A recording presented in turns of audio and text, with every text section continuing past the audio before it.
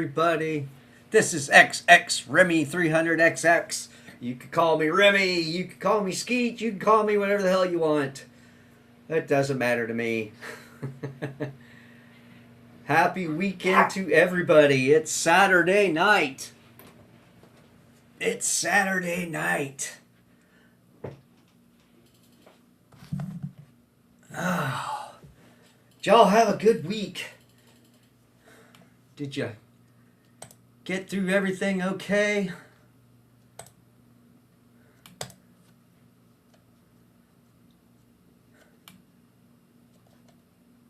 Yeah, let's check and make sure we got streams going everywhere, which is something I do every time I start. Make sure we're all over the internet. We're looking good there.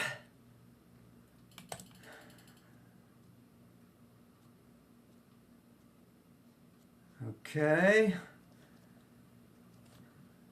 So we are good on Rumble. We are up on X. One more here. Let's refresh that. And yes, we are up on YouTube.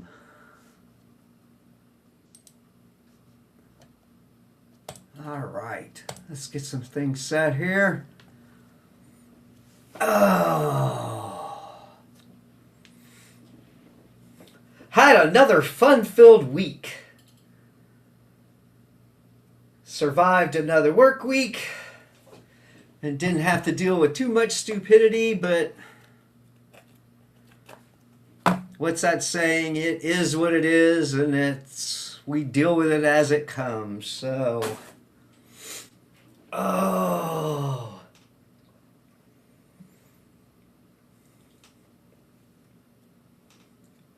always look forward to the weekends around here. I never know what's going to happen.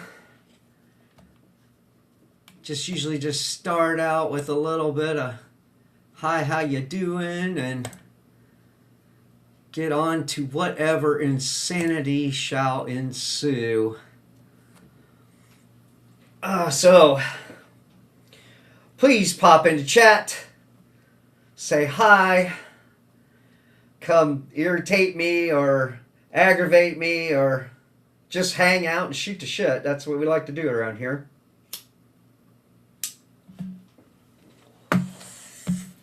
So this week, about, Monday, Tuesday, I'm on my way into work. And in our area, we have something that is called Country Concert. So this is a large concert with a bunch of country and western artists that come every year to put on this big show on Thursdays, Fridays, Saturdays. Well, I think it's like hardly anything goes on Thursdays, but it's Friday and Saturdays they have the big shows, and then Sundays, I think they do like half a day or something like that. So, and usually it's cool because if you're into seeing country stars, you can catch a great show. And I think this year is the 45th year that they're doing their country concert, so it's kind of a big deal for them. So a lot of people come from out of state and everything, and it's really it's a small town area around here, so we get the people in, and it usually helps the local economy. So, it's all good, but with every positive there is a negative, and this is the weekend where I like to do my shopping early because we get all the people from Country Concert like to go to Walmart and all the restaurants. So, like I said, it's good for boosting the community, but it's not so good for if you don't like the traffic and all the people from out of town. But hey, it's one of the few things that we have going on in this area, so that's always exciting. So if you have to look it up, just look up country concert in Ohio. And that should give you all the information, and maybe you could come and check it out next year, and who knows, you might run into me at Walmart doing my shopping. So but that's always interesting.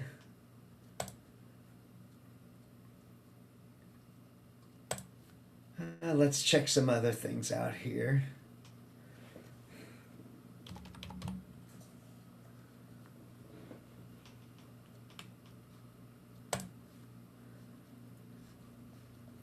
And let's see.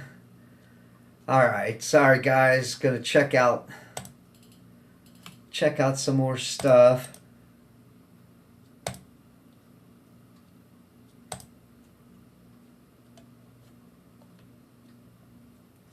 Okay, I got that taken care of.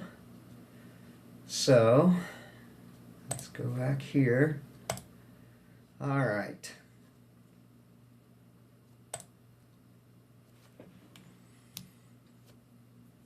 Oh. So, like I said, I have the big country concert in the area, and I think one time back when I was in high school, in the early days of the country concert, I think me and a buddy decided one night we were going to sneak into country concert to see if there was anybody that we knew that was hanging out and drinking beers. So I think we snuck out and went over and actually snuck into the campgrounds. Now this was way long time ago, and they didn't have the security that they have now, but it was basically they had a big campground area and people would camp, and we decided we would sneak in. So that was interesting. Didn't see anybody we knew, but I think we ran into some people that were up late partying, so we hung out with them and might have scammed a couple beers off of them. So that was fun. But it's actually kind of cool that country concert is still going on. So yay for our area for still having something cool with live music and everything. Let's see, what else did I have going on this week? Like I said, the usual work stuff. That's always a blast.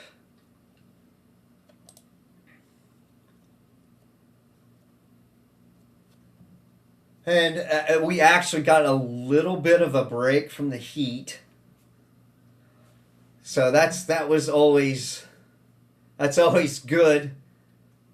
I guess everybody's been suffering in the heat, and I know some of our friends across the pond are also suffering from extremely warm temperatures.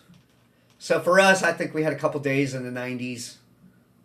But otherwise, it wasn't too bad.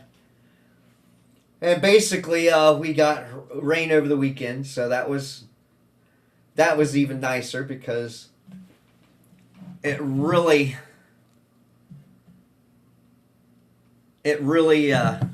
helps. It gives us a little bit of a break from all the heat and stuff, so. And yeah, I'm check things while we're broadcasting tonight. So, oh yeah, I just thought of something. I did give the new Rolling Stones album a little bit of a listen. So,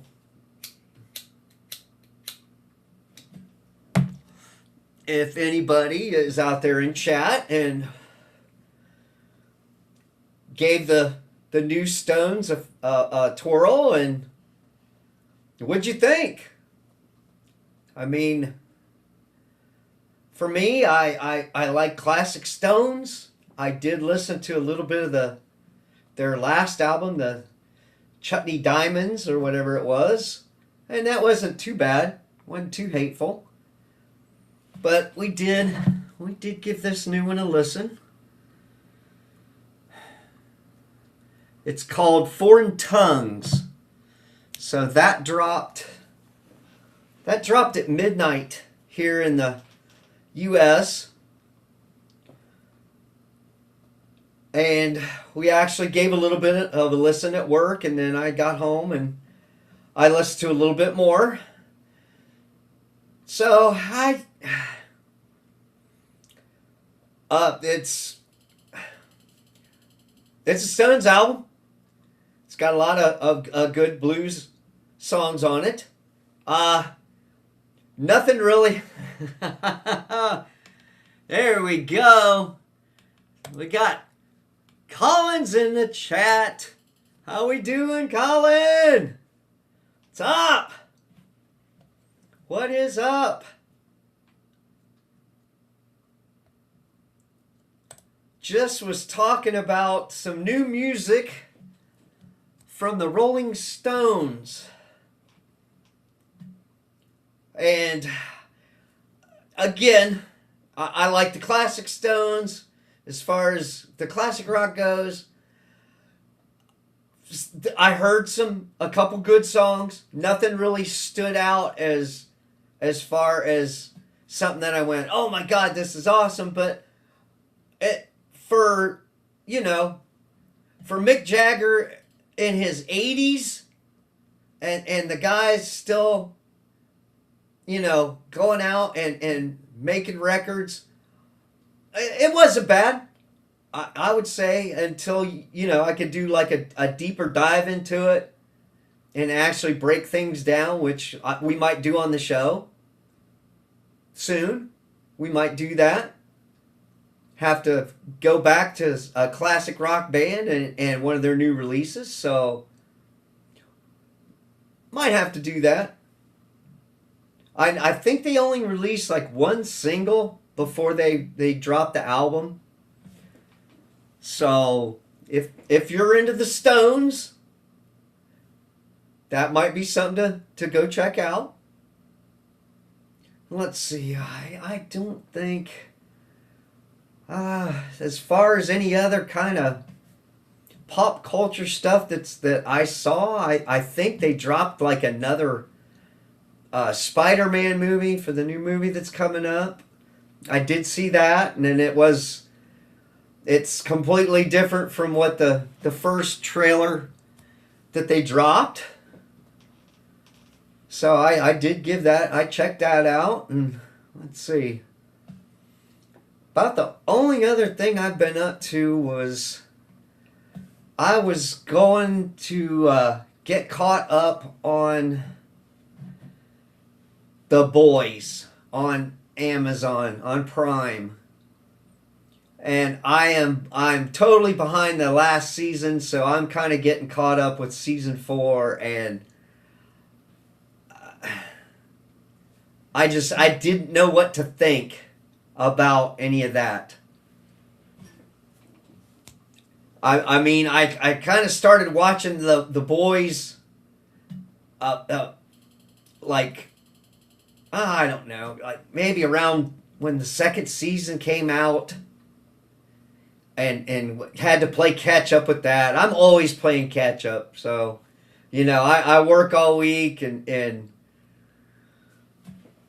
so sometimes the weekends are a good time for me to chill and get caught up on music, or get caught up on some movies, or check out some new music and go hang out in some chats here and there.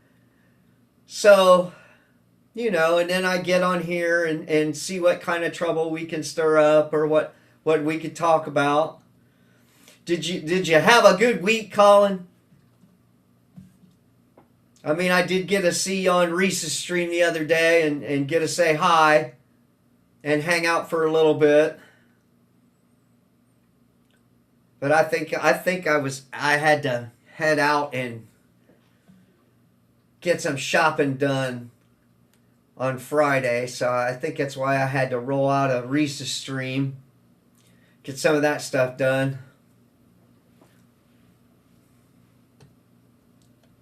And have not seen Reese yet, so I'm kind of wondering if we're gonna see him tonight in the chat. I just got out of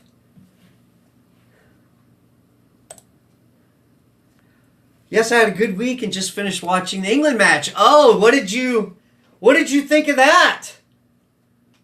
I actually have some friends across the pond that were quite happy with the results of that.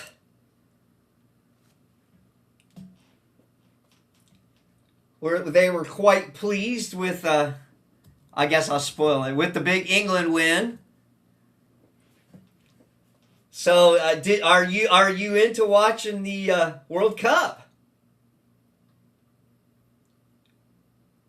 I caught. Let's see. I watched Colombia play last week. I did catch that game. I did catch. I started to watch England, and it wasn't.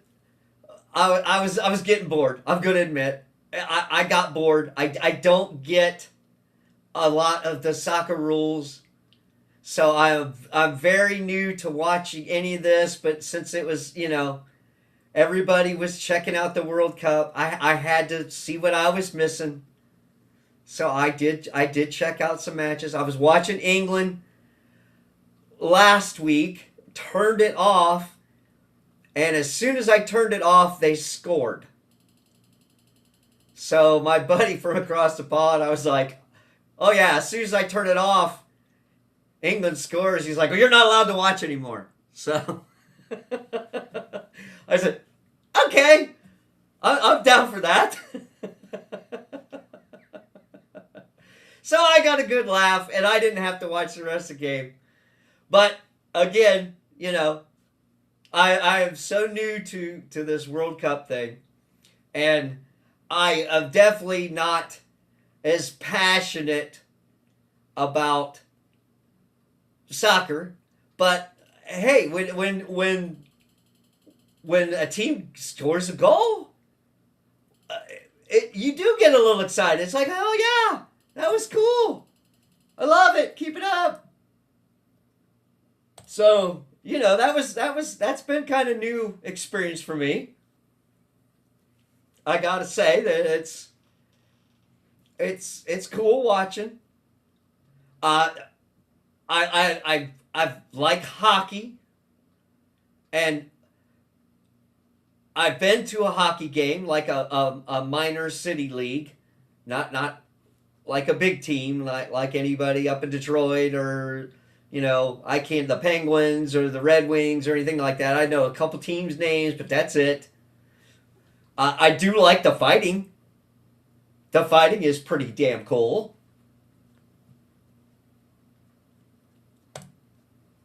Good result for England, but we should have had a penalty against Norway, which shouldn't have got overturned. Okay. I also did catch on X.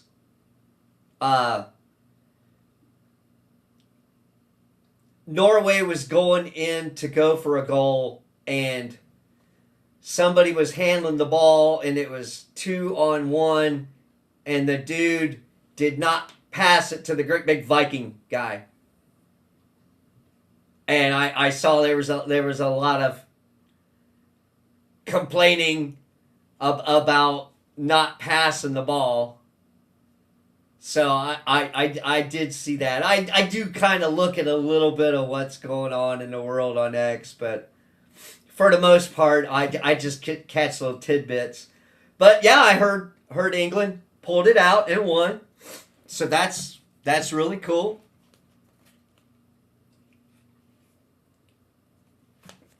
So, Colin, are you huge into soccer, or did you just get caught up in all the World Cup brouhaha that was going on? I mean, what's your sport of choice? Because I used to watch football, and I got a little pissed off when they started protesting and stuff. It's like, guys, I just want to watch the game. You know, I'm not a huge football fan anyways, but I thought it was like, if you got to do that, can't you do that like after the game when they interview you, and then you got time where you can actually, you know, stand up for something you believe in, and you know what I mean? Does it have to be before the game? So I was pissed off about that, but that's been years ago. I mean, and then I was all, you know, pissy about college football because I kind of thought, you know, they were fighting over should the players get paid in college, and you know, it's like just more debates. I just wanted to watch the games. Colin, yes, I'm into soccer, football. It's just English people call it, unlike you Americans, which call it soccer. Oh, okay. There you go. There you go.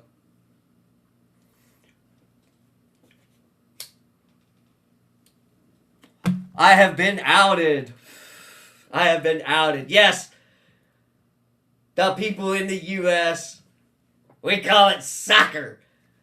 Do you call it footy? I mean, do you really call it footy? Or you just call it football? Because I know the NFL has been trying to host or put games over in Europe, I guess, to try to get the Europeans into American football, and it's okay. You do call it footy and football.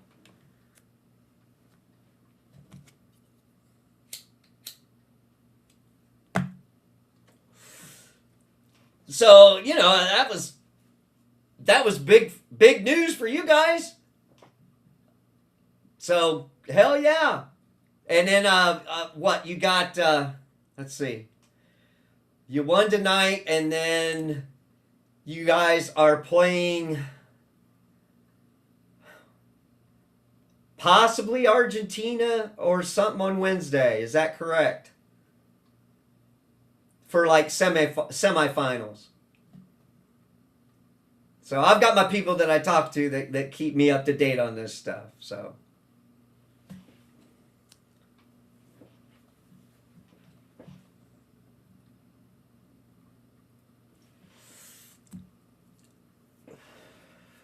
But yeah, it's like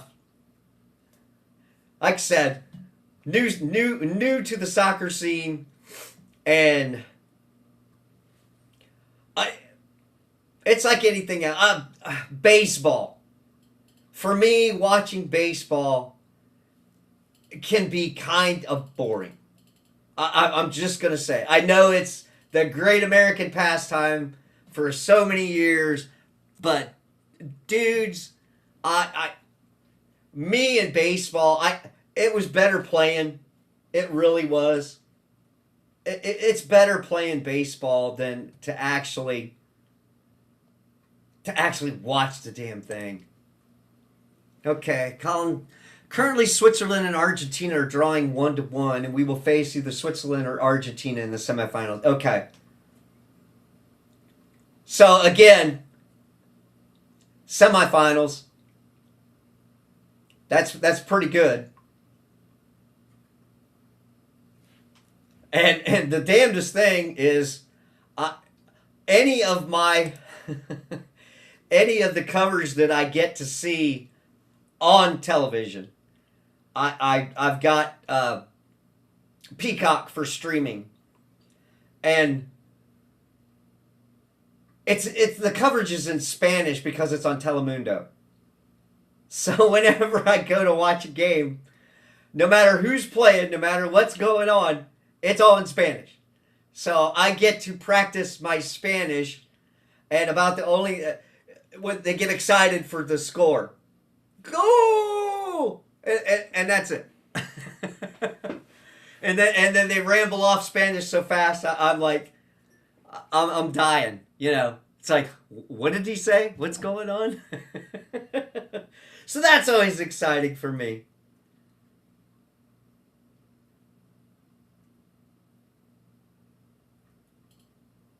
There we go.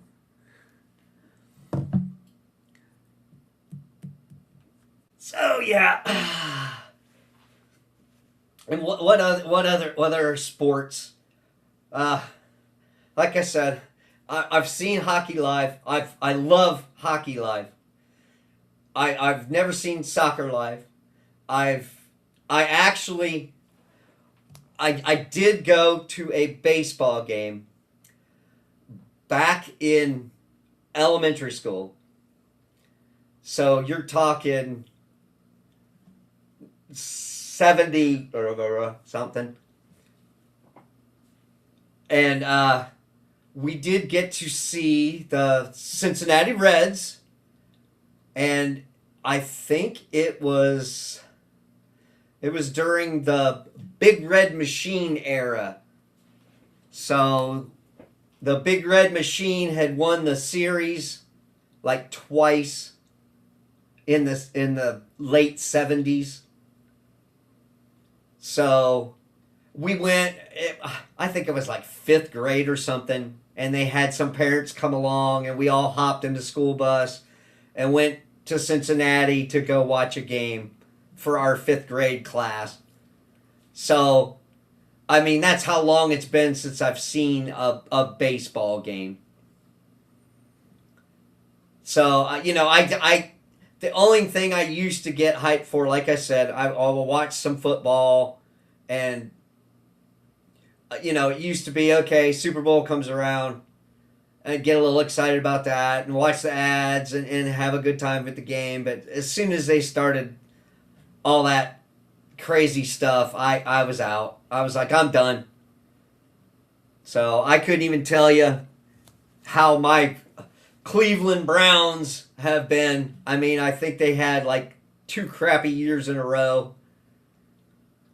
So, and where we're in Ohio, so you've either got Cleveland or you got Cincinnati. So every year the 2 teams get together and play, and then you gotta talk some shit amongst all your buddies. And that's usually fun. So yeah, that's where we're at with all the sports ball.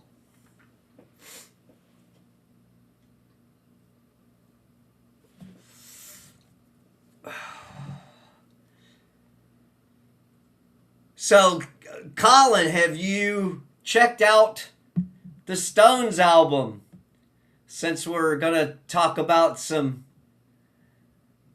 England winning some footy tonight, did you happen to listen to some Stones?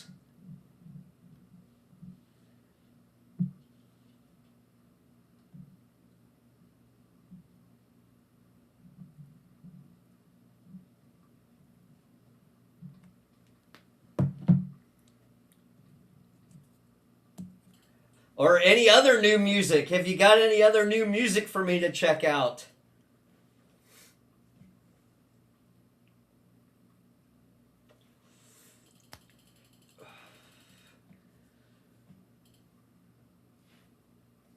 Okay.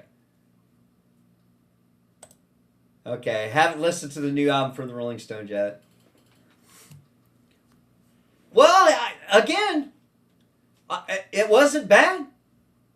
So if you get a chance, you might want to check out the new Stones. Like I said, it dropped for us on Friday, about midnight.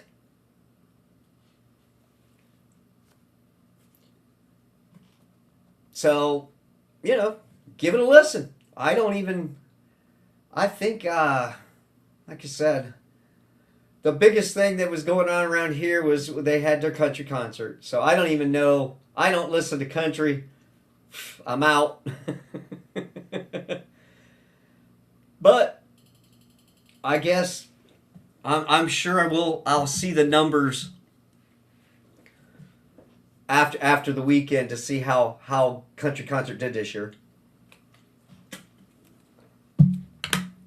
Because they usually post their ticket sales and stuff. And since I do a little music show weekly, that's something that we might end up covering, even though it's not technically rock and roll. It's music.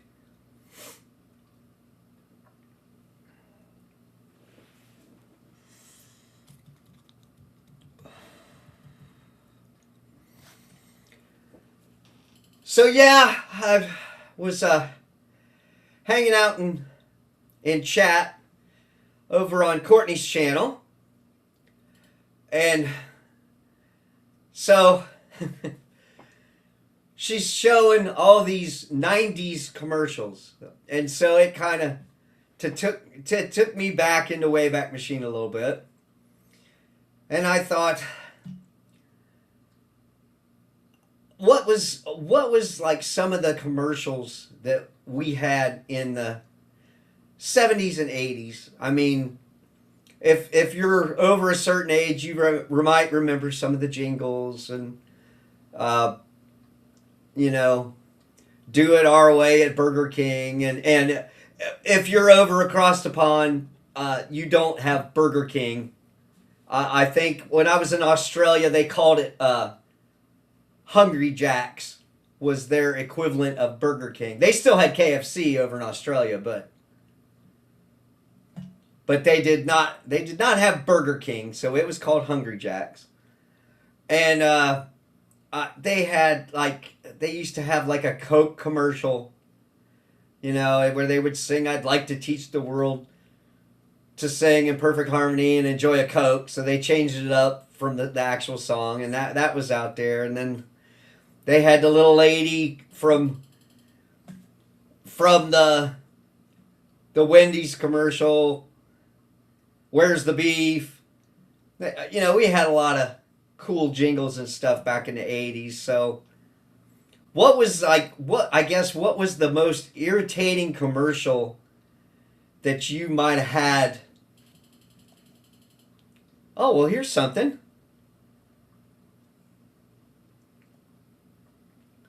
Here's something getting popped up in chat. We do have a Burger King over here over the pond. You have a Burger King. Isn't that like conflict of interest?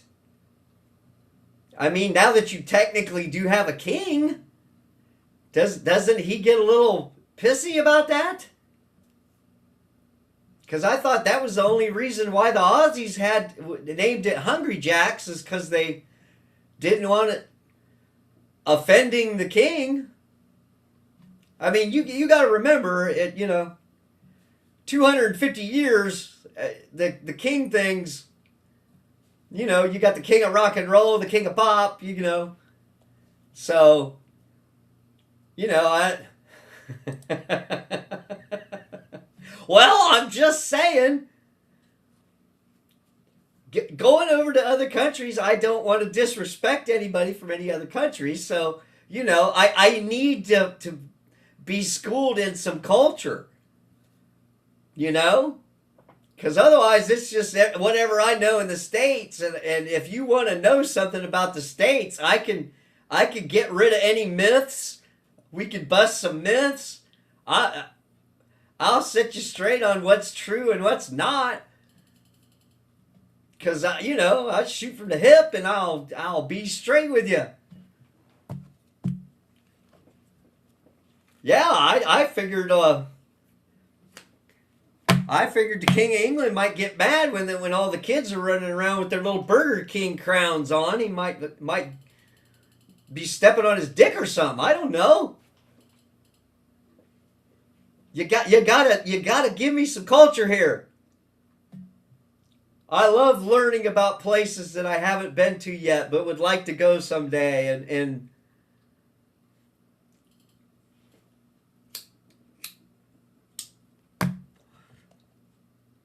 Okay, well, there you go. You've had a Burger King since 1989. But do you get it your way? And my God, do they put burger commercials on the BBC? This is the stuff I gotta know. I know that you don't get all the drug ads that we get over here. I have had people confirm that. So, I like to know the differences between the countries and stuff. I'm all if you guys want to school me in chat on your country of origin, where you're from. I mean, hell, if you're from another state, why don't you? I'm from small town Ohio. A lot of people here don't even leave the state, have never left the state. And they're just happy where they're at. For real. These people, some of these people, they've never gone outside the state. So I need a little bit of, like I said, culture me. Please. Teach me the ways of the world. I am here. I am here for you, chat. And we'll discuss it and argue it or fact check it, whatever you want to do. Because it's Saturday night and the shenanigans have begun. We haven't even hit Sunday morning yet. So I'm a half hour in and already we're talking about life over in the UK. So hit me up with all of your UK facts. I do know that you do not get ice in your drinks when you go to your pubs. Is that a fact or a fiction? Is that a yay or a nay?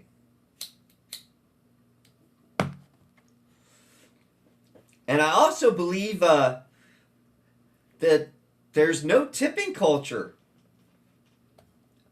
in Great Britain.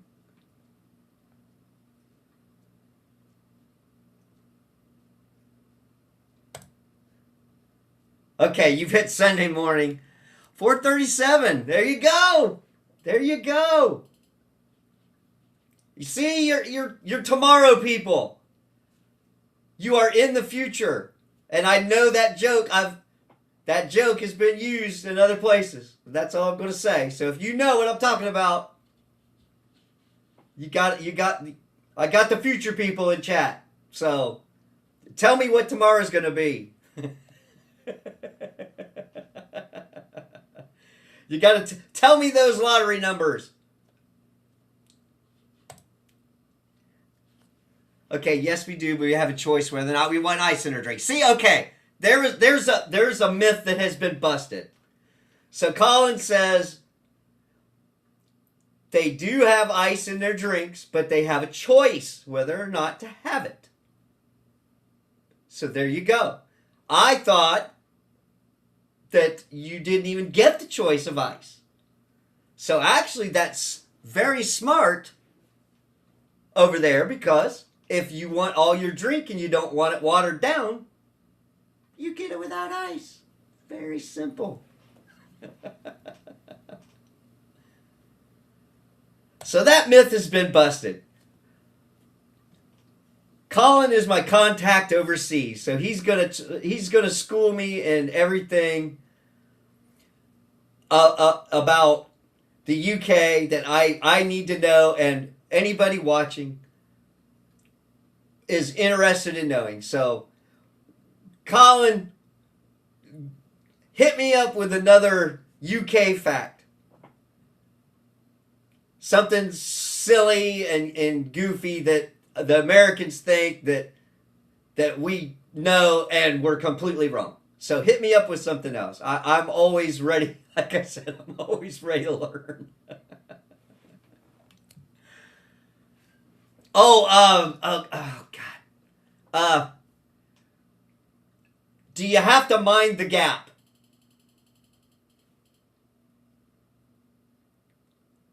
And I'm taking that is from the underground, the subways, what we would call the subways.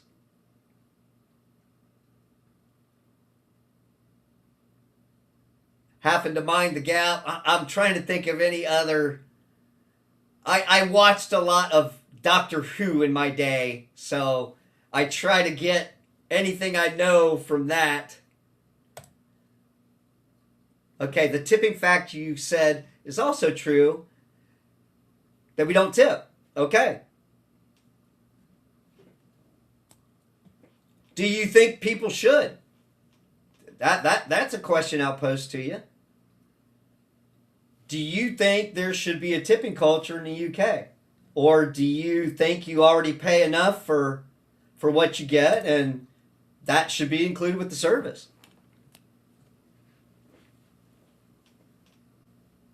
Because I've seen, like I said, since the World Cup's been going on here in the States, I've seen a lot of social media and a lot of people that have come over from Europe that are getting to experience the United States of America for the first time. And it made me feel good that they were having a lot of positive experiences here in the States, because I know that the United States gets a bad rap over in a lot of countries, and on some of it it might be earned, some of it might be exaggerated. So that made me feel good that a lot of Europeans are actually seeing the normal stuff outside of what is portrayed in the news. So that always kind of that bothers me, because we get propaganda, they get propaganda over there. It's a fact of life. And to actually see real people have real interactions, that matters more to me than anything that the media is pushing about everything. So for me, it makes me feel good that they're seeing the real United States of America. So I always say, you want to come over and visit, come and see what we've got. And then, that'll shrink that culture gap that we have in other countries. And, I do have opinions on immigration and stuff. I think everybody should go through the proper channels if you want to come and live here permanently. So, you know what I'm saying? Some of that stuff is just kind of common sense, though. You can't do that in other countries. I've been to America twice with my family when I was a kid and had a good time, and my parents and brother were tired, and I wasn't when we visited Orlando. Okay.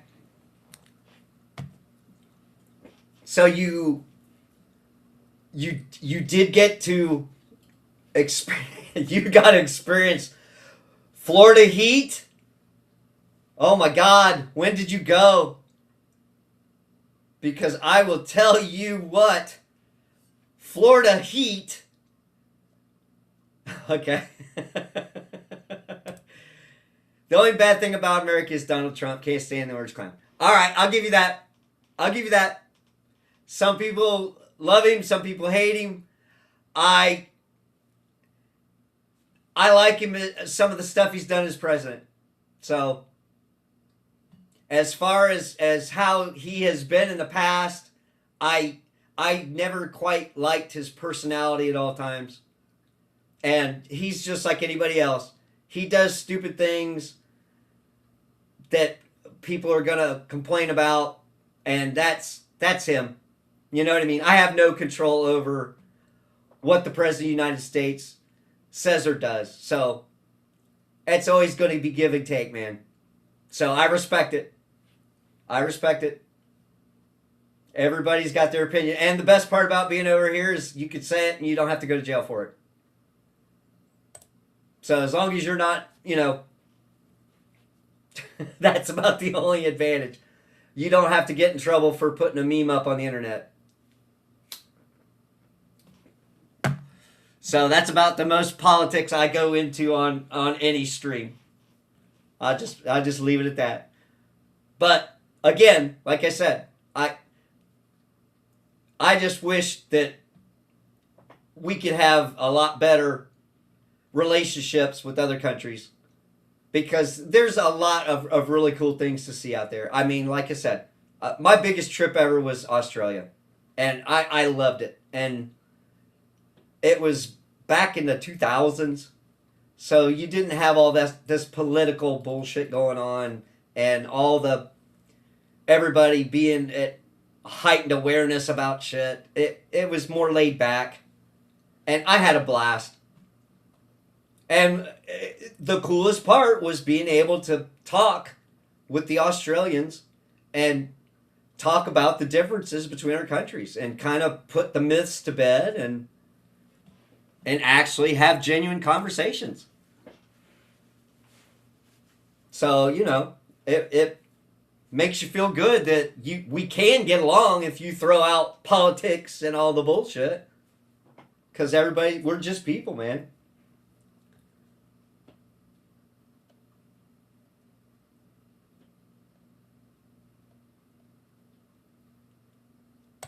Okay. I predicted that Boris Johnson and Donald Trump would get COVID when we had the outbreak of 2020. If only I put a damn bet on it, I'd be so rich. So in the States, there's been an increase in legalized gambling. So do you have legal gambling over there? I mean, do you guys have like a lottery system and stuff like that? And I know there's a little bit of a delay here, so if I kind of get ahead on you, because that would have been a good bet to take. You could have already retired, Colin.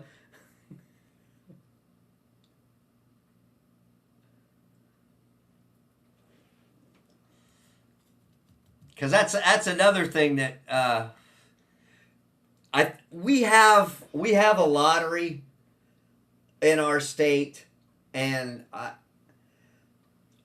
so you could bet on lottery, and I think there's a little bit more betting that's going on within the past 5 years than what they ever had. So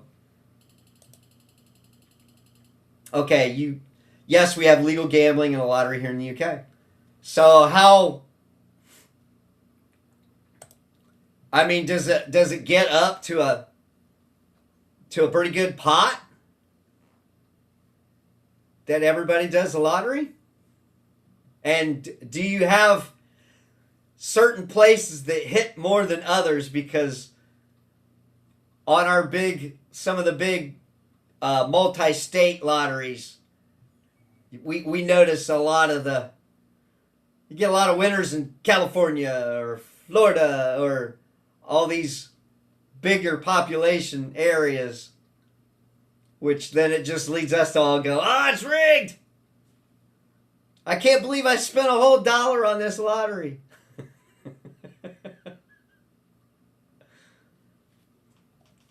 So that was something I didn't know. Thank you. I did not know that you do have legal gambling over there. I mean, and you've seen all the movies with the mafia and stuff like that, and so that was the old style gambling and stuff.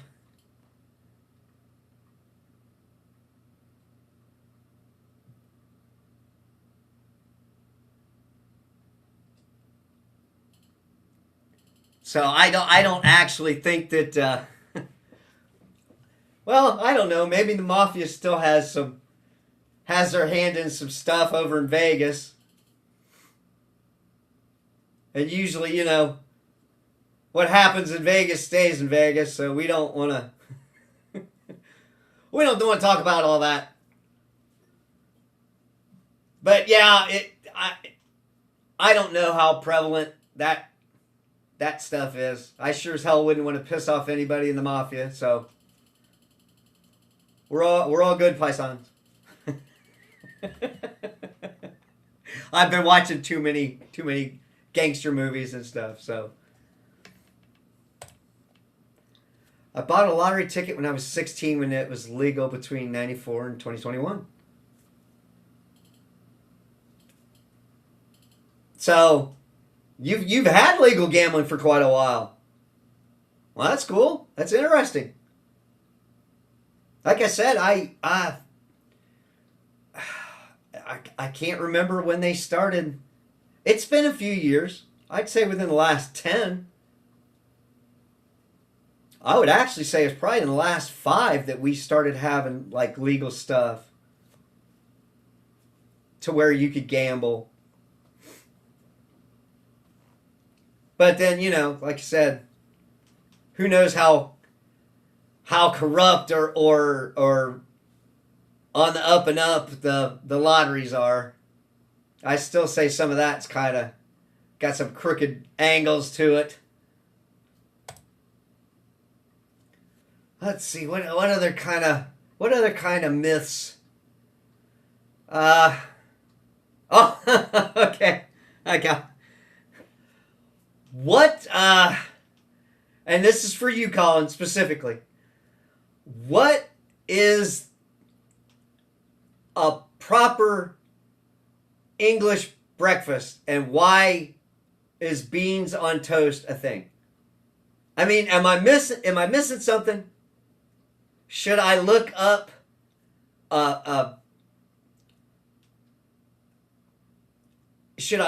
some cuisine from Great Britain, the UK, and should I be making beans on toast?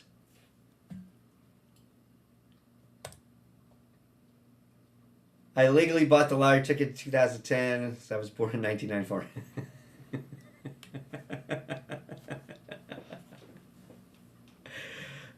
Now we're doing math. All right.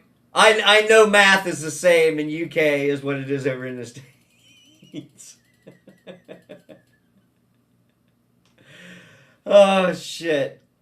So yeah, let's get onto this some of the cuisine over here in Great Britain. I want to know about beans on toast. You have to tell me, is that something that a lot of people like over in the UK, or is like a niche breakfast for... Okay, hold on a minute. It's popping up. Like I said, I get a little delay before it pops up. Yes, you should try beans on toast. It's good. It's a quick and easy meal. Okay. All right. I will start looking at recipes, and because over here you could get a can of baked beans, and the baked beans over here can be sweet, or it can have like barbecue sauce. So I guess, is there a specific bean I'm looking for in a can of beans? Because we could get some very specialized baked beans to put onto toast. And my God, I having been to Australia, I got to try Vegemite, and I hope to God that I made it wrong, because the stuff was gross. Okay? I'm gonna be honest. It was gross. And I was told, well, you need to put butter on your toast before you put Vegemite on it. So, do you butter your toast before I put my beans on this toast? Because, dude, You know what I'm saying? I've got to be prepared for this breakfast, this beans on toast thing. So any hints that you could give me for this, I will take it to heart. I mean, I tried to make egg in a basket. Do you know what I'm talking about? I saw it on V for Vendetta, and I thought it was cool how they made the egg into the toast. So I actually tried to make this, and it was I fucked that up so bad.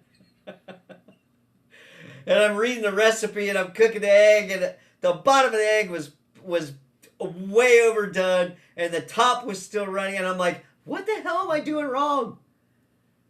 So Chef Remy completely fucked this shit up for real.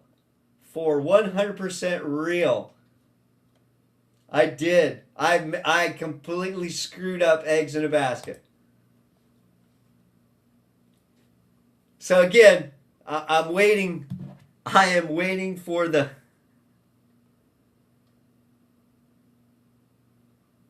I'm waiting for the perfect recipe for beans on toast. And anything else that you think you would like to see a crazy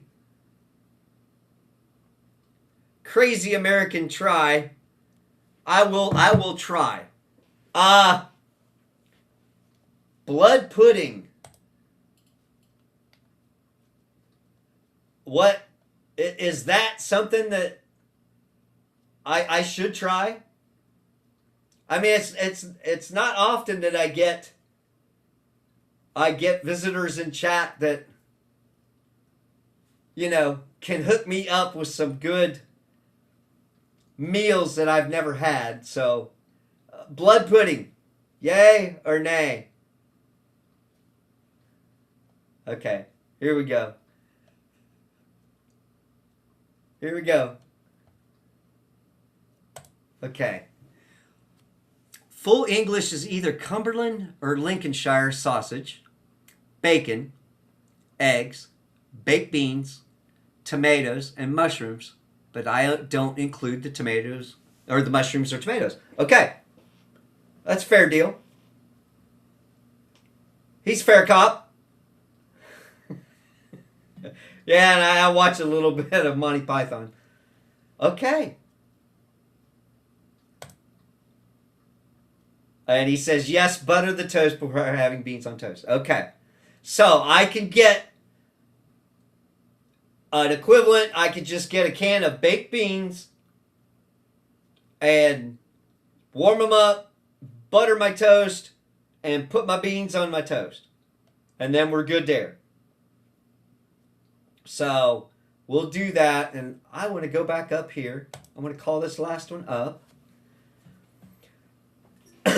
Cumberland or Lincolnshire sausage. So that might be a little hard to get my hands on. I will have to do a little research. So I can always come back to the stream and pause on this and make my little grocery list to see if I get everything correct. So thank you very much for that. Okay, I don't like black pudding. It's optional to put that on your English breakfast. Okay. Is it black pudding or blood pudding? Is that two different things? Like I said, I'm getting culture tonight on the stream.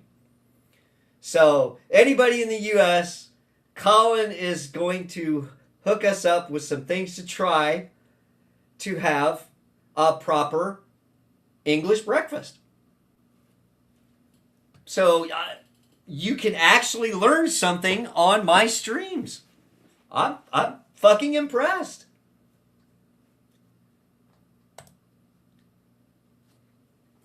Like I said, it's all about getting a little culture in your life. Experience the world outside of the world that you know.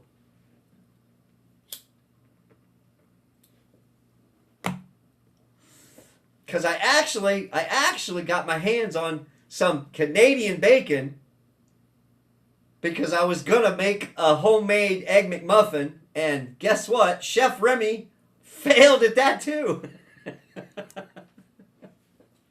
But you got to eat your mistakes, so there was no food wasted. The eggs still got eaten. So I am going to try to perfect the homemade Egg McMuffin. So I will keep you up to date on when I actually get it down correctly.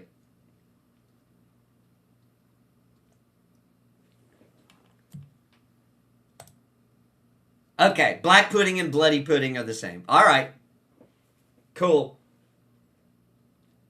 That was, like I said, you learn something every day. And I will have to look that up. So, is there... Colin, have you ever had sausage, gravy, and biscuits? So you did get a visit over here in the States a couple times.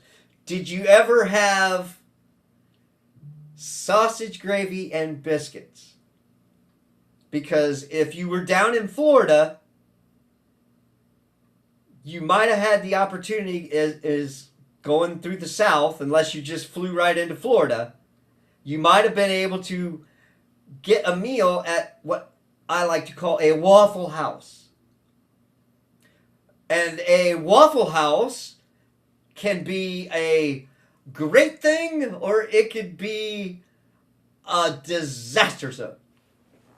Because most of the food at Waffle House is good, but a lot of people go to Waffle House here in the States for that after 2 o'clock, after the bars close, breakfast time, and that's when all the fun begins.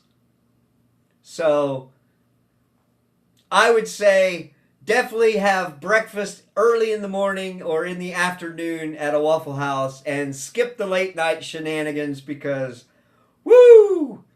You could get a show right along with your breakfast if you go into the Waffle House.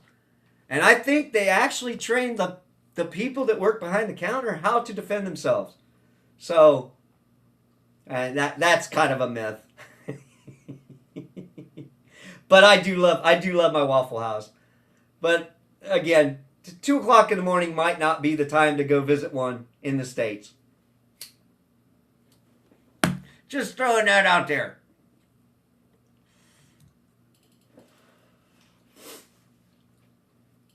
Just throwing that out there. Oh, and we do actually, at least when I was in school, that great big yellow bus stopped right outside my house to pick me up, to take me to school.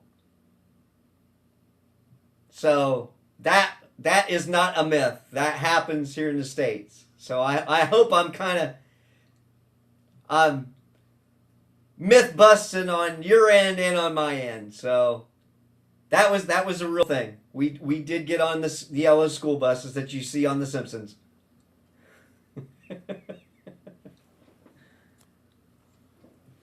Let's see what other kind of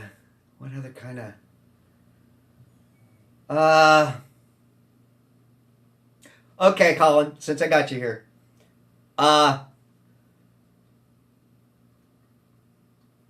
Give me the best place in Great Britain to visit. So if I would go over to visit, should I see London, or should I visit the countryside in Great Britain?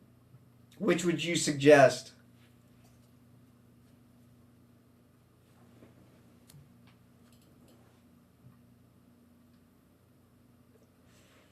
Because I would still, I think I would like to visit Great Britain. I would like to see Ireland, and I would like to go to Scotland. So those are some of the places I would like to go and see over in your area. Okay, you just flew into Orlando, stayed in a hotel, went to a local all-you-can-eat place, and when you mentioned Waffle House, I think of a streamer called Red Velvet as she threatens Shadow Twitch.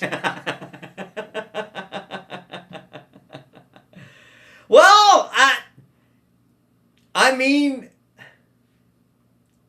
if you're gonna see a good old American fist fight, probably the best time will be after 2 o'clock in the morning, because usually last call is at 2 o'clock, and you could pick any of those late night establishments that actually let you go into the restaurant to eat, and you could see something like a Waffle House fight going on just about anywhere. I mean, you got people that like to drink and fight all over the place in the States. I'm not gonna lie. Oh, that never happens. No, it fucking happens. It does happen. And hopefully you never have to experience that firsthand, because, it's just a lot of cops and a lot of who threw fists, and now I gotta go to court because you guys wanted to fight. It's silly shit, but that's what we get sometimes. Anybody else had a late night Waffle House scuffle in your history? Anybody in chat that got to experience that?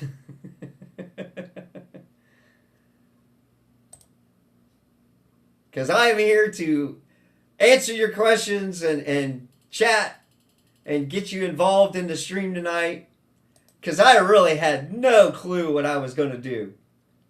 And tonight it's culture night, so I am learning quite a bit about the UK and the footy and the beans on toast and okay. She threatens chat meeting her in the Waffle House parking lot whilst throwing her tiny Trex toddler wrist, as we call her small all the time on Twitch, especially when we meme. Nice. I do not know this red velvet that you speak of, so I guess I need to get a little culture on Twitch. I do not broadcast on Twitch. Is that something maybe I should look into? Do I need to start a Twitch account? I thought Twitch was a lot more of the gamer stuff and things like that. So, like I said, this is a learning experience tonight. Yeah, I'll have to look up this red velvet. Okay. Because I definitely don't do drama or beefs. So red velvet, if that's your stick, good on you, babe. Just do you. And I'm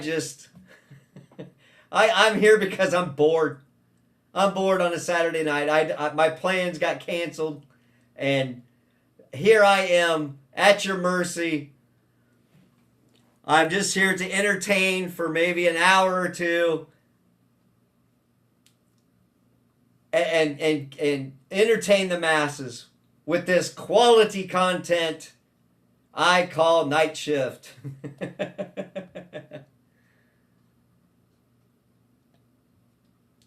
What do we got here? Okay. If you're going to visit Scotland, you've got to go visit the Hard Rock Cafe, and yes, people on Twitch stream games or chatting. Okay. All right, well, maybe I'll look into getting on Twitch. And I definitely like visiting my Hard Rock Cafes. I loved the one in Sydney. It was awesome. And let's see. I've been to the Hard Rock in Daytona, Florida. I've been to the Hard Rock in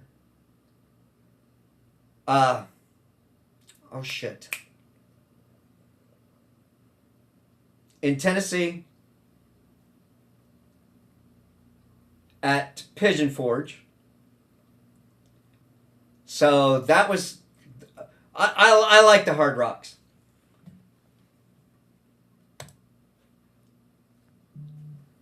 Blue shirt joins the chat. Hello, sir. Good morning.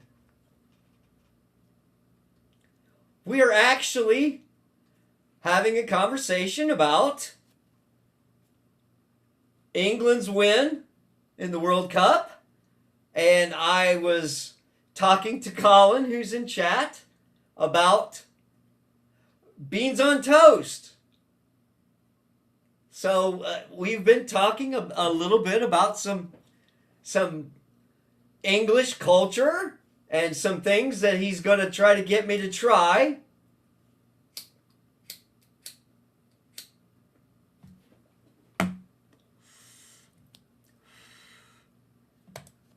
Okay. She also uploads videos of her memes from her chat on Discord on Tuesday on YouTube. Okay. All right. The unfortunate thing, Colin, is I'm a night shifter in real life too. So when I work during the week, so usually I'm at work around 8 until like 6 in the morning. So I don't get to see a lot of what goes on with a lot of the YouTube streamers. So I play a lot of catch up on the weekends from the people that I sub to if I've missed anything. So I do apologize. I do this for fun. We do our weekly show for fun as well. So I don't make a lick of money off of any of this. I just do it for fun. So and unfortunately, until I could grow this channel bigger, you don't even get an option for like super chats or anything like that. And I'll give them, but I don't. I feel kind of funny since I'm just doing this for fun. But I do see everything that goes on in chat. So I appreciate when you guys all come to see me in chat. And you help me keep the show going. Because sometimes I'm just talking into the ozone and just rambling on.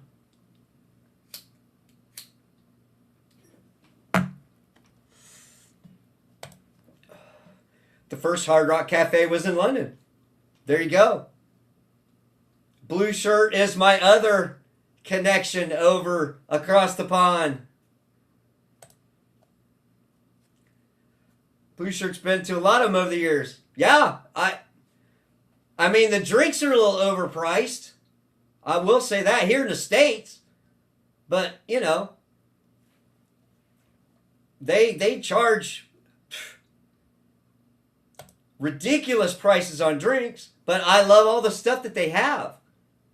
So, the memorabilia that they have in these Hard Rocks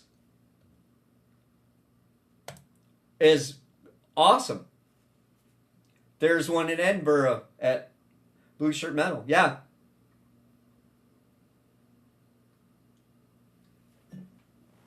So, we got the culture stream going on tonight, gentlemen.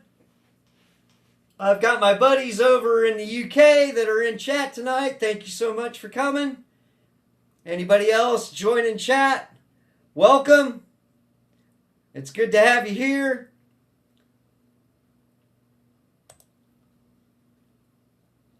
Okay, blue shirt he's been to that one, Colin. And I do like to try to pop all my chats up so everybody can see what's going on in the stream. Like I said, this show is nothing without everybody in chat. So, like I said, I'm here to serve you and to entertain you in the wee hours of the night and to babble. At least, I could have been a late night DJ, maybe, because then at least I could play music.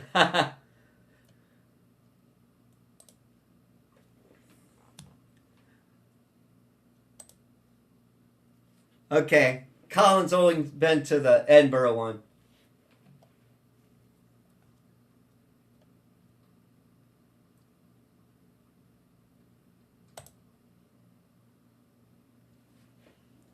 So, Blue Shirt, we were talking about some of the myths that maybe the Americans have heard about England or Great Britain, and we're trying to dispel the myths and learn some culture from across the pond in honor of England winning their game tonight, their footy game. See? I've been getting prompted here, so I'm trying to, like I said, I'm trying to learn some culture here. You got to give me props for trying.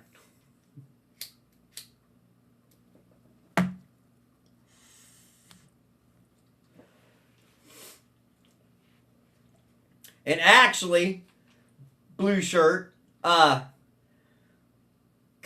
has not heard the new Rolling Stones. So I did bring that up in chat earlier, and I know you have given that a listen. So we were talking a little bit about that. Yeah, just as long as you don't watch the England game. I didn't even watch. I got to see highlights after the fact. So you're completely safe. I am a bad luck charm to watch the England games. So you are completely safe on Wednesday. I promise. I won't even peek. I won't even peek. So you guys could go on. England has got Argentina in the semis on Wednesday. Okay. So Argentina pulled it out. Yeah, Remy is banned from watching. Yeah. Yeah, I mentioned that in chat earlier. I thought you were going to be in chat a little bit sooner. But yeah, I did bring that up earlier. I was the bad luck charm, so if you guys want to win, I'm not even allowed to watch the ads for it. So I want to keep your streak alive. I promise I will not interfere.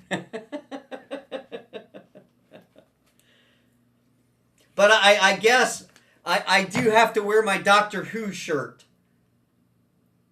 on Wednesday. Because I was sporting that when you guys won last week. So if you want me to truly help, thank you kindly. Yes. Yeah. Can I wear the Doctor Who shirt? Yes, I can wear that to work. I wear what I want, man.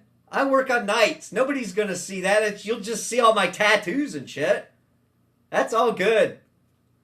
Okay, all right. So Blue Shirt says I've got to wear my Doctor Who shirt on Wednesday. Now this is Wednesday your time, correct? So what time is the game on Wednesday? I got to do the math, okay? I do have to do the math to make sure that I am wearing... Okay.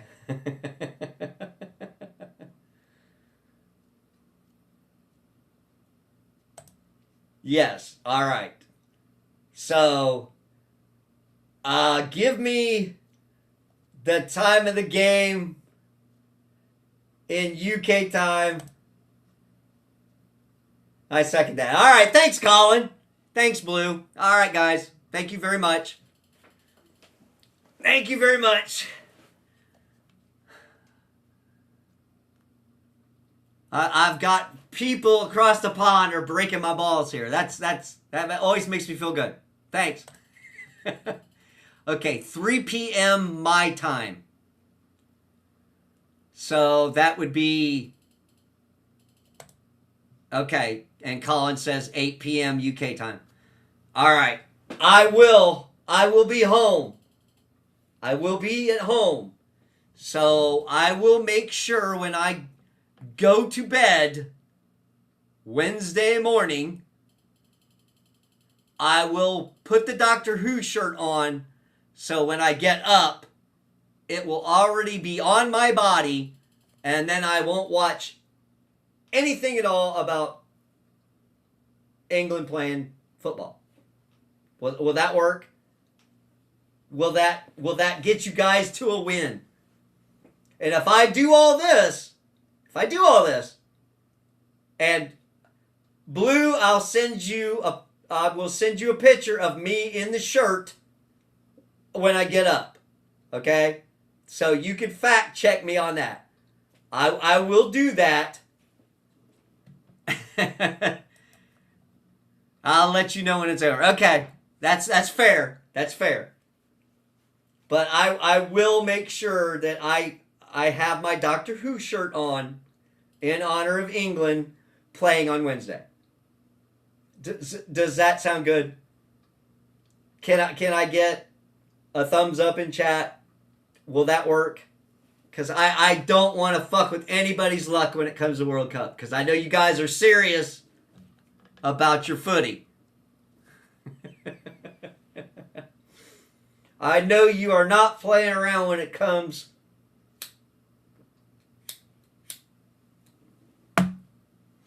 to that. Okay. I have the best chat in the world because I get reactions, and I got a thumbs up from Blue, and I got a thumbs up from Colin. So thank you very much, gentlemen, for joining me tonight. So let's see. We're looking at about 5:22 a.m. Is that correct, guys? Does that sound about right? I gotta do the time change math in my head. So I know where you guys are at. Okay. There we go. I've got my rules for figuring out what time it is in certain places if I don't look at my phone. So, all right. There we go. All right. Yes. Thank you, guys. So it's probably better for my buddies overseas if I go. Is it better for me doing streams at 11 Eastern time or midnight Eastern time?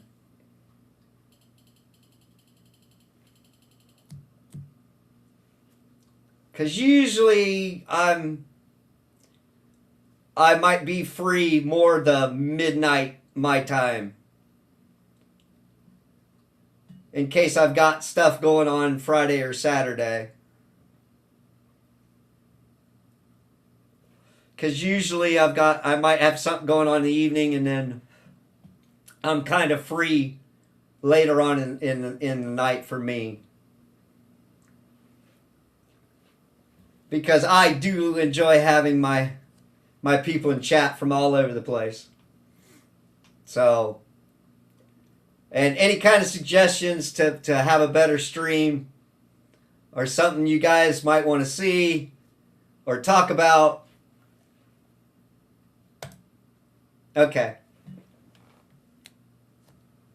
Makes no difference for me from Blue Shirt, so.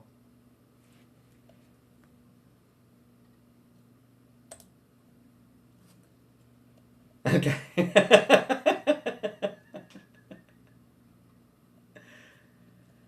Yeah, Colin says same with me. Okay. But I will kind of look into this Twitch thing. Since you brought it up, Colin. I appreciate that. So right now I simulcast on YouTube, X, and Rumble at the same time. And I think it may still have an option to do other streaming platforms. So who knows? I mean, I'm not a huge gamer, so I don't know if I would fit in with a lot of the Twitch crowd, but it's a possibility. I mean, I'm also kind of anything goes. I swear, I cuss, I smoke. I don't drink so much anymore in live streams. I kind of learned my lesson from one of my earlier streams. I had some cocktails and decided, maybe I should not drink and look like a drunken idiot on a live stream. You know, I don't think it was that bad, but I couldn't even bring myself to watch it, just in case it was that bad. I remember doing shots. I do remember that, so we're on a little alcohol break for right now.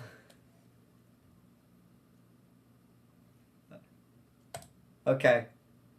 Some people on Twitch just do chatting streams. Okay. So I might fit in. I might get banned for language. Who knows?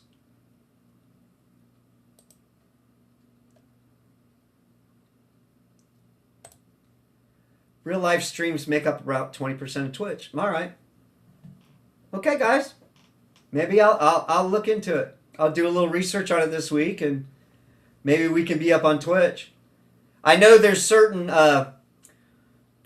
links and stuff that I've got to put into my broadcaster here to be able to go on the multiple streams. So, I mean, you know, the other channel that I'm on, Moshman, we do a recorded show that we record, and then we put them up once a week. And we've tried the live streaming thing, so it's always an option for us to do it on that. But that's more of we just talk about rock and music when we do those live streams. And sometimes I'm lucky enough to get a guest on.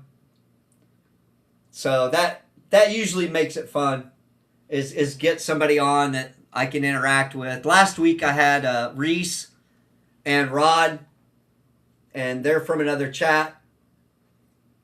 They're from over on Zia's stream, and Reese has his own channel. So I always like to give a shout out to those guys. And all my mods that I have on YouTube, Billy and Frank and all them. I always like to give a shout out to them, because they usually help in chat make things funny and interesting. So yeah, we'll look into the Twitch thing. So that's an option.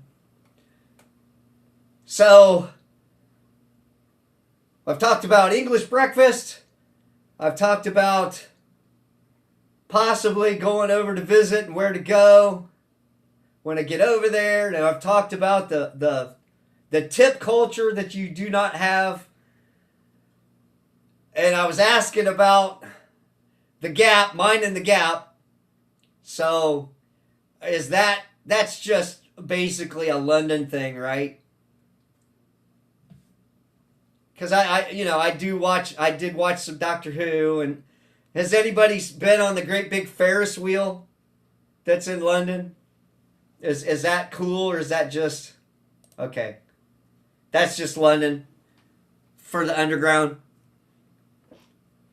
What's that like? Is that because I know New York subways are something else. I hope you don't have any of that stupid shit going on over there. But that's been that way for years. And I think they have like they have the trains in Chicago and stuff like that. That public transport stuff. You only get that in bigger cities. We don't have anything like that where I'm at. I mean, I think a couple of the bigger cities in Ohio have like the bus. They do have buses. Okay. Blue shirt. I have been on the London Eye. It was the single most terrifying thing I've done. 30 minutes is hell as someone who is scared of heights. Well, yeah, man, but you faced that fear. You actually got out there and did that. So I give you kudos, man. Hell yeah. Is it pretty high up?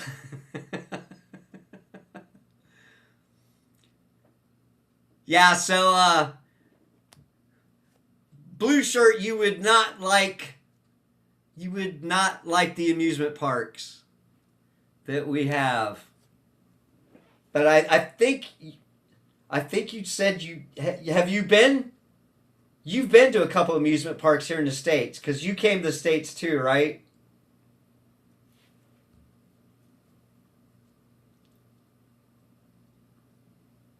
Okay. You love roller coasters, but you're terrified of heights. What the fuck? What is that? Oh my god. That is so funny. Oh my god, you love roller coasters and you hate heights. That's awesome. I love that. That's so cool. Fuck.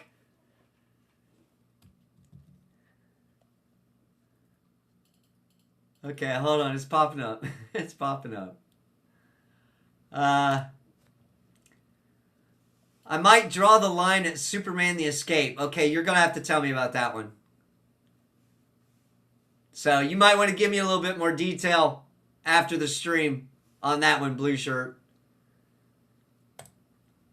Okay, Colin. Speaking of Billy, I beat him 2-1 on Reese's channel last night, and Reese wasn't having it as he played a bit of Paradise City by Guns N' Roses and Last Resort by Papa Roach, and Billy said I did. I was there. I was there, Colin. I saw that, and yes, you did. You got it in first. So I can back you up on that, sir. I will have to have a talk with Reese and let him know for sure. But I saw that you had posted it, and then we actually had to go back to when I was in chat to prove that you had done it. So I've got your back on that, Colin. You won that fair and square. I was in chat for that, so I do remember. See, this is why I don't drink on a stream, so I can remember this stuff and get chats back. So, and as far as the roller coaster thing goes, blue shirt, you know that we have a couple of amusement parks in Ohio. So just for future reference, keep that in mind.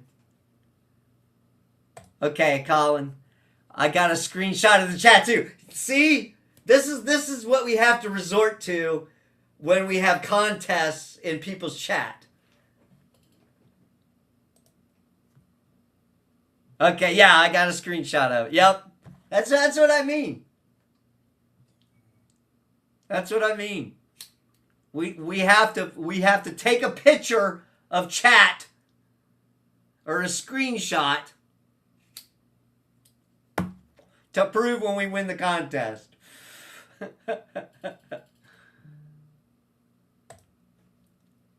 So yeah, excuse me. So blue, we've got, at one time we had the world's largest wooden roller coaster down at a place called Kings Island, which is outside of Cincinnati. So that's a cool roller coaster, but it will shake you up. I don't even think it doesn't even have like the straps that you put in to ride roller coasters. It just had the bar. So it was very old school, and I actually rode that as an adult, and it wasn't as bad as what I was scared to ride it as a kid. Just to be completely honest with you, that was the one roller coaster that I would not go on, and I don't even do roller coasters anymore. So I got you on the heights thing. They had some new ride, and that thing was huge. And the line was over an hour long, and I'm like, I'm not getting on that for all the money in the fucking world. So, if you ever want to experience the Ohio parks that have the roller coaster, let me know, and we'll see about making that happen, because that's pretty doable from where I'm at. So we've got Kings Island, then we have Cedar Point. So that's kind of north and south of me. So there you go. I'm right in the middle of the cornfields. Without giving too much away.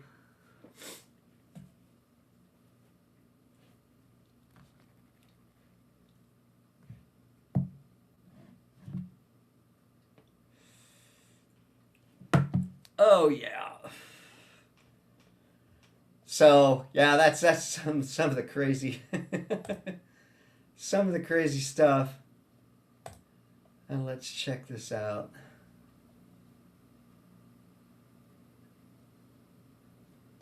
Okay. Sorry, I had something come up here. Okay. I'm back with you guys. Sorry about that.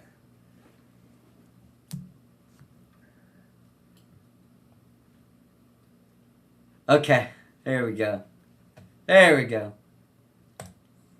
Sounds good to me. The heights thing is mostly buildings, even though I still go up them. Well, it's... I didn't used to really get bothered by heights. And then I was actually up fixing and putting new shingles on the house back in 2011, something like that. And I was on the roof, and I've only got a single story house. So it's not like I had a couple stories that we were putting the roof on. And I kind of walked to the edge because I was going to holler down at somebody, and had almost like a vertigo thing happen. And I was like, whoa, this is new. So now it's just, I still climb up on stuff, but anything that goes over a certain height, now I'm kind of like, I think it's just because I'm getting old, and I don't want to break a hip. We don't want to break a hip. So, I don't want to have to deal with osteoporosis and brittle bones.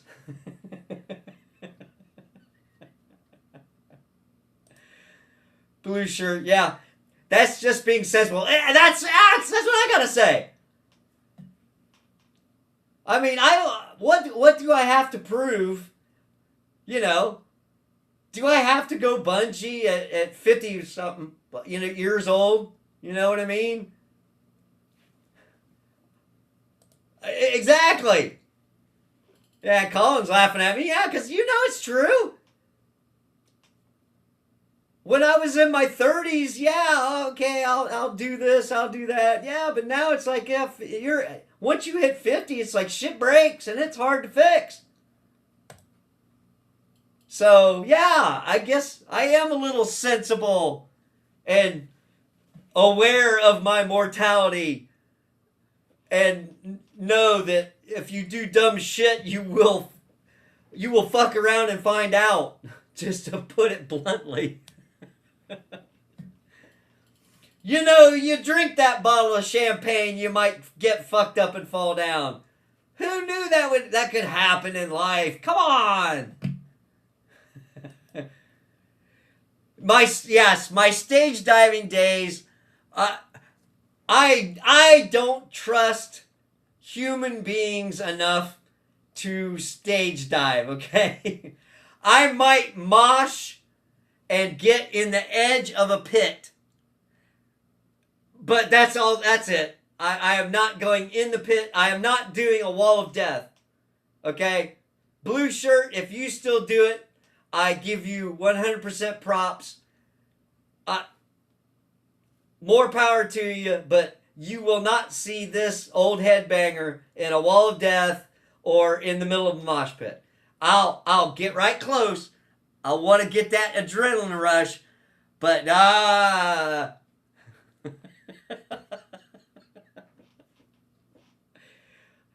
well, maybe, I don't know.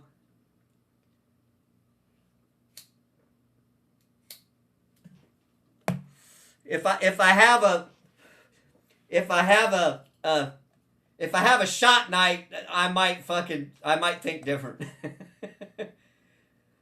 Okay, yeah, blue shirt just sticks to the barrier. I don't blame you. I don't blame you at all. I mean, I like getting front row for a show. And usually, if you've got seats, you don't have to worry about too many people crushing you too bad. I mean, I've been to a couple shows that had general admission, and you will get squished, but it was never anything crazy. But yeah, I mean, I'll do front row or VIP any day of the week. Hook me up. Hook me up with that stuff. Yeah.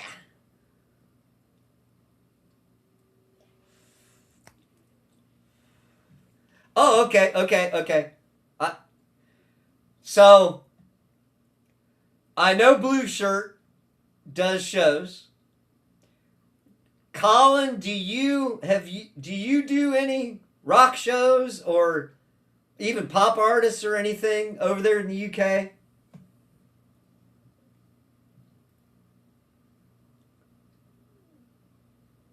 Because I had a conversation with Blue Shirt once about Wembley. I think we were talking about Wembley. Correct me if I'm wrong. And there's a new Wembley, so the old stadium is gone, and now there's a new Wembley. And I think they have other stuff besides just rock shows, right? I mean, they have all sorts of bands that play at Wembley, and other events. Is that true?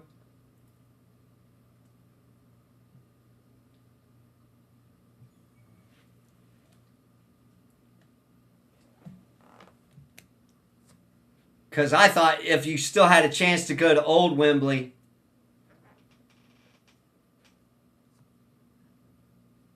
Okay, chat's popping up here. Okay. Wembley is a football stadium first. All right. So they have all sorts of events there at Wembley. Okay. All right. So that's your home. That is the home stadium for England. Okay. Colin, I've only been to see Iron Maiden with my dad at the Metro Radio Arena when Amy Winehouse passed away. It was a great night. Oh, yeah. Oh, I bet. I bet that. Well, not that Amy Winehouse passed. I'm just saying, any Iron Maiden show is the fucking shit. So, that's always a fucking top-notch show. So, Blue Shirt, you ever seen a show at the Metro Radio Arena? Because I like to know places where some of these shows goes on. Because I'm sure they still you probably still have pubs that have like your local bands and stuff like that. I'm sure of it. Because I mean, Iron Maiden and Judas Priest had to start somewhere. I'm sure a lot of those places are still around.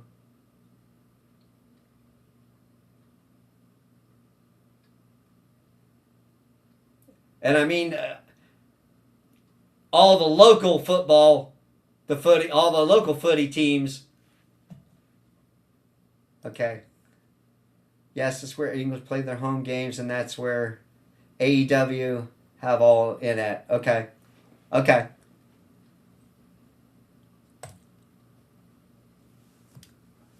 Blue Shirt. I've seen a couple. It's 3 hours away. Saw Fleetwood Mac and Peter Gabriel there many years ago. Okay, so Blue's seen some of the premier groups for sure. I'm still jealous you got to see Fleetwood Mac, man. And Peter Gabriel. that's some pretty classic acts. And Colin's seen Maiden, so it's like, you know, you guys are right there in where new wave of British heavy metal came from. It's impressive. I love it. You got a lot of history over there.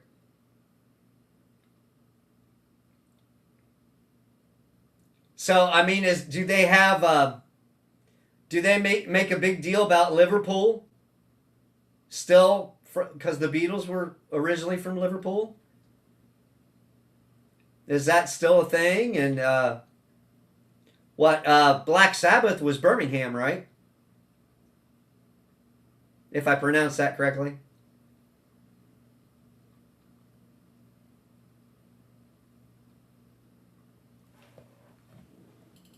So, I mean, you still have to have quite a music scene going on over there.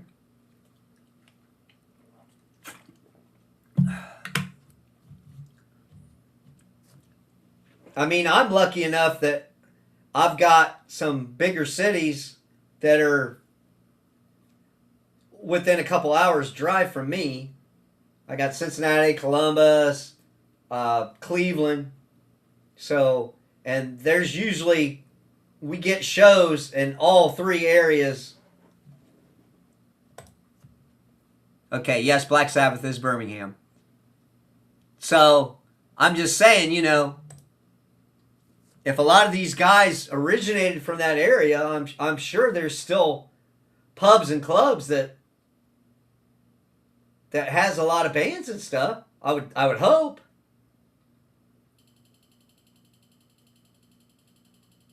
I mean, for the godfathers of heavy metal to come out of Birmingham, you would kind of think they'd still have that.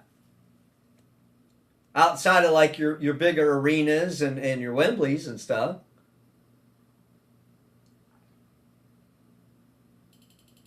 So I guess there's a myth I need busted that only you guys can give me. So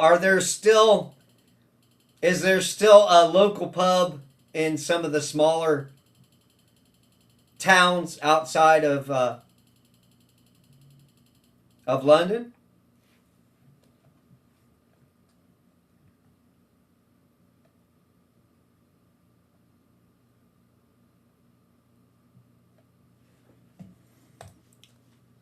Okay, they've got Ozzy's seat in Birmingham Museum that he sat on during his last concert before he sadly passed away. Okay, thank you, Colin.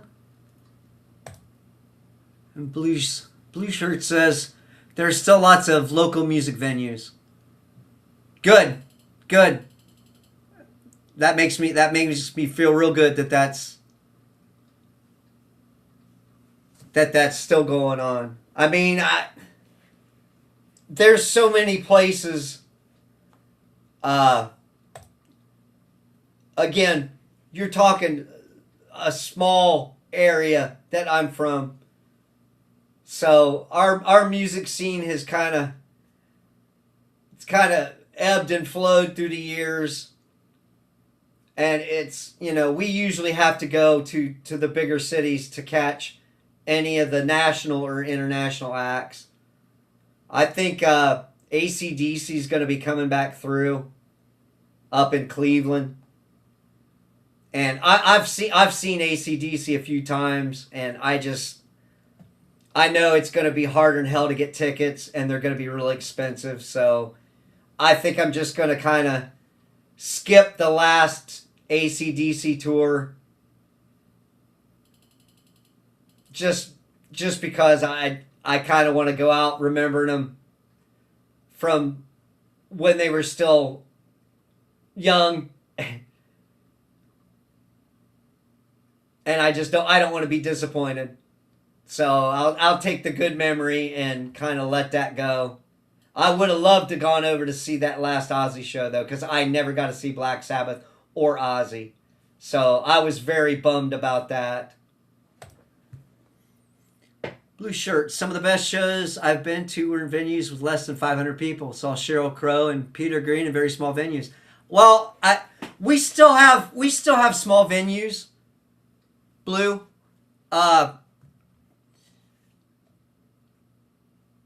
We still have small venues, but it's still kind of in the bigger cities. I mean, we've got like local pub thing here, but that their music scene is just, it's not what it used to be. And I think a lot of the bars, we've even had some bars in one of the closer, not big cities, but a bigger town, I guess you would say. And some of their venues are their bars slash venues they've kind of taken a hit through the years. People just the younger generation just doesn't want to go out and drink and party as much. So they've kind of taken a hit, and it's sad, but that's just the way it goes around here, anyways. Okay, Blue. I live close to a big city, so I'm lucky there are a lot of artists who come here. Yeah. I mean, and like I said, there's still some venues that are within an hour or two away that we can drive to. We got to see. Oh shit.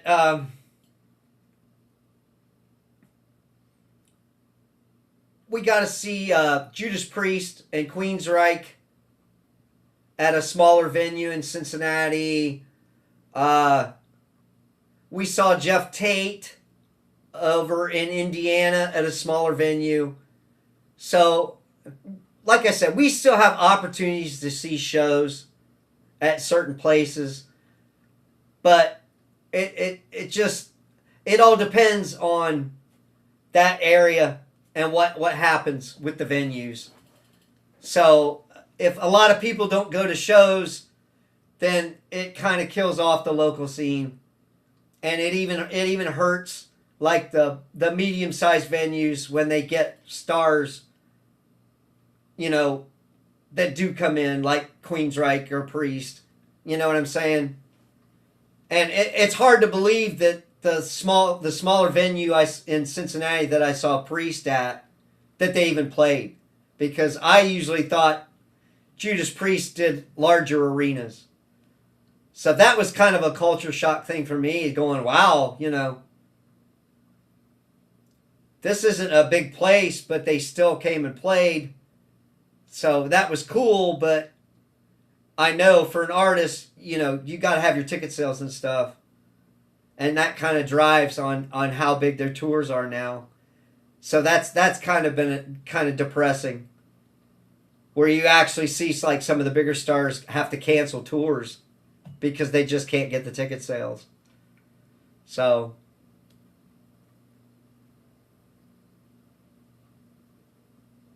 and wow, I ended right back up on music. Isn't that amazing?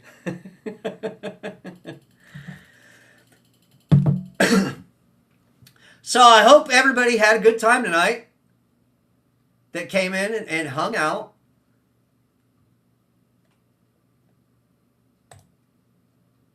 Yeah, Blue.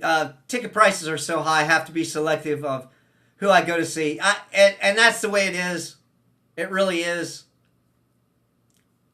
That's the shame of it all now, that you, especially like some of the international or national artists in your area, you know, they want more, and some people just can't afford to shell out the big bucks. And that's why it's kind of nice to go to these smaller places where the ticket prices aren't ridiculous. I mean, I would like to go see Rush, but fucking tickets were starting at $500 for like crap seats. And it's like, I never got to see Rush in the heyday. And I can't justify getting really good seats and spending $1,000, $2,000.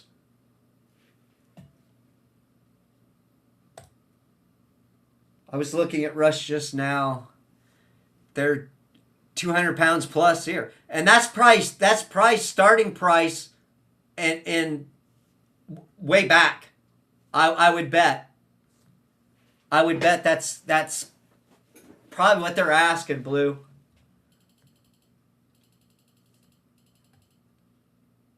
And I can't fucking justify it, man. I'm sorry. I mean, what, 200 pounds is probably what? Around $300 US.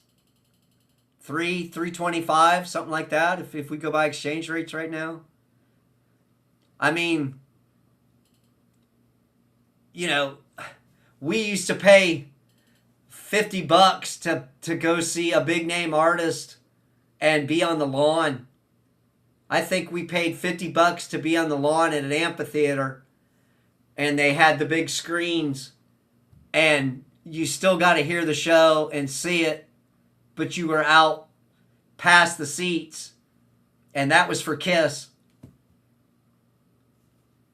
So, you know, ticket prices it's just been crazy. I think I talked on one of our shows. I looked up Taylor Swift like a year or two ago was coming through the area, and they wanted like $5,000 a ticket for fucking Taylor Swift. I paid $250 for VIP first entry last year for Baby Metal. That was, yeah, but that's different. That's different. Okay.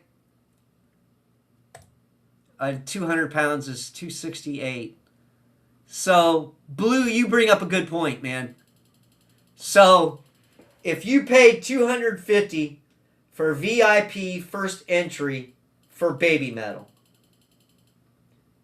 because you are a big fan of Baby Metal, that is not a bad price, considering it's one of your favorite bands, and you got first entry and VIP. So I don't, because of what you're paying for, I don't see anything wrong with that. I really don't. Especially because you're that big of a fan. I don't think that's a bad price. So, I mean, free's always better. But, you know, only sometimes you get lucky enough to get free tickets and free backstage to, you know, meet Nico from fucking Iron Maiden. I mean, that only comes along once in your lifetime because you might know somebody who knows somebody who knows somebody. That was for you, Colin. That was a great experience, meeting Nico McBrain at an Iron Maiden show backstage, getting your picture taken with him, and then getting decent fucking seats for $0. Colin, yes, free is always 100% better. Yes, that's my point. Hey! Michael Calder, welcome to the chat, man. What's going on? Yeah, been hanging out, and it's been culture night, Michael. It's been culture night. I've got a couple guys, Colin and Blue Shirt, our joining chat from over in the UK, and so we were talking a little bit about the differences. Oh shit! Look at that! We got a Courtney raid, Lounge Singer, Carrie. Thank you for coming in the chat. We got a Courtney raid. What's up, everybody? Not much, brother. Awesome. Reese is in the chat. Hey, guys. What's going on? Colin, what's up, Lounge Singer? Lounge Singer, oh my God. You into metal music? I learned tonight that was for Satanists. Whatever. Come on, Lounge Singer. Here, Satan, it's Beelzebub. Beelzebub has taken over. Ah! Devil music. Colin, Reese, what's up? Michael Coulter, heavy metal rocks. Fuck yeah, it does, man. Night Pride. Yo, welcome, Night Pride. Reese, I'm not rating, but timing is everything. I guess it is, man. It's all about the timing. Michael, what's up, Colin? Michael, Remy, the satanic panic was a joke. I lived through that shit, okay? Reese, what's up, Colin?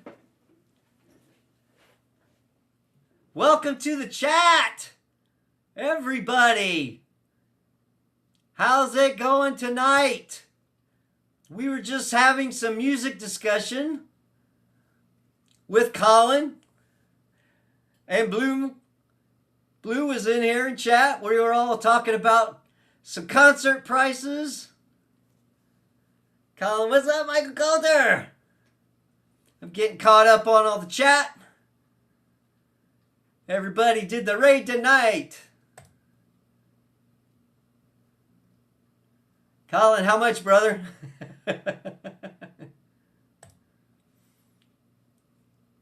Oh, look who's in the chat. Courtney. What's up, Courtney? Welcome. Remy, I used to be a hip-hop head back in the day, but not anymore, man. Heavy metal is transcendent good. Welcome. Welcome to the club. Welcome to the heavy metal club, man. Oh! So, yeah, I appreciate it, man. Got a raid from Courtney. Hell yeah, guys. Colin, hey, Courtney, hope you had a great stream. I'm sure she did. And now she wants to come over and see the train wreck. Well, I didn't have a train wreck tonight. Everything was pretty cool. I was talking with Colin and Blue, and we were talking about life over in the UK and some beans and toast and some blood pudding, and we just was talking about all sorts of stuff. The last thing we were talking about was the concert venues over in the UK, and we were just touching on some ticket prices. So I will ask the chat, since I got you guys in here, what's the most you would pay for a concert ticket to see your favorite band? What do you think? What do you think is the way that you just, what's the cutoff line for you? Remy, by the way, I love those electric guitars. Which one is your favorite? I have too many to choose from. But I play a lot of BC Rich. I play some Wolfgangs, and I do like my Riches, and I do like my Wolfgangs. So I love them all. That's why I keep collecting them. That's why they keep showing up on walls and stuff. Reese, I was watching a few really good-ish fights and a big disappointment. Okay. So you were watching UFC was tonight, Reese? Because Colin and them guys, they were watching World Cup, and England won the World Cup, their game tonight. Lounge Singer, I have a Wolfgang. Nice. Do you have a standard or a special? And how old?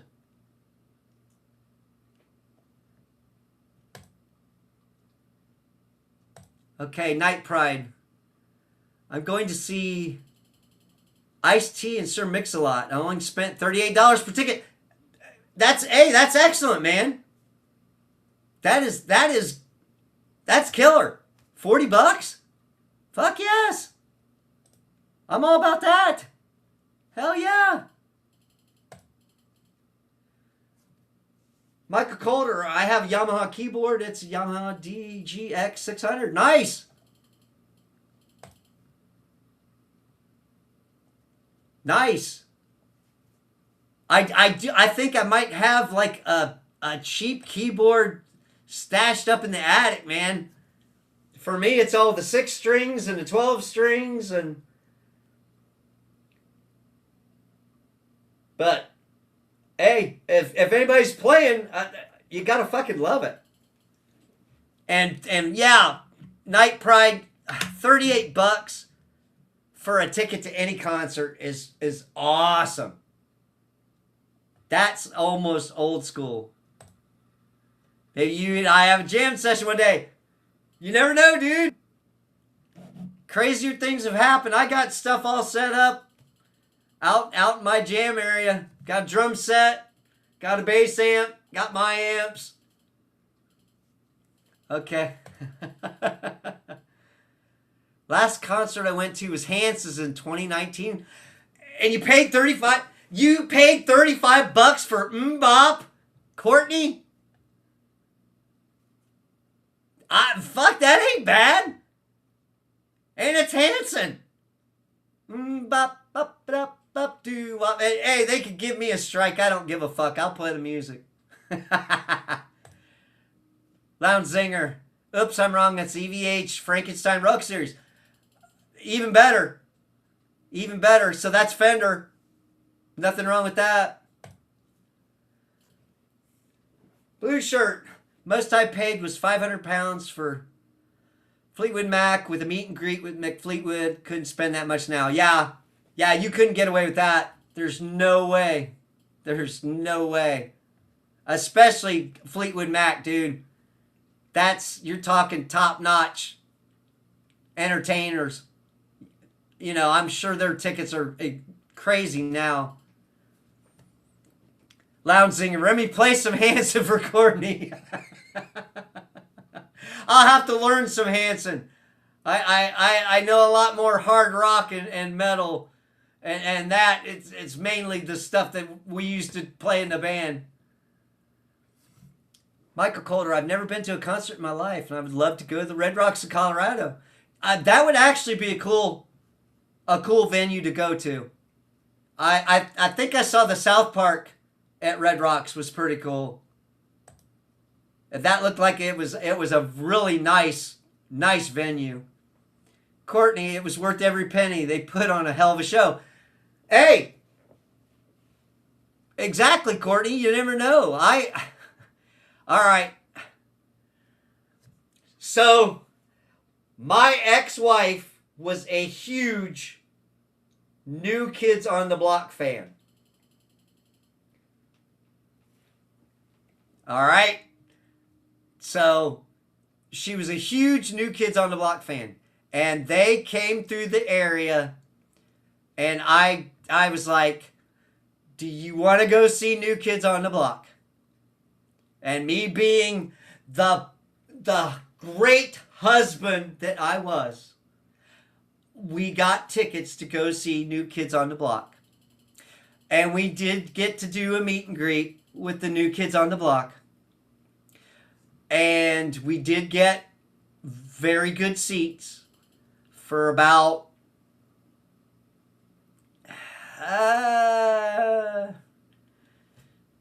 $1,600, $1,800 for two.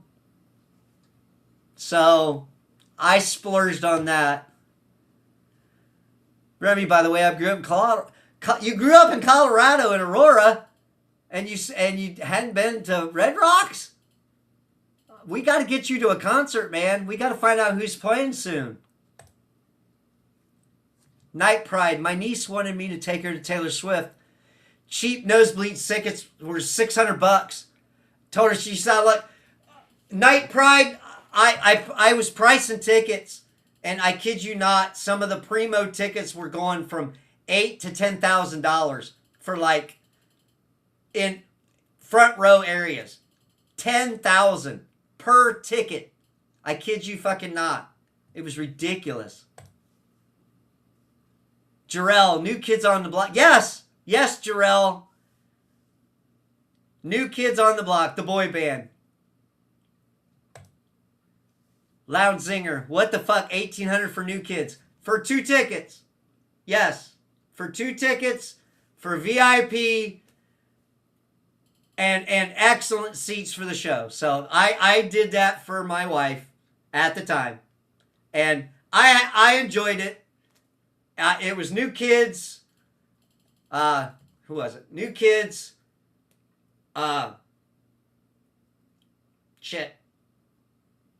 New Kids on the Block. Naughty by Nature. Tiffany. Debbie Gibson. Salt and Pepper. And that was who was at that show. So it was a hell of a good show. And I did get to meet the New Kids. And I got a hug from Donnie Wahlberg. So that made the wife jealous. Don't ask. Don't fucking ask. Colin, what's up, Jarrell? Remy, that sounds like a ripoff, man. It's all about the experience, dude. Just to see a show, yes, that is ridiculous prices. But to actually get to meet them, get your picture taken with them, be backstage. They had a backstage area and snacks and shit. And then we had great seats. So it was worth it for the experience. And I made her happy. So it was a good trade-off. Blue shirt. The only way I could get good tickets for Baby Metal is being in the fan club and getting access to resales. Well, sometimes you gotta do what you gotta do, man. But I know how much Baby Metal means to you, so I understand that totally. Jarrell, hey Colin.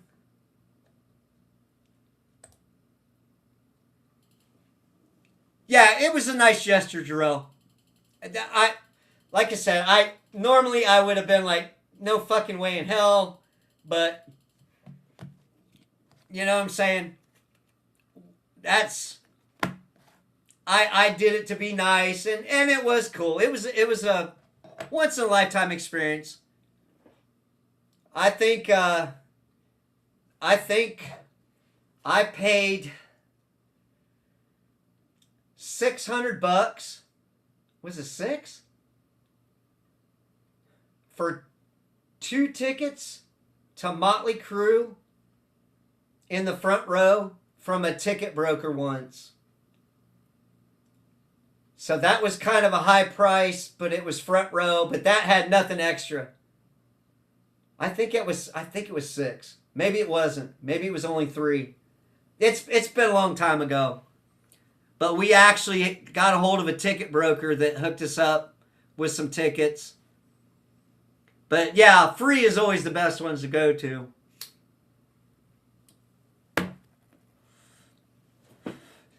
So yeah. Now I'm interested in okay. Courtney, I feel like 10K isn't worth it unless it's Michael Jackson or something. Yeah, good point. Good point, Courtney. Jarrell, if I could, I would go back in time and see Michael Jackson. Yeah.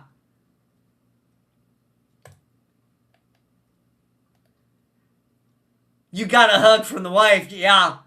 Yeah, I think I got a hug. I think she might have hugged me. But we're not going to go into any more of those stories. That is my ex-wife. Michael Calder, but when it's the best time to get the best seats when you're getting concert tickets. Yeah, to a point. There's still a line I draw. If it's ridiculous, I can't do it. No matter how much I love them. Jarrell, Taylor Swift has her audience. I'm not mad at her, just the ticket masters for setting those prices. Yes, that is aggravating. Oh, Scooter Smith. I've got Eddie Van Halen 5150 Deluxe Series electric guitar. Nice. Love it, man. Hell yeah. See, that's the stuff I like to see in Discord. People sharing their guitar pictures. Share that stuff, man, so I can see them. Colin, what's up, Scooter Smith?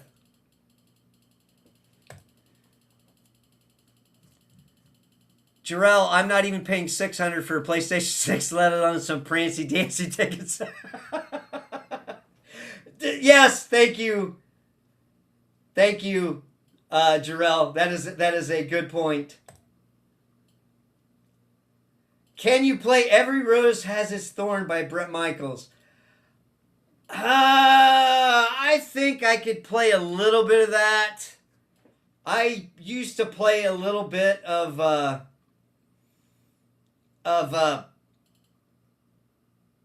shit. I could play a little Bon Jovi on the 12 string.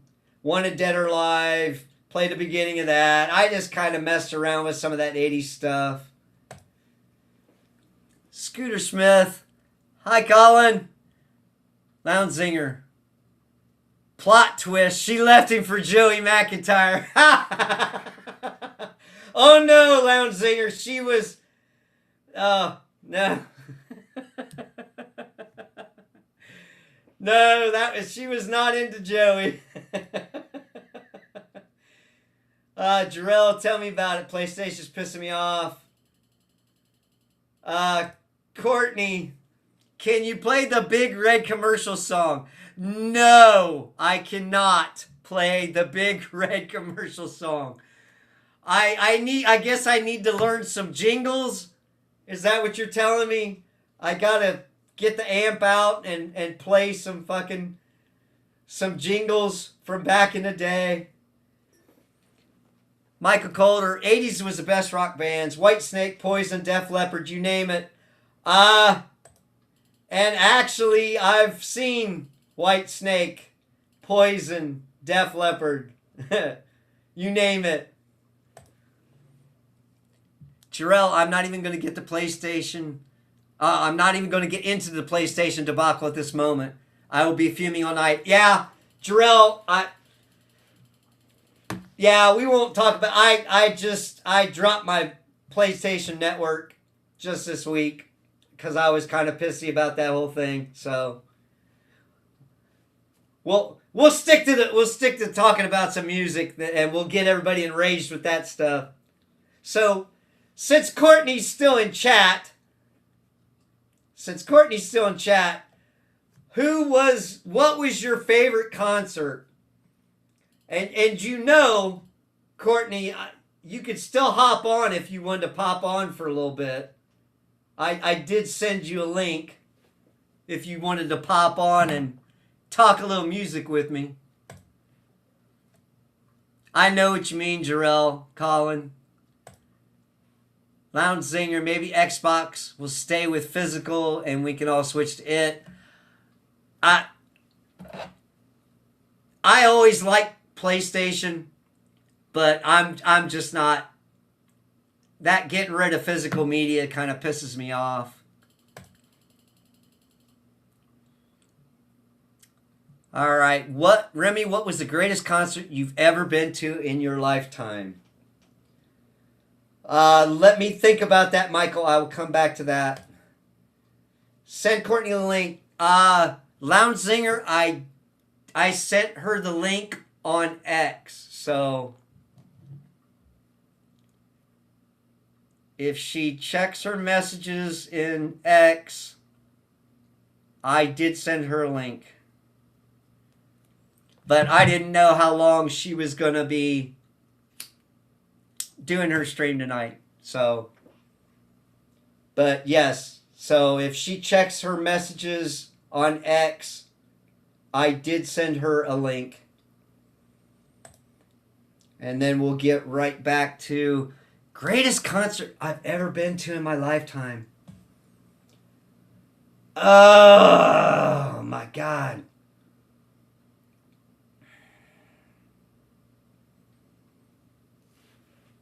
Man, that is so hard. That is so hard to nail one down. That, probably, I gotta see Wasp at the Alarosa Villa in Columbus, Ohio. And that was the same club that that Dimebag played in when he got killed. So that was a long story behind that. So, but yeah, I would say that was probably one of the best ones. Lounge Singer, hey everyone, click like and subscribe. Okay. Courtney's having a snack and stretching her back at the moment. We'll get up and walk around a little bit. I might be able to hop on after. Okay, that's cool. Just as long as you got that link should still be good. It should still be good for the whole time I'm streaming. So yeah. That's so cool you guys did a raid. I love it. Thank you. Been talking about all sorts of great subjects tonight. I want to hear, just like Michael asked me, what's the greatest concert you've ever been to in your lifetime? That goes for everybody in chat. What was your best concert ever? I'm guessing Courtney likes the Mbop. Lounge Singer, just please don't drive or make coffee.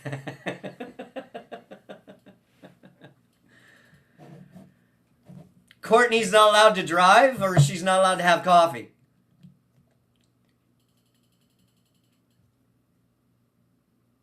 Because I don't want to promote coffee use if she's trying to skip coffee. Blue shirt. Greatest concert is hard. Genesis at Nebworth in 92, 100,000 plus crowd. Baby Metal at the O2 last year. Ooh, Roger Waters doing the Wall. Fleetwood Mac when Christine came back in 2015. God, yeah, those are some excellent shows, man. Those are some excellent shows. I'm a huge fan of Metallica, so when I get my life together, hopefully I'll be able to go to one of their concerts. You should. I've seen Metallica 3 times. Yes, 3 times. And it's always a great show. It really is. Watching David Bowie perform would have been cool too. Yes, that woulda.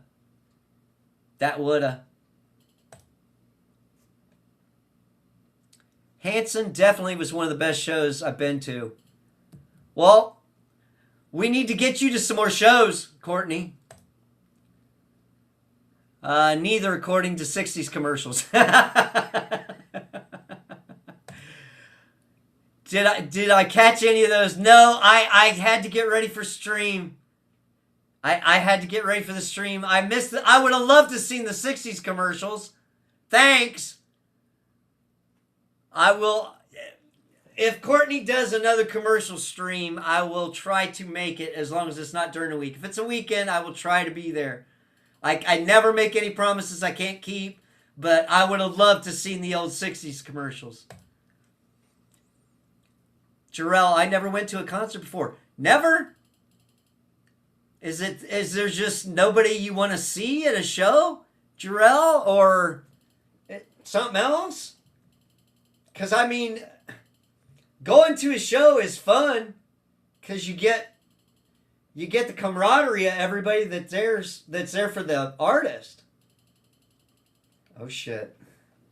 Alright, I'm getting caught up here. Were women really that bad at making coffee and driving back then?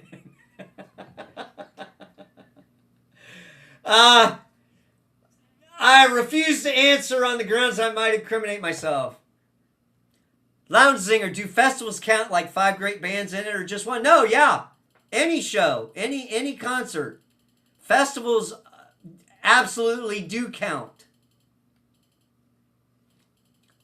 Jarrell, I remember Kiss was performing near me a long time ago, but it was packed and I never went. Kiss puts on a great show, dude. That should have been one that you, even if you know a few Kiss songs, that would have been a fun one to go to. Especially if they were wearing the makeup, man.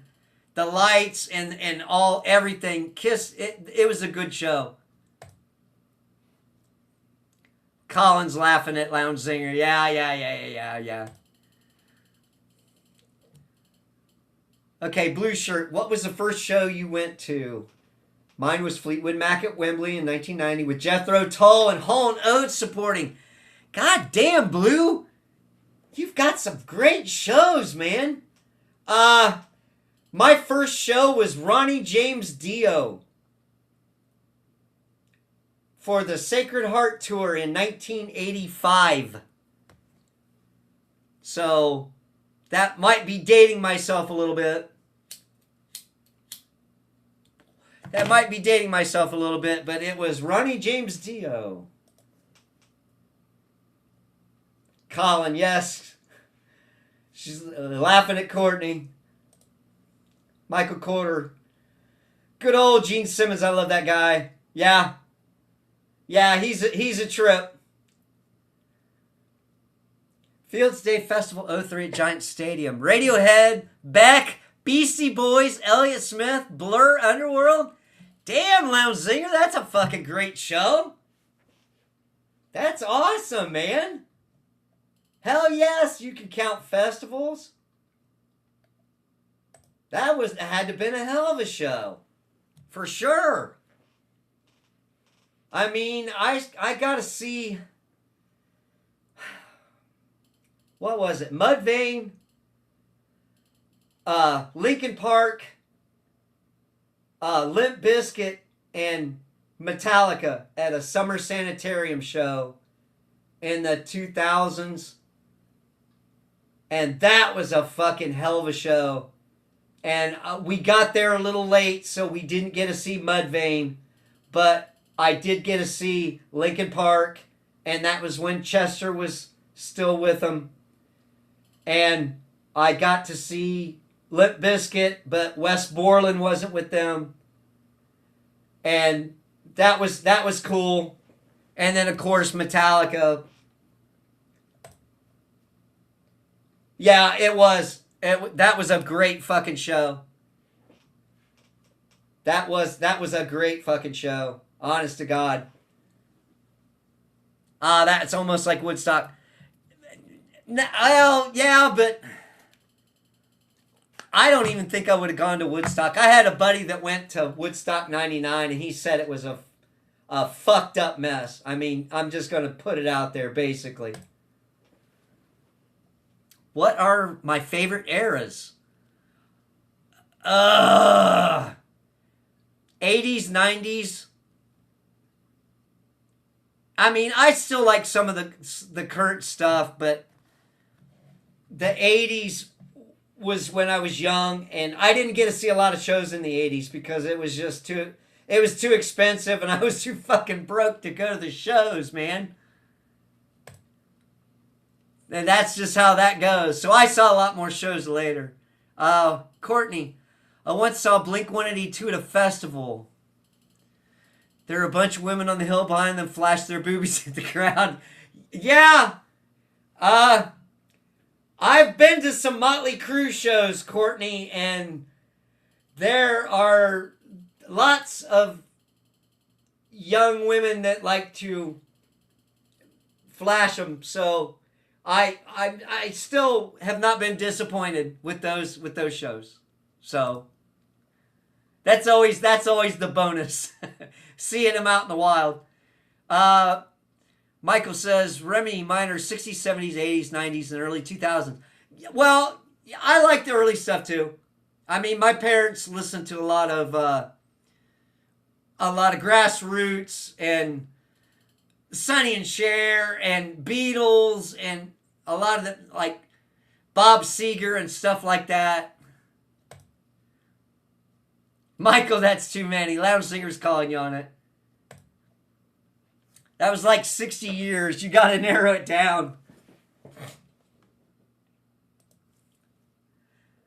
Lounge Singer, I know that, but those are the best times, man, when music was real. Yeah. Well, so we did an episode this week from our show that we do every week, and like I said, we do them ahead of time, and then I just upload them so they premiere every week. So whenever you see a show that we might be doing on our Moshman channel, those are all pre-recorded, and we try to do one every week. So we usually have topics, and that's how we do the show. And this week we did AI, and that was hard to talk about how music is going. So, you know what I'm saying? I like to see real bands play real music without backing tracks and all that stuff, and actually sing. Oh, happy Christmas in July. Christmas. We're halfway through the year. Thank you, Jarrell.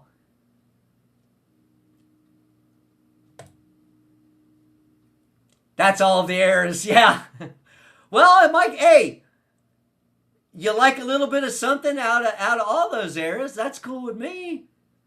But I see what Lounge Singer's saying. He's trying to get like your favorite two or three.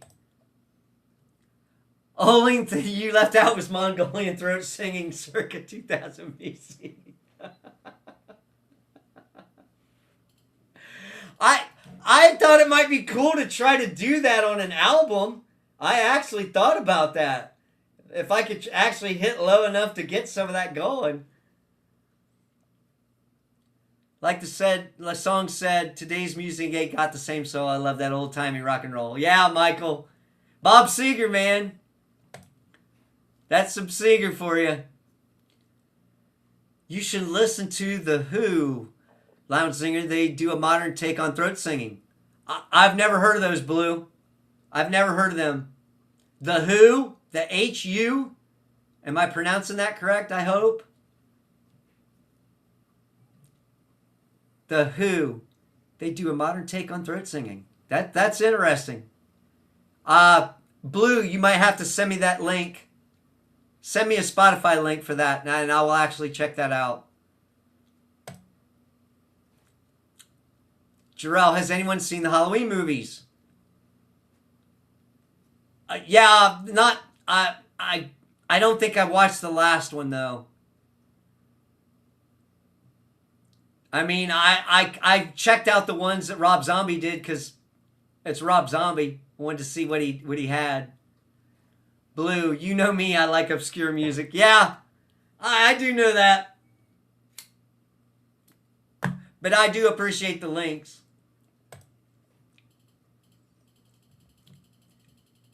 Courtney, my favorite throat singer is the Canadian throat singing when the Royals are watching.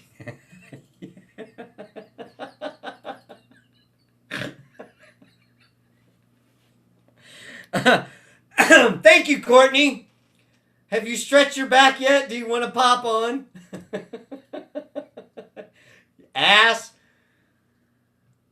Okay, Remy, have you heard a song called Nights in White Satin? Yes. Yes. God damn it. The band escapes me at the moment. You got me on a song. You got me. There's so much music going through my head right now. I'm like going, Yeah, Jarrell, the last Halloween movie. Yeah, it was, man. And thank you. I'll skip it. I will. I was actually I thought about watching it, and I'm just like, I don't know, man. Okay. Lounge Singer. My picks are 91, 96 grunge, alt rock, even rap was great. Number 2, new metal and more alt rock.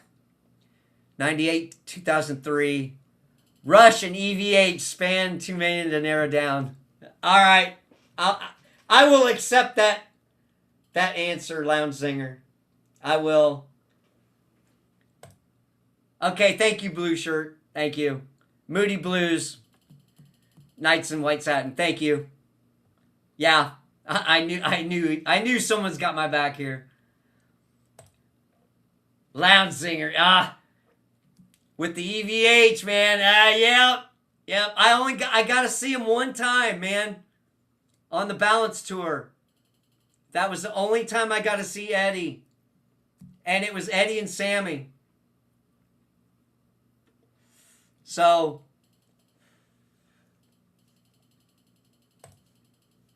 okay, got to charge my phone. Bye. All right, Jarrell. Thank you for stopping in, man. I appreciate it every time, dude. Thanks. Yeah, okay. All right. Give me 1 second. 1 second. Just give me 1 second, and I know Lounge Singer's going to love this.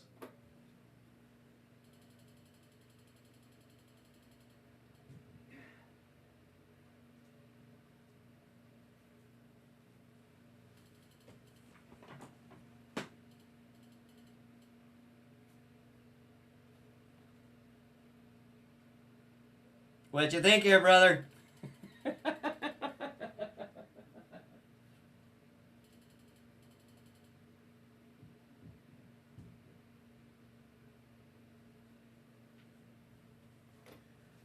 All right, I'm back. All right, let me get caught up here. Michael says, I like the heavy metal orchestra combo. You know what I mean? When orchestra music and heavy metal collide together, it's a beautiful sound. Yeah, I like that. I like that big symphonic sound as well. A lot of power metal has that. Where did I see them? I saw them in Columbus. Like I said, during the Balance Tour. So it was still, I didn't get to see Dave, but I don't want to see Dave now.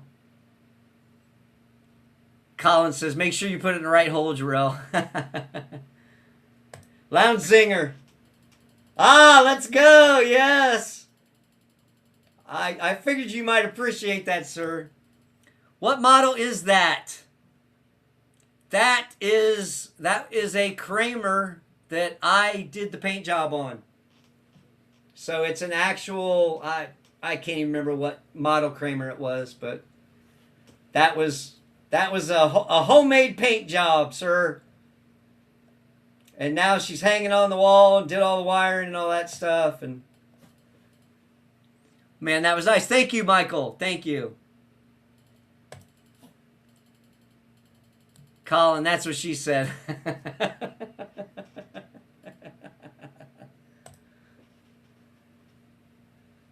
Oh, I made it sick. Yes, that is a Remy paint job exclusive. But I did use a Kramer to do the paint job. Michael says, Colin, I figured.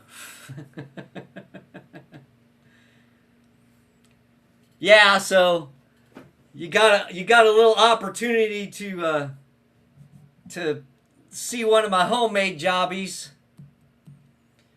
And all right. Give me 1 second. 1 second. 1 second. You can hear me, right?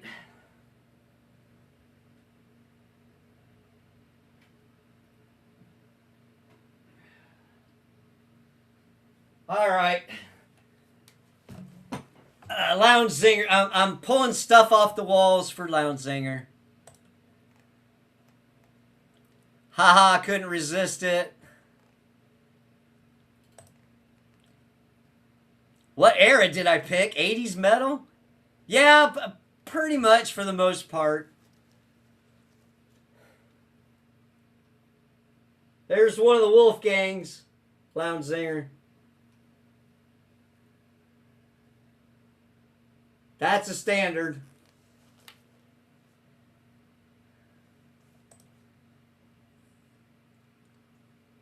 Michael Calder. My grandpa made his own custom bass guitar when he came over here from Bermuda.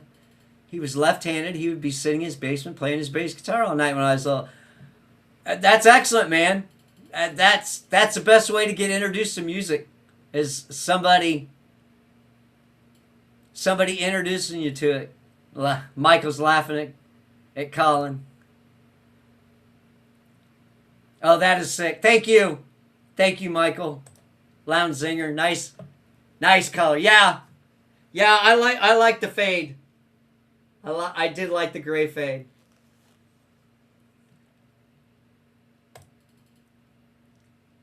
Lounge Zinger. I used to have an Ernie Ball Music Man.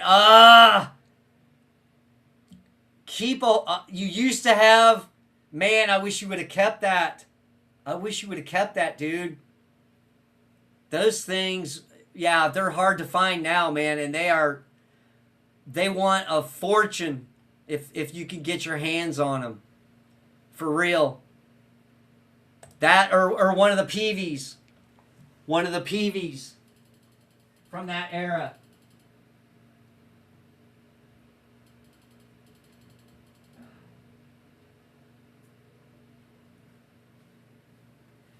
So yeah.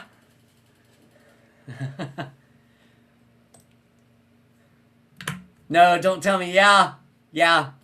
I'm sorry, Lounge Zinger. You sold it for a stupid price.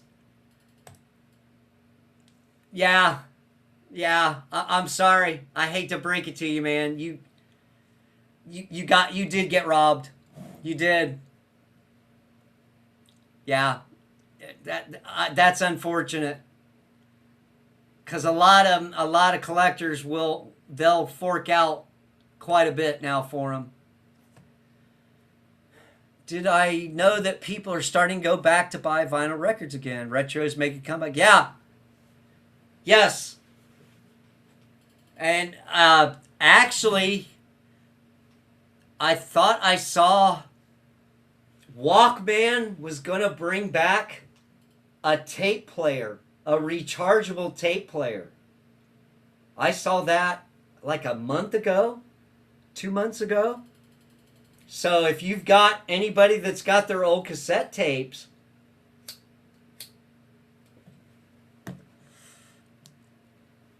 you might want to hang on to them, because I think they're going to try to bring that back. Colin says, should have kept it, Lounge Zinger. Yeah. Well, you never know. That's what sucks. I guess that's why I've got so many guitars, because I don't sell my shit. Because you never know. And good friends don't let friends sell guitars.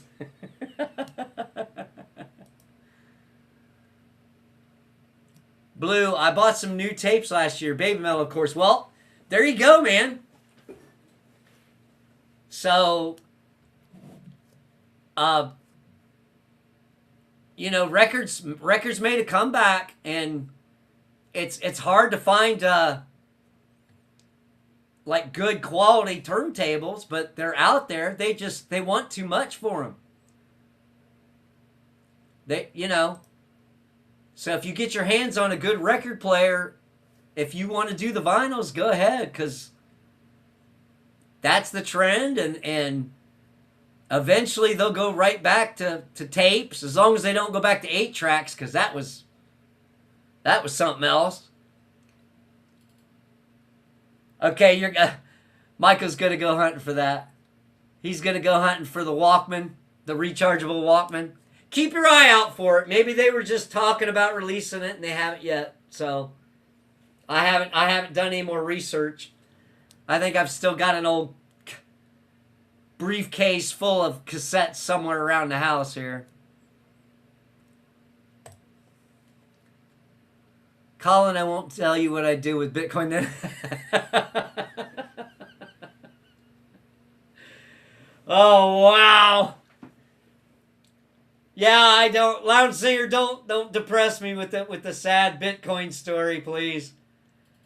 Oh man. Oh man.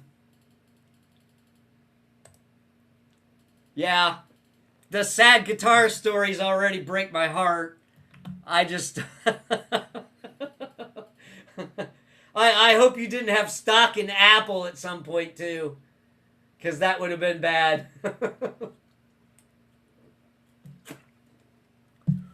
Woo! What a night, guys! I was not expecting to get a raid and go so late. I appreciate it though. All my night shifters. My mom got me this old retro boom box for Christmas like they used to have in the 80s. It was a beautiful thing. Hey, we got a lot of play out of those boom boxes. We ate a lot of tapes up in them boom boxes too, and batteries. My God, you couldn't. It was hard to afford the batteries to put in them fucking things. It took like 110 batteries. I'm kidding, but you know, it ate them up. Do I play a lot of acoustics? I have got a couple 12-string acoustics.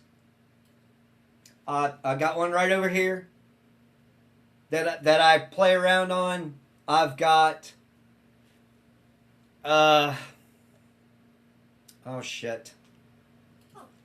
Yeah, I've got a couple 12-string acoustics. I do have a double neck BC Rich that's got a 6 and a 12 string on it. So I've kind of been getting into the 12 strings a little bit. So, okay, guys, give me 1 second. I'll dig up my BC Rich for you. Let me take my puppy out. I've been on for 2 hours and 47 minutes, so just give me a second. Let me get her out real quick. And let me see what I got here. Okay. All right, I got something for you. Here.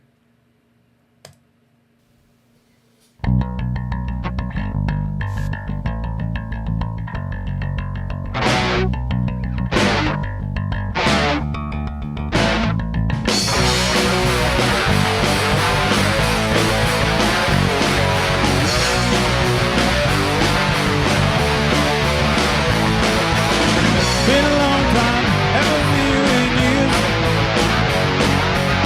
Instead of thinking friends, I should have known fear. I was wrong, wish I would have heard.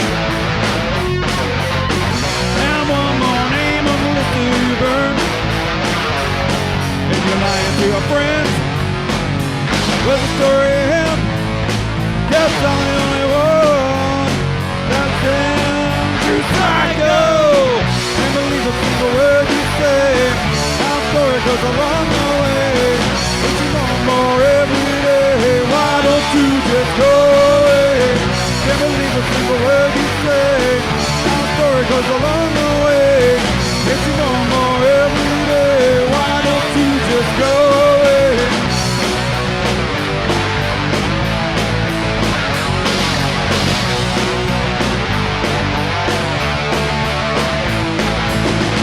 A couple of drinks, not even the booze. Well, 6 hours later, that's still your excuse. 'Cause that beer in your hands is a piece of the game. Now you can probably. All right, sorry to have to. I had to find something to put on while I let the dog out. So that was my band. That was my band from a few years back. And let's see what's going on in chat here. Just don't go wait outside like an idiot outside a girl's house is staying outside with your boombox playing music over your head like in the movies. Good point. Good point, Colin. Good point. Micah says, I won't, dude. I couldn't resist that one, Michael. Lounge singer, I played along with it.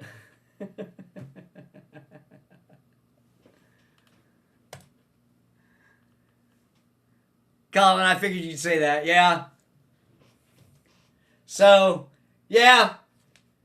I had to find some music to kind of to fill the void. So that was the song that my band did a few years back. It's been a few years now, so. But hey, I hope you like that. That was one of our original songs. And I can get away with doing that because we own the fucking rights to the music. So I don't have to worry about getting flagged or anything. The advantages of having your own music is nice. So did we lose Courtney? Did Courtney decide to call it a night?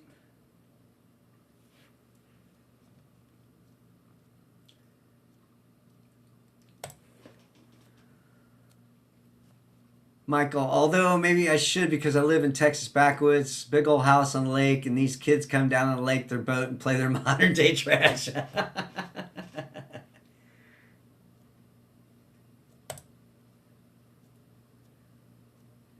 BGA F sharp. Are you talking my song? Were you playing along with it? For real? I thought you were just joking.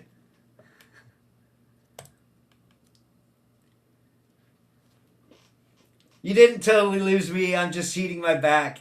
Hates all that setting. Yeah. That's what happens when you stream in a chair and you don't have some lumbar support. That's the only bad drawback to streaming for long amounts of time. Yeah, that was it. And well, I'm glad somebody knows the notes because I don't fucking know. I just play. I told you I'm a stupid guitar player. I said that in Courtney's stream. Notes? Who knows notes? I just play by ear. Fuck it. So, I will share another guitar.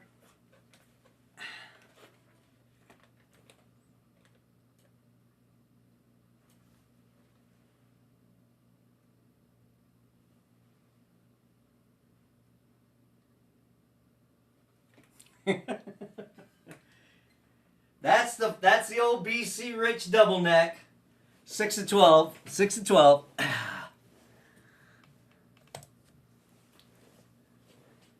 Michael says, I know as soon as I turned 41, I knew my back would be hurting. Courtney, what are notes? Oh, come on, Courtney. You play the flutophone, right? Right? You got to know a couple notes. You can play the Brown sound, right? Lounge singer, I'm mostly by ear. I don't know music that well. Well, you know the basics. If you could figure out what I was playing on that song. Michael Calder, oh my God, that's a badass guitar. Thank you very much, sir. I do appreciate that. Thank you. It weren't cheap. That's probably one of the little bit more expensive guitars I've forked money over for. Lounge singer, what a coincidence. Dude, I play by ear too. That's a dope guitar. Thank you, Colin. Thank you. Courtney, I call it a recordian.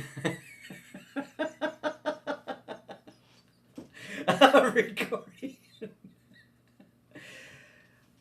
You are not right. You are not right. Put some Ben Gay on your back and pop on the stream, damn it. You could crack me up face to face. Courtney, take some hates and you'll feel better. Michael Calder, I've been playing the keyboard since I was 3 years old, man. Nice. Well, the transition from piano, keyboard, to guitar, it's all strings. So you should be able to make that transition and actually be a better player. Because you can play stuff that's on a keyboard and transpose it to guitar, man. So you're like this guitar player waiting to happen. Blue shirt. Time to head off. 5 minutes till the end of my shift. Catch you later, man. Thanks for the company. Thank you, Blue, for coming in tonight, man. I appreciate it. I'll get a hold of you. All right? So, I'm glad your shift went well, man. I will talk to you tomorrow or today, or you know what I'm talking about. I'm on nights. Yep, I think I'll make my guitar my first conquest. Yeah. That it keeps you out of trouble. And you never have to worry about spending your money on dumb shit because you spend it all on guitars. Trust me. Colin says, take care, Blue. Have a good night, sir. Get you some sleep, man. I know how the night shifts are. Get you some good rest. And congrats on that England win.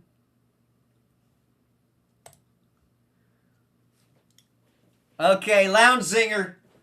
Top 3 guitarists. Go. Okay.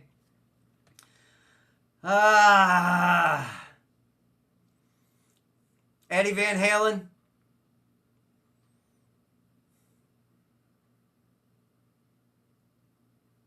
Angus Young. George Lynch.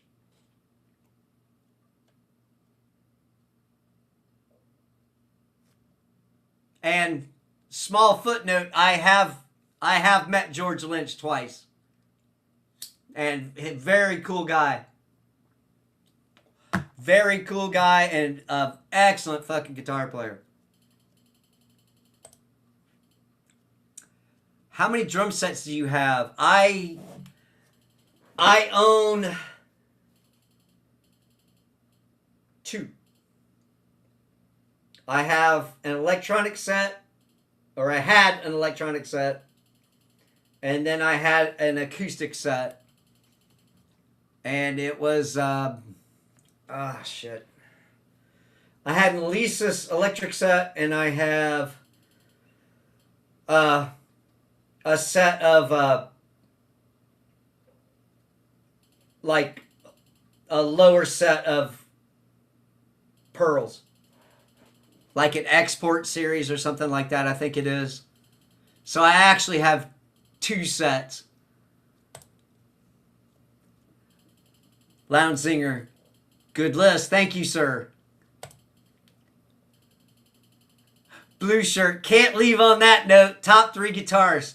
Peter Green, Lindsey Buckingham, and Mikio Fujioka. That's got to be Baby Metal's guitar player.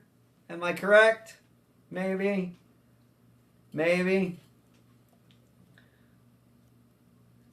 So Blue put in his top 3. Lounge, what's yours? I gotta know. Who's your 3 favorite guitarists? Rock, metal, pop, it don't matter.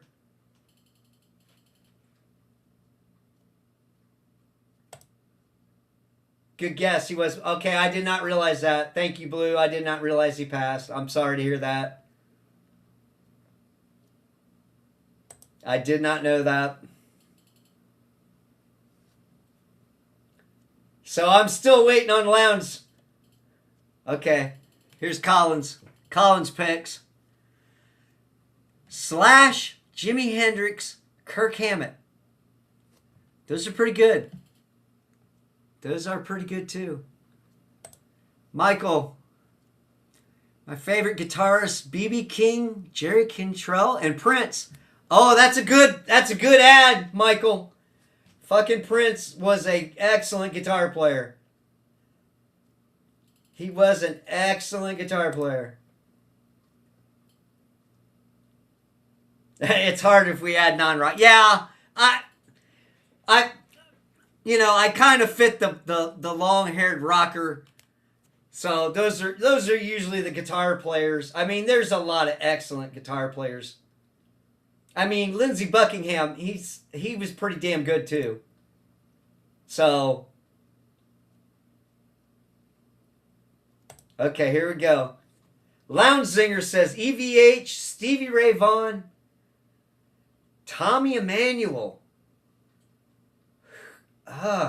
Okay, that one does not fucking ring a bell. Tommy Emmanuel. Who was he?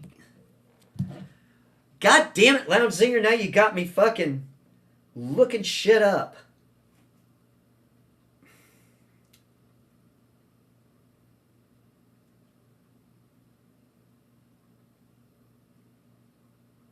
Alright, let me see here. Australian guitarist.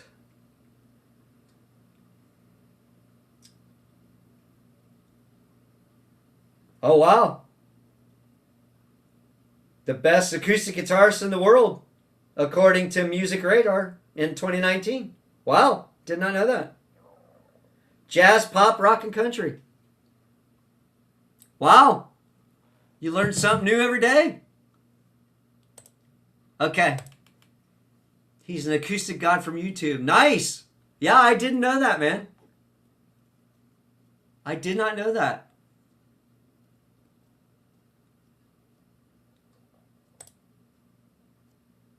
Oh, and I forgot one more. The great Carlos Santana. Michael went with Santana. Wow. A little side note there, Michael. I got to meet Orianthi a few years back at a music store where she was kind of putting on a little meet and greet guitar thing. You know who I'm talking about? And Carlos Santana was one of her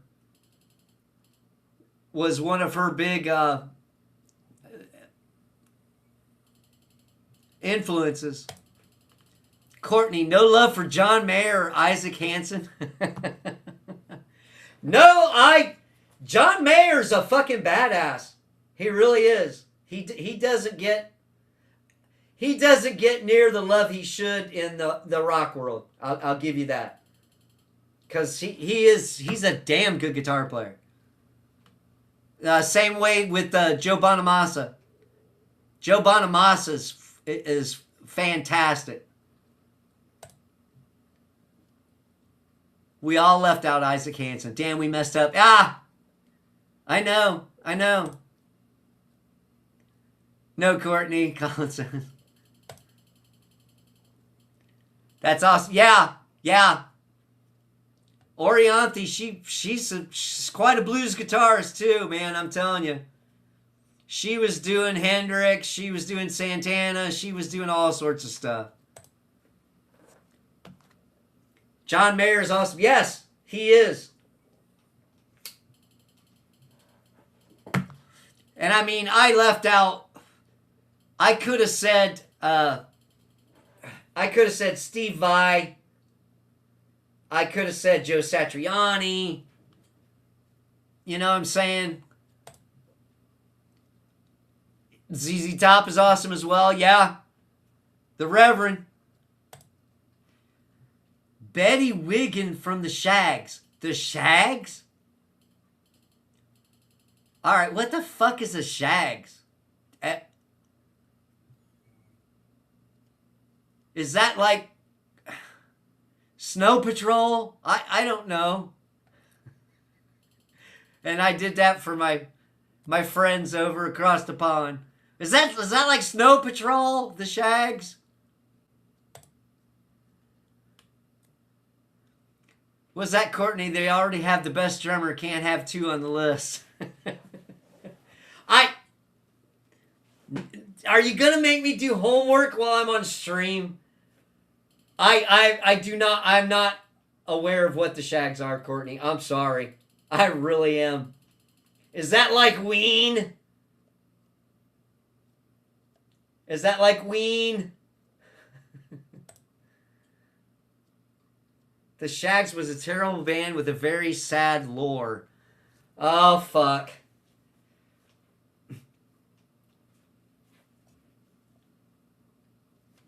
Well, pop on and tell me the fucking story, woman.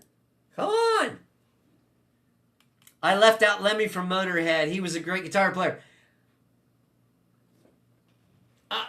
He played guitar on that bass, didn't he? For sure. I did get to see Motorhead. Believe it or not, I saw Motorhead, Cinderella, and Iron Maiden at a show. Back in the 00s.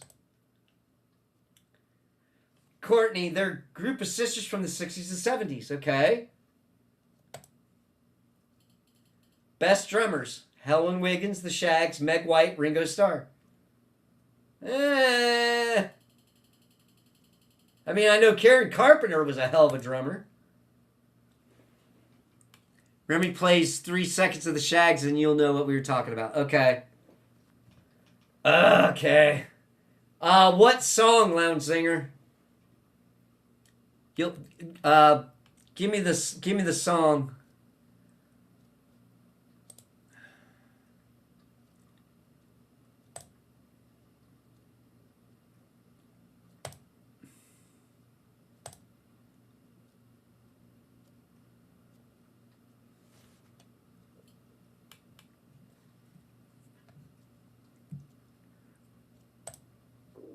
Okay.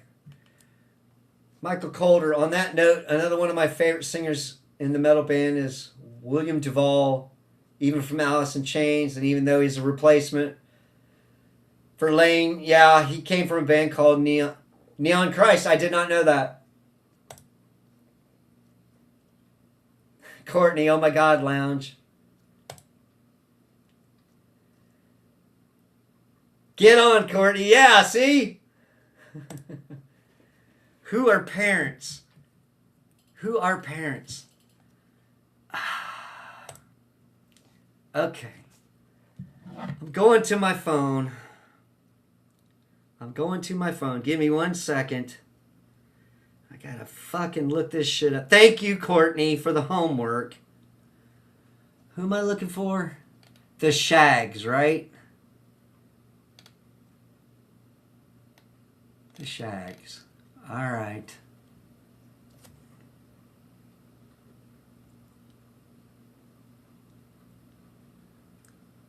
The Shags.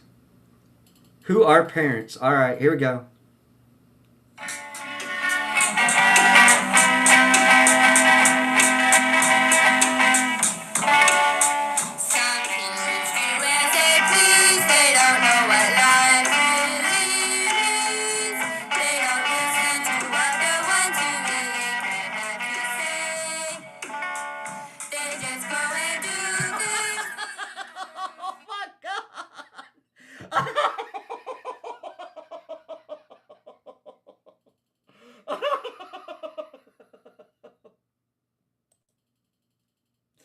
Let's do chat.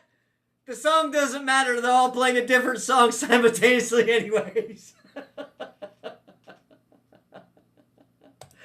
Oh, shit. Yeah, Neon Christ is an Atlanta-based band. Okay, I did not know that, Michael Calder. Thank you. Thank you. That's funny. Okay. Okay, give me a few more minutes. The heating pad's kicking in. I just need it to marinate. All right. You got me for a little bit longer. Night Pride. The hell is this, Courtney? Colin's laughing.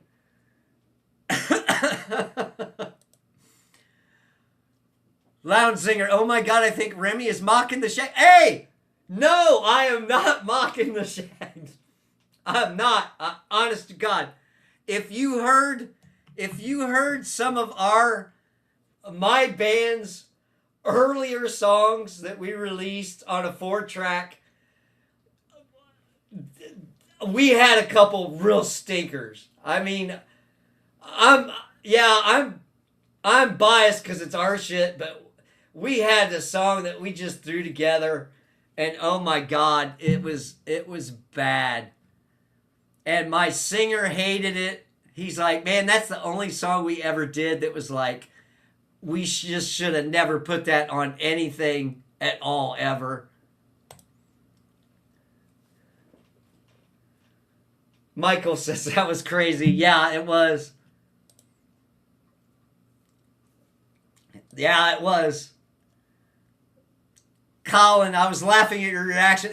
I'm sorry. It caught me off guard. It caught me unaware, man. I was totally unaware. I just did we sound like the Shags? Not that bad. Consider it was just me and the singer played the drums, and we had a couple guys come in and play the bass lines.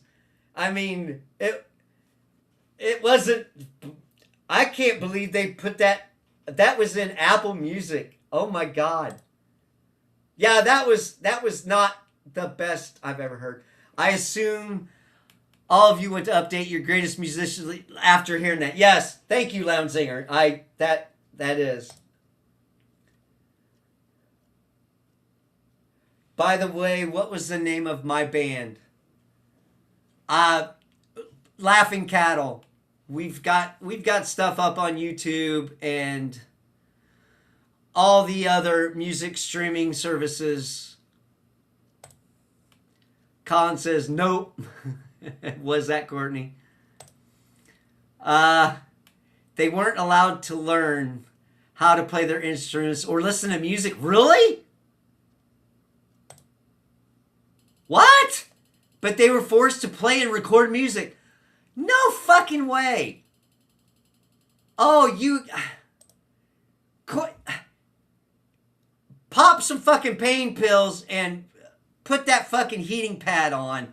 You gotta come on. Now you ruined it. Okay, I'm here till the end. I'll be here till fucking 5 o'clock in the morning at this rate, because you have got to fucking tell me this. I have never heard this. Colin says, nope, I don't, to Lounge Singer. Thank you, Michael. Yeah, Laughing Cattle. That's us. All capitals. All capitals. 2 separate words. That's us. And we've only got our last release and the one before that. So I have not put the earlier stuff up yet. Okay, I'll tell you the rest of the lore in a second. All right. I think I've shamed Courtney into coming on and tell me the story of the Shags. This is a hell of a stream, guys. Thank you so much. I about called it at the hour and 45-minute mark, but I am fucking stoked that we are still going. I think this is a record for me.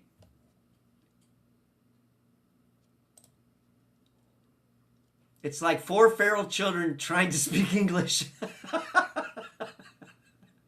Oh my God. Has anybody ever heard of a band called the Crash Test Dummies? Yes. It's been a while. I don't remember. Anybody remember? Do you got a song that they did, Michael, that I might be familiar with? You got something for me to go on? And I played the Shags because I'm not worried about getting a copyright strike for that little bit. Yes. And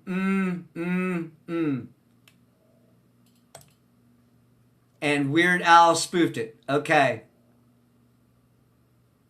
That's the Crash Test Dummy song? Did I pronounce it? Did I pronounce it right? Spoofed. Yeah. I knew what you meant. It's all good.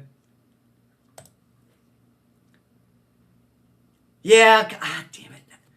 See, this is what happens. I get people that come on the stream and then they give me fucking homework. Billy gave me homework last time. Okay, Michael says, yes, I did. I pronounced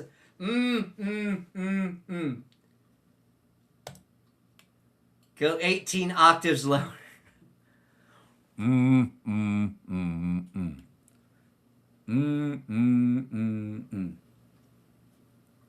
Okay, I think I know what you're talking about.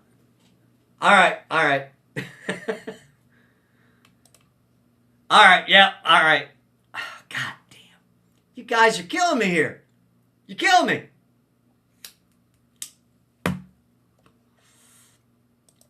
Halfway there about. All right.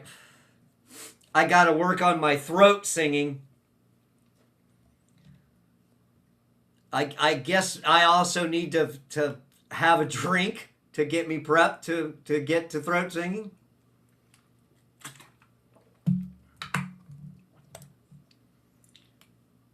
I never give. Yes, Colin, I bless you for that you do not give me homework. Billy, on the other hand, first thing he fucking did was give me homework. Right after I made him a mod. He was like, oh, you need to check this out. I went, god damn it.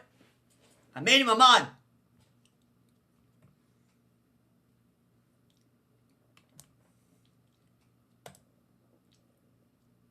Lounge singer, and you have to study the Shag's entire catalog.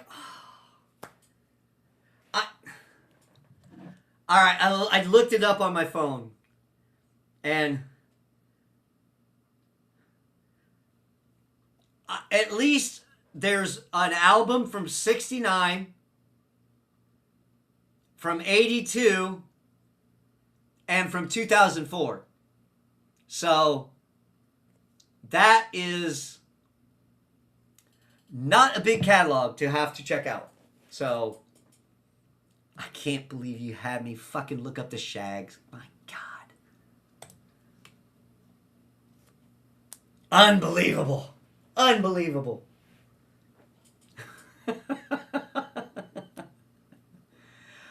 But I mean, it sounds like it's an interesting story.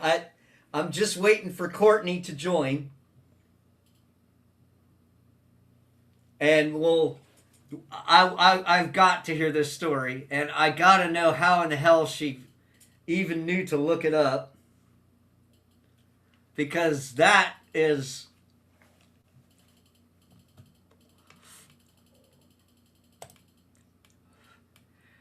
How could you give Remy homework after he just made you a mod? Yeah, see, that's what happens. I make somebody a mod, and they fucking give me homework.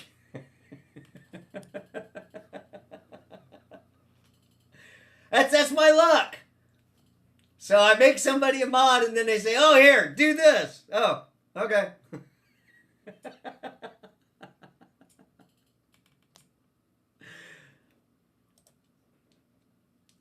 It's a tradition, I heard. Yes. Thank you. Thank you, sir. Now I gotta go through the fucking Shags. So,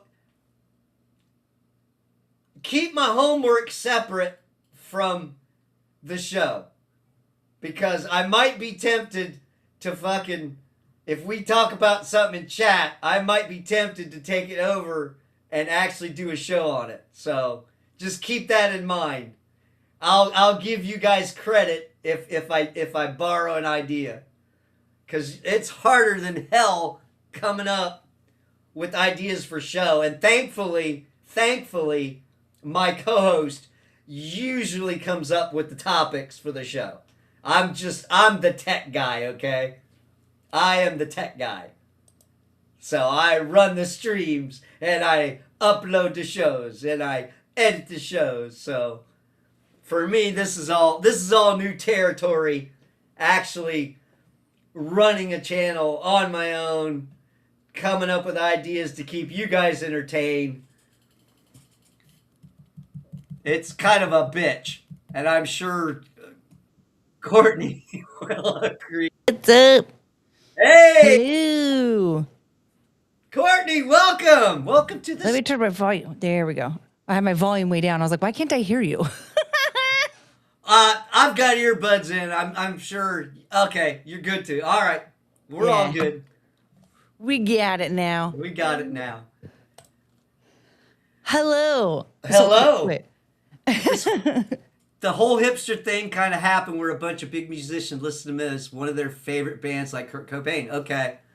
So, Lounge Singer has been giving me the lowdown on the Shags. And I'm like, oh, what the Okay. actual fuck? How much? Okay. What all did he tell you? I'm just going to start from the beginning. So, Okay, please do. Please do. the You have dad- the floor. So this man, I guess it was probably sometime in the 50s or maybe a little bit earlier, he saw a psychic, and I think if I remember correctly, it was his mom was the psychic, but I can't remember if it was his mom that was the psychic or if it was he saw the psychic. But the psychic person said, "You're going to have 3 daughters. They're going to be blonde. I think it was like you're going to have 5 kids. 3 of them are going to be blonde girls, and they're going to be in a successful band." And he was like, okay, and didn't think anything of it until he had those kids, and 3 of them were these blonde girls. And he was like, oh my gosh. So instead of being like, let's get them some instruments, give them some lessons, play some of my favorite songs or whatever, see what they like on the radio. Nothing. No, what he did was he took them out of school. Okay. Okay, like he removed them from school. He didn't like let them take it out for the day. No, he resigned them from school. Okay. Locked them in the basement with instruments. Would Okay. only let them come out for 1 hour a day to do like basic calisthenics. So like, yeah. Other than that, they were stuck in the basement for 23 hours a day. And Playing. were forced to play music, and they had no lessons, and they weren't even allowed to listen to music on the radio or anything. Oh my God! Was they a cult or something? I don't know what it is. It's like suddenly when he realized that this psychic premonition came to fruition, he went crazy. Oh my fucking Yeah. God! No They- way!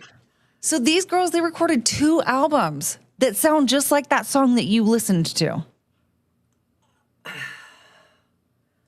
Wow. Okay. So the first album was 1969, right? Okay. So. So they were was in he that like band. a fucking hippie or something? I mean, the thing is, like, I don't know. All I know is that they did what their dad told them to do. And of course, that they didn't want to do it because they knew that they didn't know what they were doing. And then he died of a heart attack, and they took their instruments and threw them down the stairs. Oh my God! And I was like, And so what made them so popular, though, was Kurt Cobain found out about them and would like wear their shirts and stuff like that. So, and he would tell people that that was his favorite band. Oh my God! So then, of course, Nirvana fans were like, oh, the Shags. And so then there was like this interest in this band that their favorite artist liked. So that's what made them famous. It wasn't their talent or any of their songs or anything like that. It was just simply that Kurt Cobain from Nirvana. And it was his favorite band because he essentially related to them in that, like, he experienced child abuse, they experienced child abuse. And so he was like, okay. Because I was going to say, Kurt did love his heroin. You know? I know. It's so funny. There was this person, they got so offended when I tried to say, like, Kurt Cobain wasn't as good as everybody says he was. Don't get me wrong. They were like, Nirvana was one of my favorite bands when I was a little kid. I loved them. And I still get, like, very nostalgic for their music. I still think that they're a good band. But when you really think if you get autistic about it, okay, Kurt Cobain, all of his lyrics were just heroin induced. They weren't like deep and thoughtful. They were just drug fueled ramblings. Yes. Yeah. Okay. Yeah. All right. His voice sounded like he swallowed gravel, right? He didn't have a voice that like made you just like, you know, like first, actually, I am genuinely a fan of John Mayer. That man's voice he has an incredible singing voice. Yeah, he could sing. Yeah. But like Kurt Cobain couldn't. I mean, he could sing, he could carry a tune. He sounded better than a lot of like, you know, regular schmucks sound, right? Okay, Like, but Kurt was kind of punk. He was kind of punk rock. You don't have to be a fucking singer to be in punk rock. True. Cause like, I mean, look at like Green Day, MXPX, Blink-182, Sum 41, Good Charlotte, Newfound Glory, all of those fall into the pop punk category. And which of those bands could you listen to and go like, that's an incredible vocalist? Exactly. But they're all like fun music. All those bands except for Green Day. But all those bands, I love Blink-182. I love Good Charlotte and Newfound Glory and Sum 41. I've seen Sum 41 and Good Charlotte like a million times. Like I saw them a ton of times when I was a teenager. I love them, but I'm not going to be like they're great vocalists. You know who are great vocalists? Chris Cornell, Yes. Eddie Vedder. Well, that's kind of debatable. Well, I'm being honest. No, I mean, hey, Yeah, you know, he could sing even though it was lower and fucking Creed kind of was the same shit. the problem with Eddie Vedder is that the man could not articulate for beans. Well, they were all kind of that Seattle fucking thing, weren't they? What even is dabbled that? a little on drugs. I mean, true, but that come to think of it, okay, what does grunge sound like? Yeah, Because okay. you can't tell me that Nirvana, Pearl Jam, Soundgarden, and Alice in Chains sound the same. No, they don't. But there's like it's like a heavy sound to it. Okay, so It's like a I'm depressed in Seattle sound. it was also a heavy sound. Do you know who the Melvins are? I know of them. I don't know if I can't think of a song of theirs off the top of my head, but I'm pretty sure my dad was super into them. You probably wouldn't be able to name a song, but the Melvins were slow, heavy, doomy kite. You might call it doom metal now, but then they were just heavy. So the big thing during the fucking grunge era was we want to be heavy. We want to be heavy, lowering the guitar sounds, and they encapsulated it more when they started doing the 7-string guitars like Korn and the new metal bands. Took that heaviness a step further. But really, that for me, that's what kind of made the Seattle grunge sound different from what was going on. That and they were kind of artsy-fartsy lyrics and kind of singing depressive stuff, and there wasn't a bunch of solos and stuff. And that's just how I classify the difference between grunge and hard rock and metal. It was its own thing, and everybody's vocals had its own style. Yeah, well, and I mean, I feel like anything that was sort of the anti-hair metal. Yes, that too. Anti-corporate. Yeah, like the if it didn't sound like Poison, I think Poison was like the big one where it was like, no. Yeah. Anything Unskinny that was Bop. unskinny bop. Yeah. That song is a banger. Come on now. And you know what's funny? What's funny is I met Ricky Rocket at a drum thing at a music store over in Indiana. Met him. He put on like this drum tech thing and was advertising his drums and shit. And he told a story for his book that was coming out.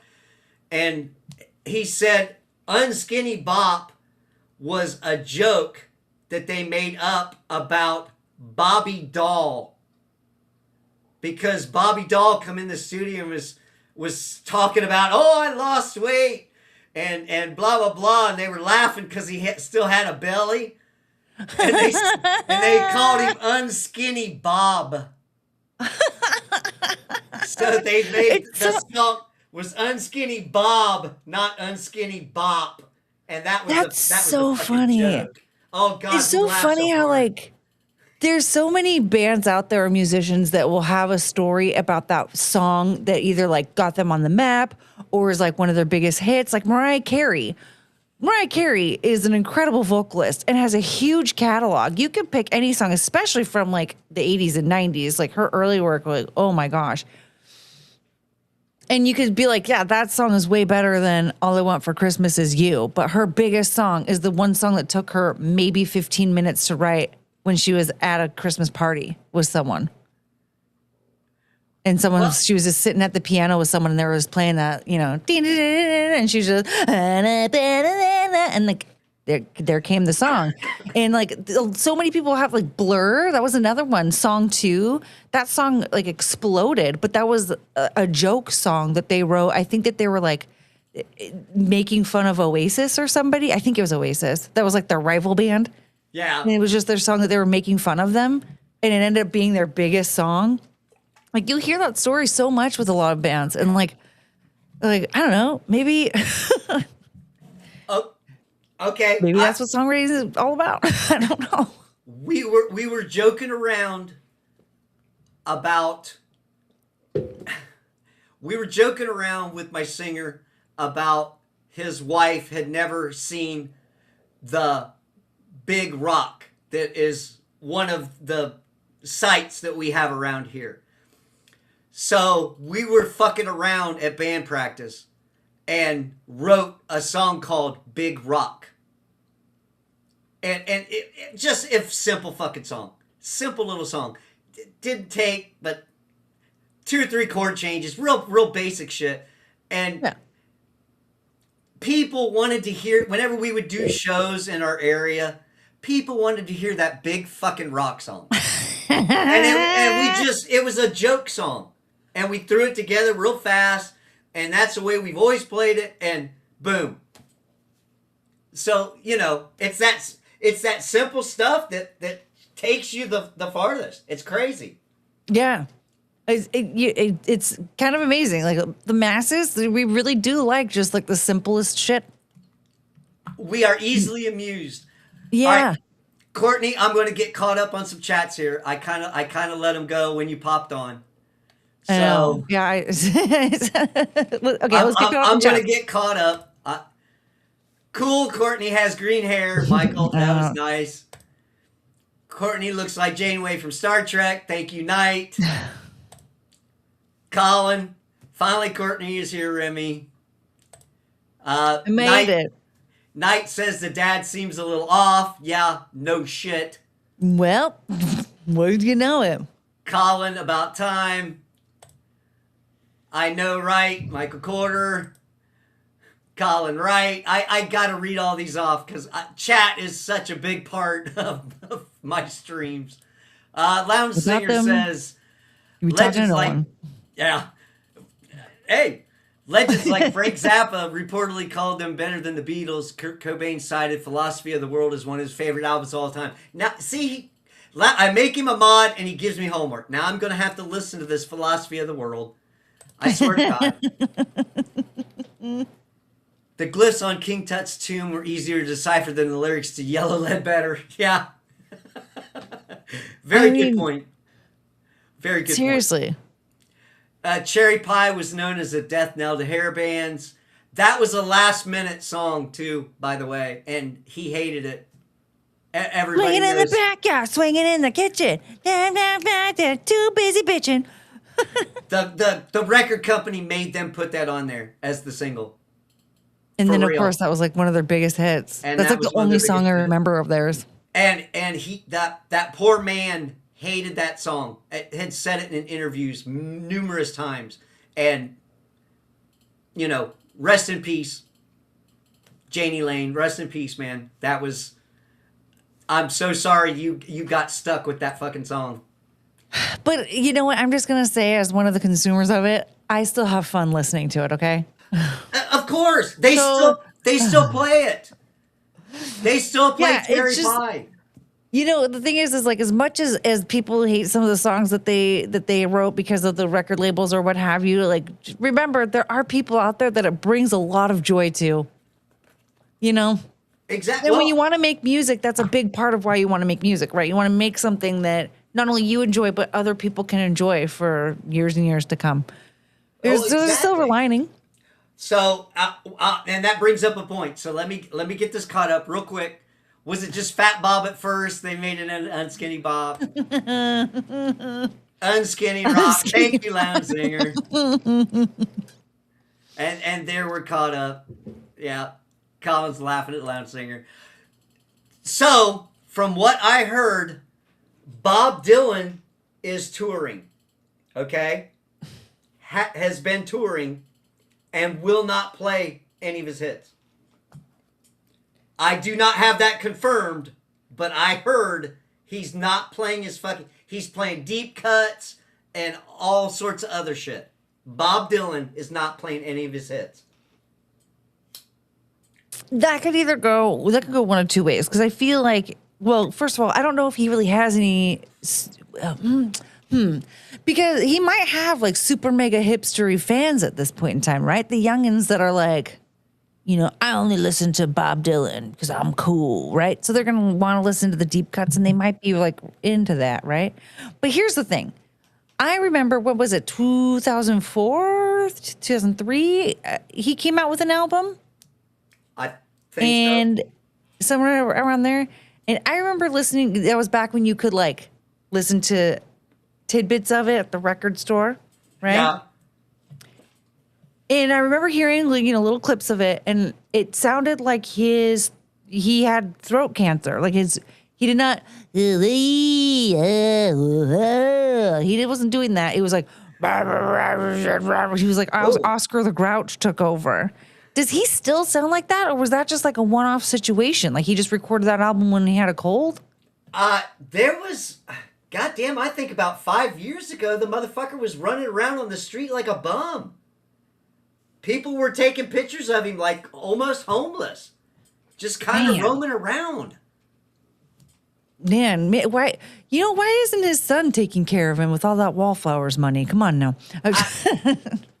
Who knows? I mean, you know, I think the old Hollywood stars used to have like spots in Hollywood, like the retirement homes that they would go to, like some of the old classic stars did. So, you know, I just think they stick them in homes or do the nursing thing at home anymore. So I don't know. I mean, and like, I do know that there was a point in time where like royalties weren't really a thing. You weren't making money, even if you were a big star. You really weren't making a lot of money. You weren't making like enough money to retire.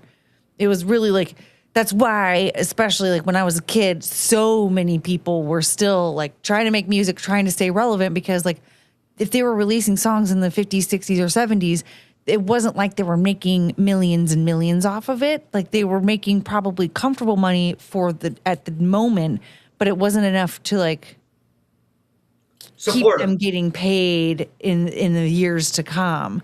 And so like they had to stay relevant. They had to still be making music. You know, I mean, look at Paul McCartney, Elton John, like they're millionaires now, but the chances of them really making all that much money back then was slim to none, right? So exactly, I'd imagine that's why, you know, somebody like Bob Dylan, it's the same thing. Because I would say, now granted, this is from my own little personal bubble, right? So I don't know globally if it's the same, but I would say like around my time, his name wasn't as well known as like the Beatles. The Beatles, especially in my house, my mom was like always talking about how much she was like horny for Paul McCartney. Like I remember when Linda, right, his wife, when she died, my mom was like, oh my God, this is so weird. Because my mom was like hot as hell, by the way. She was so hot. But she was like, oh, I'm homely too, just like her. He should marry me. I'm like, what? Strange. I've got my chance. Finally, I've got my chance. I'm so glad this woman died so that I could probably marry this man that'll never know I exist. But it's so weird how her thought was like, I'm also homely. Like, I don't think Linda was homely either. I feel like No, both pretty attractive women. you got to remember that the Beatles broke up, and it was the hippie era. I mean, fucking Yoko and John were laying naked in a fucking bed and doing songs and shit. It was like, I think it was an album cover, right? Of, like Yes, some album they did where they were naked, and then Yeah. he had. It was nasty. I think they should have entered that into the Guinness Book of World Records for the longest butt crack ever and the shortest butt crack ever. Yeah. I've never seen anything like it. That was, Bowie had Space Odyssey, and that was its own odd. It was odd on its own. That was fucking crazy. But yeah, so here you are. They're in that hippie time, and Paul McCartney goes on to do Wings in the 70s. Yeah. So that's when he met Linda. She was part of the band. So, you had that fashion transition that went from fucking hippies in the dirt and the mud and fucking no deodorant and hairy pits to going into the 70s where, the fashion changed up and things started changing up. So, it was... So what you're saying is my mom should have joined the band. She should have joined the band. Somebody's got to hit the tambourine. Come on, Mom. I mean, seriously, she probably could have played drums just as well as Ringo, but she... No. That's not accurate. You think Ringo is playing simple shit, but it's not. You ask any fucking drummer and they will tell you that Ringo was doing interesting shit on that kit. I will... My grandpa was a drummer. Maybe she could have had lessons from him or something. My mom's an idiot. I don't think she ever would have been good at the drums. So I think she genuinely just wanted to be a trophy wife to someone. I don't think she ever wanted to be talented at anything, but I think that was on purpose. Because I think she genuinely had like she had the potential, like I get a lot of my sense of humor from that idiot. So like, I think she could have been a star, but she wanted to be Paul McCartney's homely wife instead. Well, I mean, so my mom was a huge Beatles fan, so you're quite a bit younger than me, Courtney. I mean, how old is your mom? Is she in her 60s? Well, she's dead now, but she was 62 when she died in 2022. So okay, yeah. So like in the 70s, she would have been a teenager. That would have been perfect because rock stars were perverts back then. Yeah, just a little bit. Hello? I mean, yeah. Oh my God. I mean, Ted Nugent kind of. Elvis Presley. Yeah. Steven Tyler, when he got the parental rights of that 14-year-old girl so that he could take her on tour with him. Why did he need to do that? I mean, I'm sure Aerosmith kind of ran in some little younger groupies. So, that was kind of 70s was kind of. And then Kip Winger, with that song, She's Only 17. I mean, sky's the limit when you're a teenage girl back in the 70s. All right, but no, wait, because he was a little bit older. He played with Alice Cooper. He was actually bass player for Alice Cooper. So he was probably in his mid to late 20s when their band hit. I would say. I think it was like 28 when that song came out, something like that. So that's kind of a questionable. That think is he kind even- of questionable. He even said like he was quoted as saying like I didn't realize like how I didn't know anything about like age of consent laws or something like that. Oh, that makes it so much better. I just I think maybe it's time to just change the lyrics, perhaps. So okay, now that I've got you, I've actually got you as a guest on a stream. Who was your?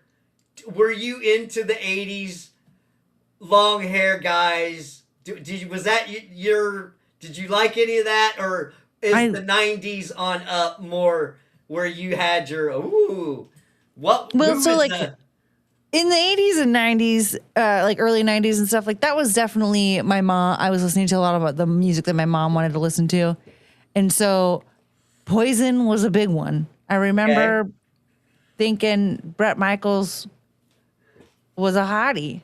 Like I even considered being on Rock of Love. No way.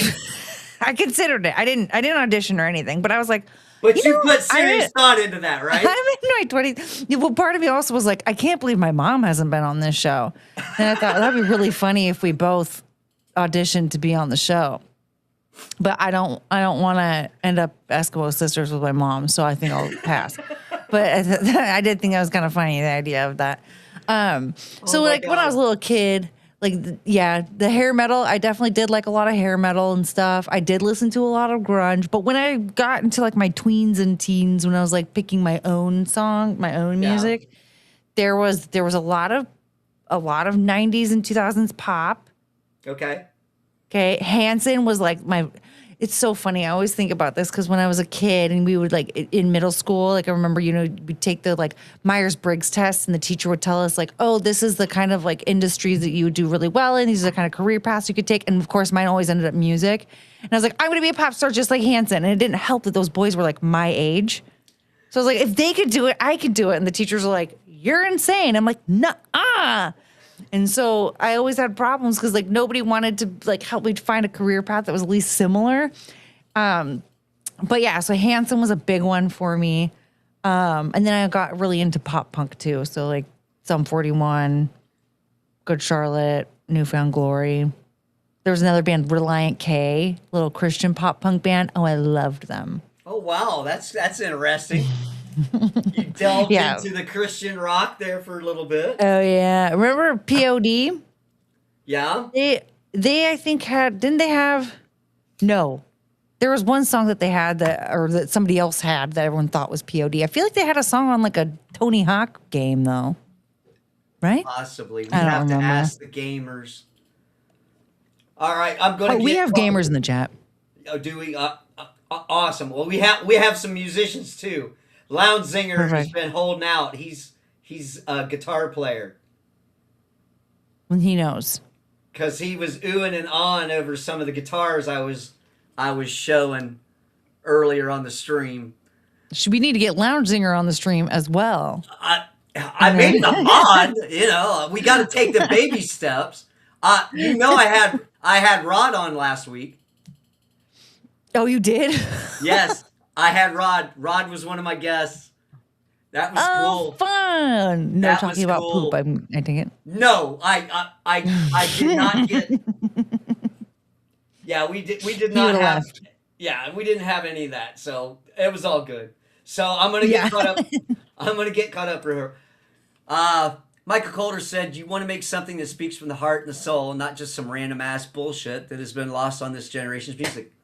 Very good point, sir. Very good point. Lounge Zinger says, opposites attract even for butt cracklings. and Colin was laughing at that. That was a good one.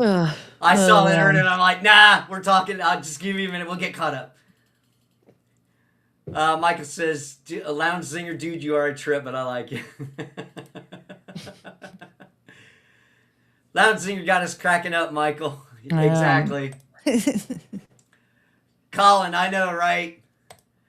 Lounge Zinger 17 by Kip Winger in 1989. That was the end of the Golden Pervert era. Yeah. He got canceled. Kind of. Lounge Singer, what's the Golden Pervert era? Laughing his ass off. Her mom had a Poison poster. Oh, really? No, it was Kip Winger. It was Or of Kip was Winger. it Winger? Okay, your mom was into Winger.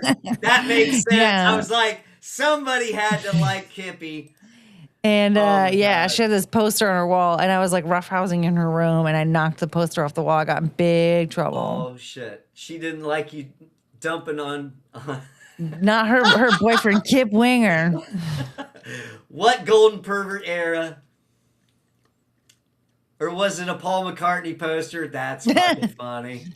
And she, oh my God. Well, especially when I had like a big old crush on Taylor Hanson. My mom was like, oh, something that we can like connect over. There. Like, oh my gosh, I was a huge fan of the Beatles when I was a kid. I had a huge crush on Paul McCartney. All right, Mom. Michael says, I remember back then everybody thought Creed was a Christian rock band.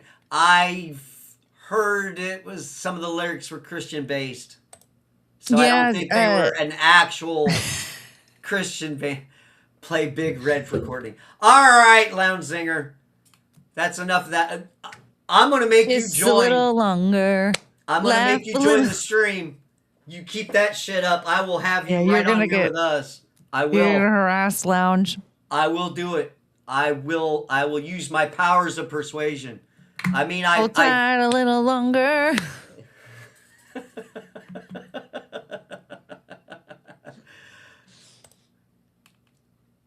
Yeah, it turns out Creed wasn't a Christian rock band after all. No, not technically, but I think he had said in interviews that he might have been inspired. Yeah, they weren't like, I don't think that they were on like a Christian label or anything. Yeah, they were definitely not doing the Christian circuit. Like that pop punk band that I saw, right? Like they were doing festivals and stuff that were like linked to Christian radio and stuff. Like Creed wasn't doing any of that kind of thing. I don't think you would even hear them played on the Christian radio. But there was like Christian messaging in their songs, and like Scott Stapp even mentioned that he was a Christian. He wanted to be known as being a Christian, and so like a lot of people took that as like, oh, it's a Christian band. But they weren't actually. Right. Yeah. But I mean, like if you listen to Higher, I mean, he's talking about going to heaven. Yeah. You know, like it's Golden Streets and all that. Yeah. Yeah.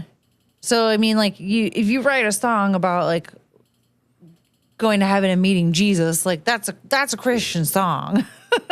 So like, I mean, they definitely weren't a part of like the Christian circuit as it were, but like they definitely had some themery there. Lounge Singer, how big of a fan of the butt rock genre are you? the butt rock being Yeah, what Yoko? yeah, well, isn't it supposed to be it's like anything but rock or something like that? Like what makes it butt rock? I don't remember. I think he was making a Yoko Ono joke. Honestly, I hope to God that's what it was. I only know a little bit of one Yoko Ono song.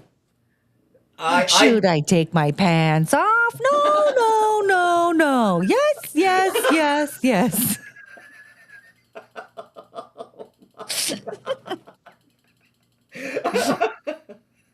Yeah. Oh, that's all I know. though. I'm sorry. That's too fucking funny. Oh my God. I had friends that went on a road trip. It was so funny. They were talking about how like they had this car that only had a tape deck and like the radio part was broken, but the only tape that was in the car was a Yoko Ono tape. So the whole road trip, that's all they listened to. And I was like, just shut it off. Drive in silence. What are we doing? Stop at a record store. Go pick up another tape. Please. Pick up blank noise or a tape cleaner. Just pop in a tape cleaner and Put it let in it a tape run. cleaner. Get a tape adapter and a CD and a Discman. Do you have some CDs with you? Like, how are we? Come on, Yoko Ono. But no, they did it. They did it. Wow. Okay, Creed, Nickelback, Seether, Shinedown, Godsmack are some of the bigger butt rockers. butt rockers? So hold on. Okay, I have to Google this now. What is butt rock? We have to figure this out. Yeah, because I mean, I've seen Creed, and damn, they are good in concert. And I did get to see Three Doors Down with Oh, Creed. so I did too. Not with Creed though. And Finger 11 at this last tour before this year, before he passed away, before Three Doors Down singer passed away. So I did get to see Three Doors Down, and they put on an excellent show. Yeah. It was phenomenal how many songs that I forgot that Three Doors Down did. I mean, it was like hit. It was excellent. It's such a shame that the lead singer passed away. Like when he had that, like he recorded that video when he talked about like his illness and how like, and he was just like, but you know, I got faith in God. I was like, he kind of sounds like a mentally challenged like hillbilly little boy as he was talking, but he just seemed so sweet and so sincere. And I was like, this is just like what a ripoff. Like he just seems like such a good dude. We have all this like shit going on in the world. We need more people like him in the world. And like now we're losing him. That just made me so sad.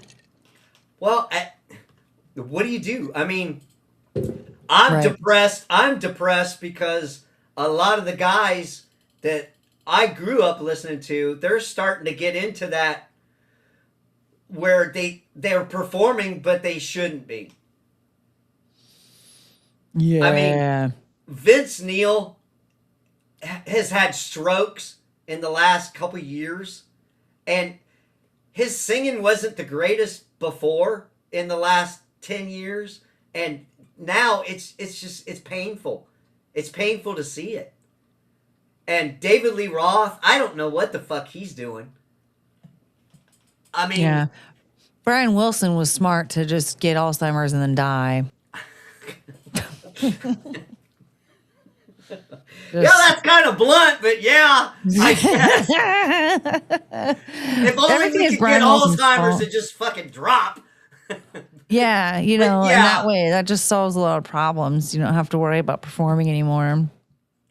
And Frankie Valli, Dude. Did you see the videos of that? But he swears, I still love doing it. And he's lip syncing. He's lip syncing. Yeah, well, he's just standing there. And the thing is that like you would think that, you know, maybe that is really exciting because like going on stage and performing for people is like such an incredible experience. And so even if you're not able to move as well, but you have this audience that's just like so charged and like so hyped up to see you, like that kind of keeps you going and you really love that. But the people aren't there to sing along and have a great time. They're there to laugh at him. Like that's what it's come down to. I don't know, Courtney. I went and saw Dokken last year. And so Don Dokken is still getting up there and singing. And it's been many, many years since he's been able to hit high notes. So he released an album where he sang everything a lot lower so he didn't have to screech and try to hit the high stuff. So some of the songs sounded okay, but you knew the potential that he had at the time, and he sang up to this mark. So you go to see it, and you're glad that he's still performing because you can see he still enjoys singing for the fans and performing for the fans. And you could see it. The crowd is cheering him on still. And some of them might be laughing. I mean, I was like going, oh God, this is bad. But go Don. I was able to get up front, right up there. Got a bunch of great pictures. But it's like, come on, man. It's time. It's kind of time. But as long as people still pay him to go, they don't know anything else. Yeah. Like, recently there was a video of Mariah Carey swirling around singing Hero way off key.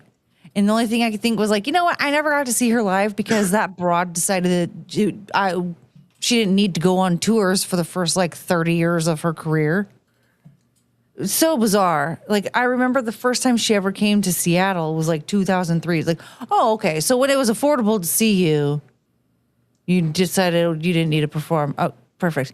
But I thought, it's fine. I don't ever want to see her live. I saw MTV Unplugged from the comfort of my home. That was awesome. That's great. I could still listen to it whenever I want to, whatever. But like, time to hang the hat, girl. Like, you don't have to do all this. If this is what you're sounding like, you can't even sing one of your biggest hits from 30 years ago. That's okay. Maybe you don't need to. Or like watching Madonna, how she has to like hold on to a bar so she can like dance around. Like, maybe we don't need to perform anymore. I don't know. I mean, if you're enjoying it, then and people are paying you money, then like that, I guess that's great. Because then like look at Ozzy Osbourne, like his farewell concert. You know, he had a custom made wheelchair, for crying out loud, and he was having the time of his life up there. That guy, he was performing his ass off. Yeah, but that was supposed to be the last show. Yeah. So it wasn't like David He was Lee trying Roth to carry the torch. deciding to go out and have 5 backup singers basically doing all the singing while he's touring. That was a one-off show where, hey, my health's getting bad. I mean, I wanted to go. God damn, did I want to go. I actually looked at flights and looked into possibly going to catch a show because I never saw Sabbath. I never saw Ozzy. Because honestly, people back when Ozzy was solo said he was hit and miss. Sometimes he'd sound great at a show and sometimes he'd sound like shit. So I was like, well then I don't want to go see that. Well, yeah. So like that just goes to show like if he were to do like a whole tour, it would have just ended up being a disaster. Oh, whereas exactly. like, you know, taking the time to like rest up, prepare for this one show that is going to be the last, like that's going to make a huge difference. So like, yeah, just do the farewell. Hey man, if you're in your 70s and still performing, just do the farewell show. Call it good. You don't have to perform forever. Well, and again, like you can see a lot of those 80s acts now because you could afford to go to the shows or you were able to get tickets to see them because they're not as popular. Some of them can still perform decently. Some of them you can tell. I mean, Firehouse replaced their singer because he passed away. And what? Huh. Yeah. When did he die? Like a year ago, something like that. Oh man, I should have put my Firehouse alerts on. Well, I used to dance around to I used to listen to their albums back in the day, and I would dance around in my living room and like perform for my couches. Well, that's everybody does that stuff, but I saw Firehouse at my local fair. They performed. And this was a couple years before their singer passed, and thought they sounded good. And I forgot how many Firehouse songs that I actually knew, but it was at a fucking fairground, so you can still see some of these acts because they're not. You're not going to the arena and paying Taylor Swift money to see them, dude. So that's kind of nice. But at the same time, some of these guys, they now I got to find out if Skid Row is going to be performing at the county fair. Well, Sebastian Bach joined Twisted Sister. Oh. To do shows. Well, okay. Because Dee Snider can't perform. But Sebastian Bach can. Well, he can perform. But But it's I mean, Sebastian Bach. it's Sebastian Bach. Well, you know what? I feel like they get a bad rap. My brother was actually, I remember telling him like years and years ago. Well, not years and years. It was like kind of a few years ago. I found this YouTube channel called 10 to Life, and I was like, man, I like watching her, but every time I see like, oh yeah, there's a new video from 10 to Life, I immediately get 18 and Life stuck in my head. And my brother was like, oh man, I'm so sorry. What a shitty song. And I'm like, what are you talking about? It's a banger. Yeah. What? I was thinking back to all those Skid Row songs from when we were kids. I'm like, no, he was hit after hit. Well, Skid Row. he could sing. Yeah. He could sing. He did Fan of the Opera. He performed did he? Fan of the Opera. Oh wow. Yeah. So when he was still taking care of his voice and singing, the whole thing about Sebastian was he was kind of an asshole. And that was the problem people had with him. It wasn't that he was talented. It was because he was a dick. Yeah. You know what's funny? He made an appearance on Ricky Lake once. And it was a whole episode about smoking marijuana, and people like were against it. He was for it, and he was like, man, I can control my habits. I just don't smoke weed when I'm touring or when I'm recording, blah blah blah. I'm like, that's all you do. That's your job. What? Did you like smoke marijuana once every 5 years or something? Like, what are we talking about? Well, he was on that show. What was it? Celebrity Fat Life or whatever? No. Where they made the band. Making the band? No, it was Wait. fuck. Oh, I think I know what you're talking about. Because it was like a super group type thing, right? Where it was like Yes. musicians. Oh, what was it called? And they all basically were together for like a month or something. Like a very short time. They wrote a song together or something. Or was writing songs or did an album, and I can't remember what they are. Lounge. Oh, he's Singer, Canadian. that show. Do you remember what that show was? Super Band, maybe, or some shit like that. Let's see here. He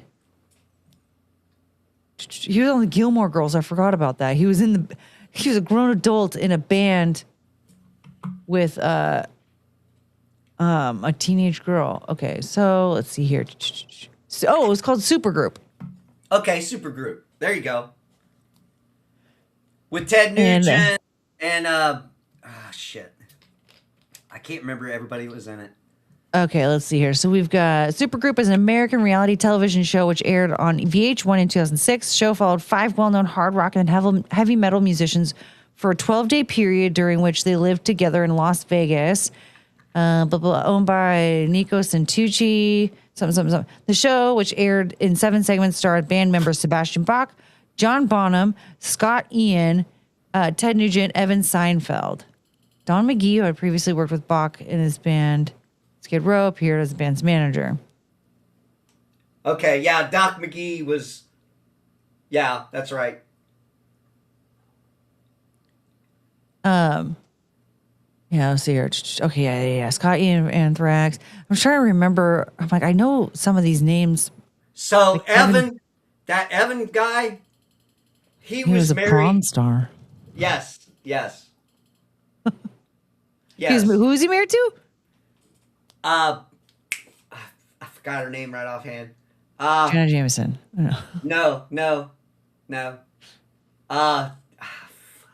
I've got her on X. I follow her on X. I actually met her. You don't even know her name? I forgot her name. I might know a few prawn stars. I don't. Let's see if Wikipedia will tell me who he was named or who he was married to. Music, acting. I'm gonna die when you say it. Because I should know that. Tara Patrick. Thank you, Lounge Singer. Oh, Tara Patrick. I never would have gotten there. Yes, that's who. He was married to her at the time, and they did prawn together. Oh. And I met her at a strip club in Ohio. That was cool. That makes sense. Yeah, she's easy on the eyes. She's a very, and still very beautiful woman. Very beautiful woman. So Yeah, the picture that it showed of them together, I was like, what was she doing with him? She must have had low self-esteem or something. What is happening? hey, chicks dig rock stars. Who thought? Who would have ever thought that? Yeah, I mean, what a foreign concept. Yeah, I mean, grow your hair long and play guitar, and you might get girls. Who knew? I know. I remember when I was a teenager, people would always say like, "Oh man, I hate the guy that brings a guitar to the party," and I'm like, "What are you talking about? He's like my favorite." And then he plays Wonderwall. I'm like, that song, it rules. I love that song. What? What does everybody hate the guy that? But then it turns out everybody who hated the guy that brought a guitar to the party was some dude that didn't play guitar. He was a bass player.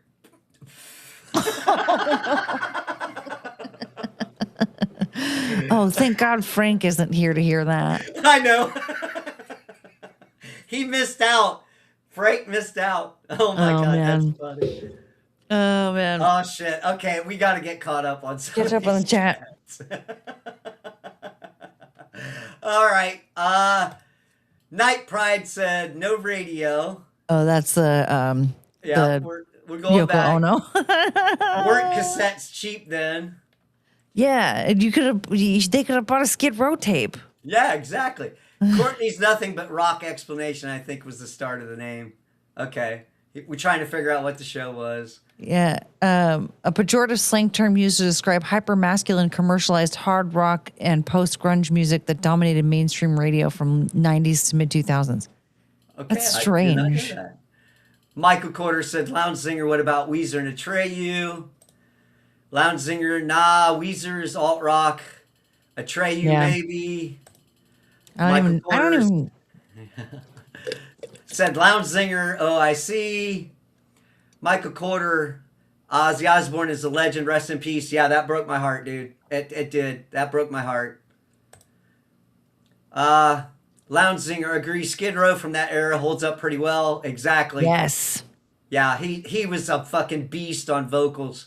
Them first two Skid Row albums are fucking top notch, man. Well, I gotta say, like, going back to trash talking Kurt Cobain, you've got this like raspy singing voice, and there's a huge difference between the way that Kurt Cobain would sing versus Sebastian Bach. And again, like, there's a time and a place, and I think that Kurt's vocals really fit the style of Nirvana, right? Like it was. Yeah.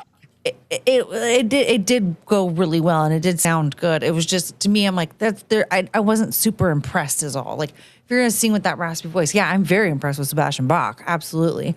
But with Kurt Cobain, I'm like, I feel like a lot of dudes can do that, especially if they're like, oh, I don't have like a good singing voice. I'll just, Well, but honest to God, Nirvana Unplugged, his performance on that, even though he might have had some rough vocals, it fit what they were doing, and some of his performances was just blew your fucking mind. You felt what he was singing, so that's why it's like, yeah, he wasn't the greatest. He is singer, a really good performer. Yeah, he really put it into it.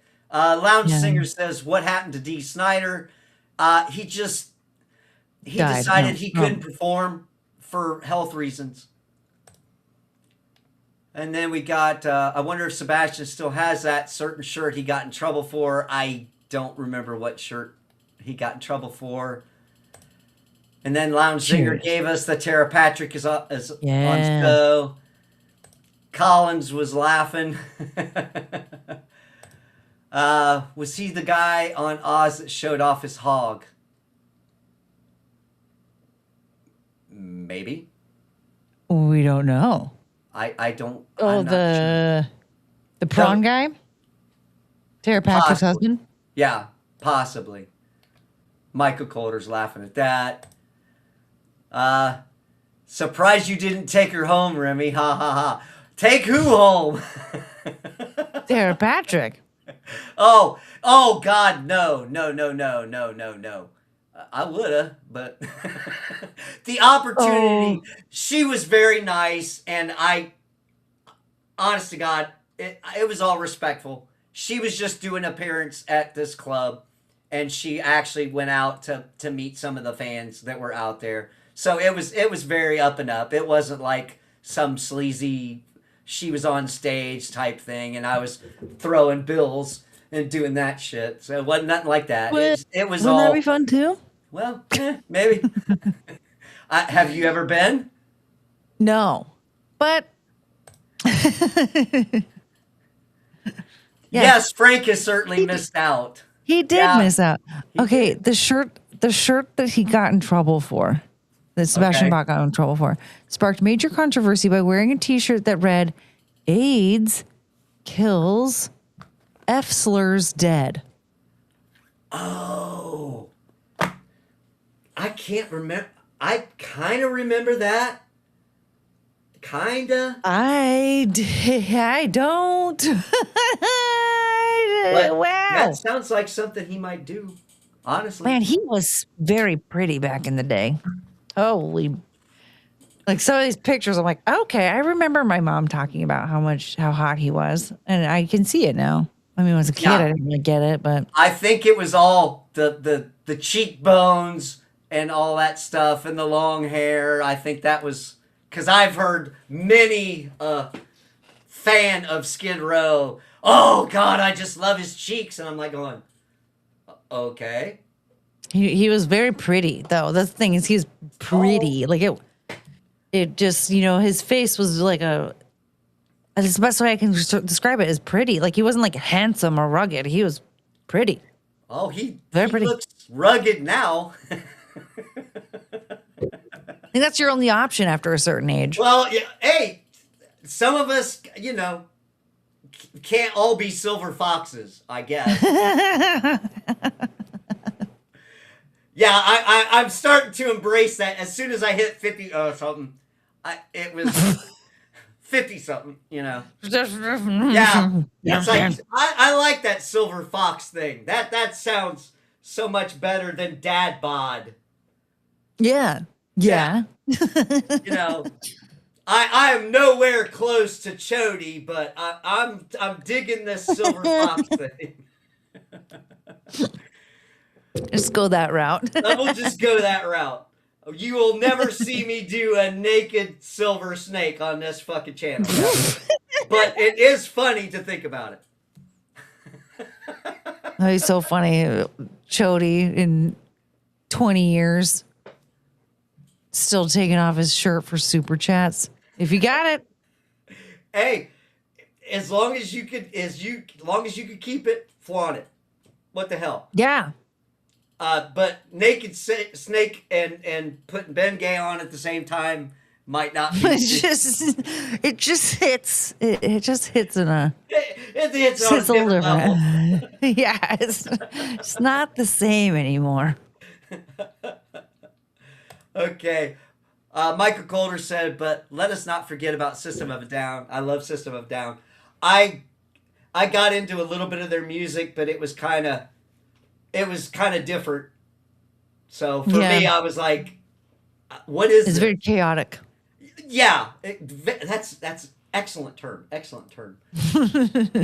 Lounge Singer says, don't get her started on how much she hates Elvis. Oh, I didn't say I hated Elvis, but what I did say was when I was a kid, all right, so I was in second grade when Kurt Cobain passed away. And I believe it was so that was springtime of 94. Mm-hmm. So fall-ish time, 94. Okay. So I'm in beginning of third grade. And we had dress up like your favorite rock star day. So we did a spirit week thing. Okay. And we had our music teacher was a huge fan of Elvis.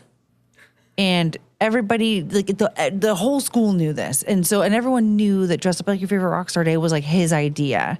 So a lot of kids dressed up like Elvis to kiss up to him. Okay. And my favorite rock star was Kurt Cobain. When I tell you that I liked them, I loved them. I loved that band when I was a kid. I went to Kurt Cobain's memorial. Wow. Yeah, and then my mom got mad at me because I was so sad. She was like, "Stop crying." I'm like, "But I miss him."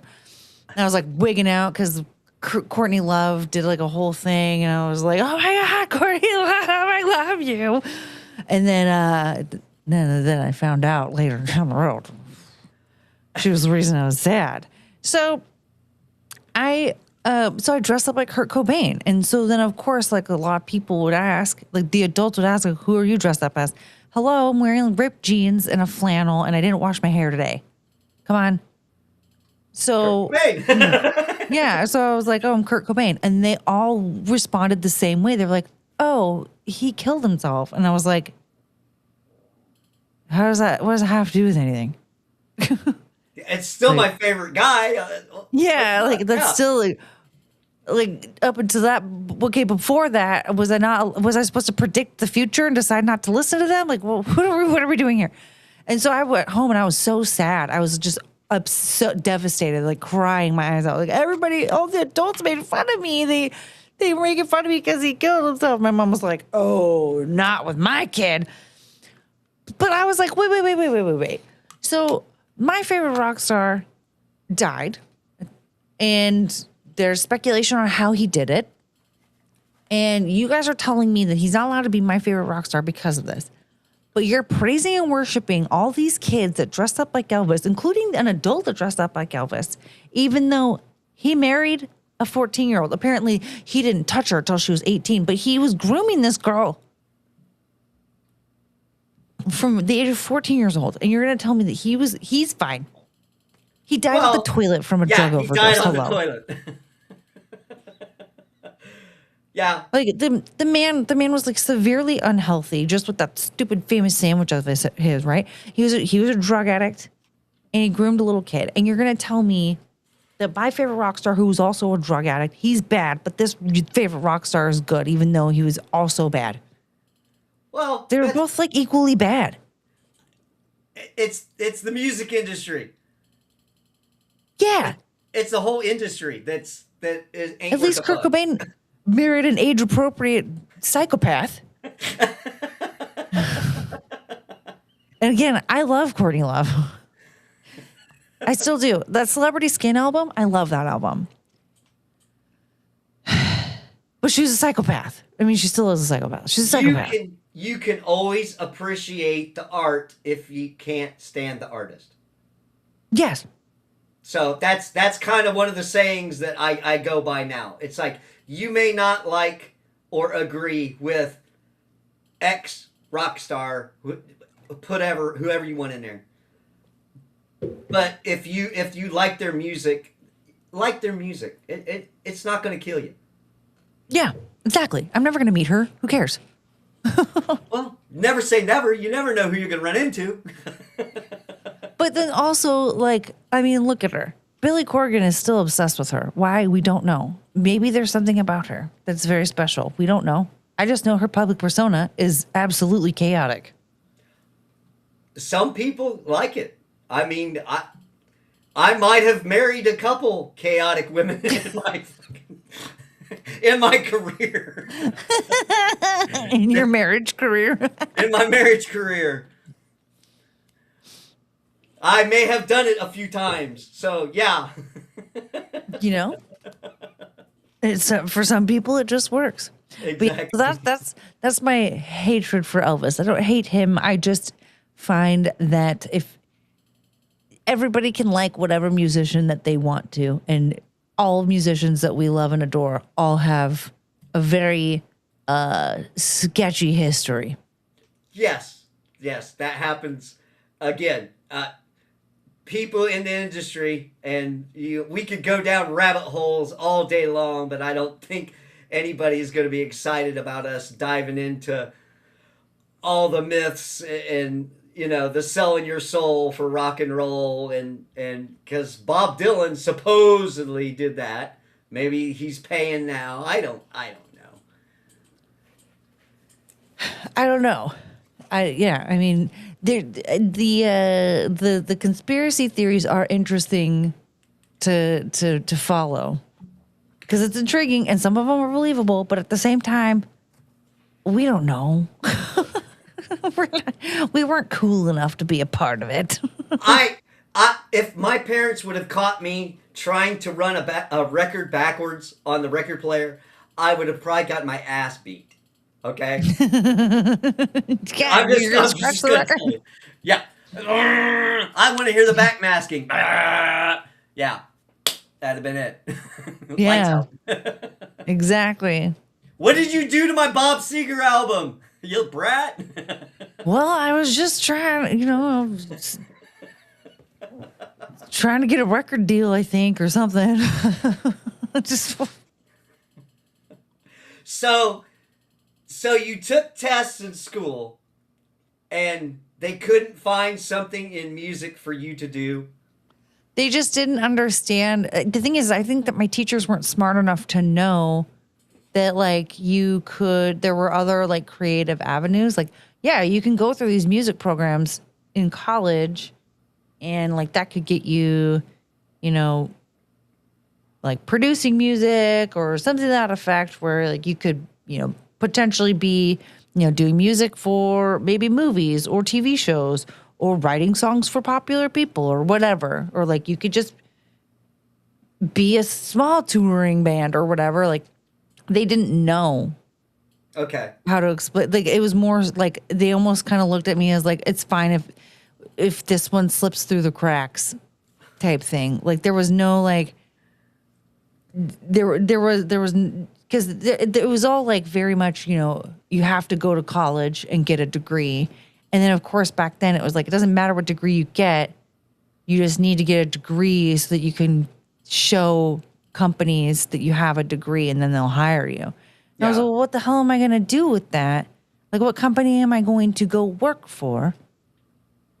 Like I was just like, none of this makes sense to me because I don't want to go work for some company. I want to make music somehow.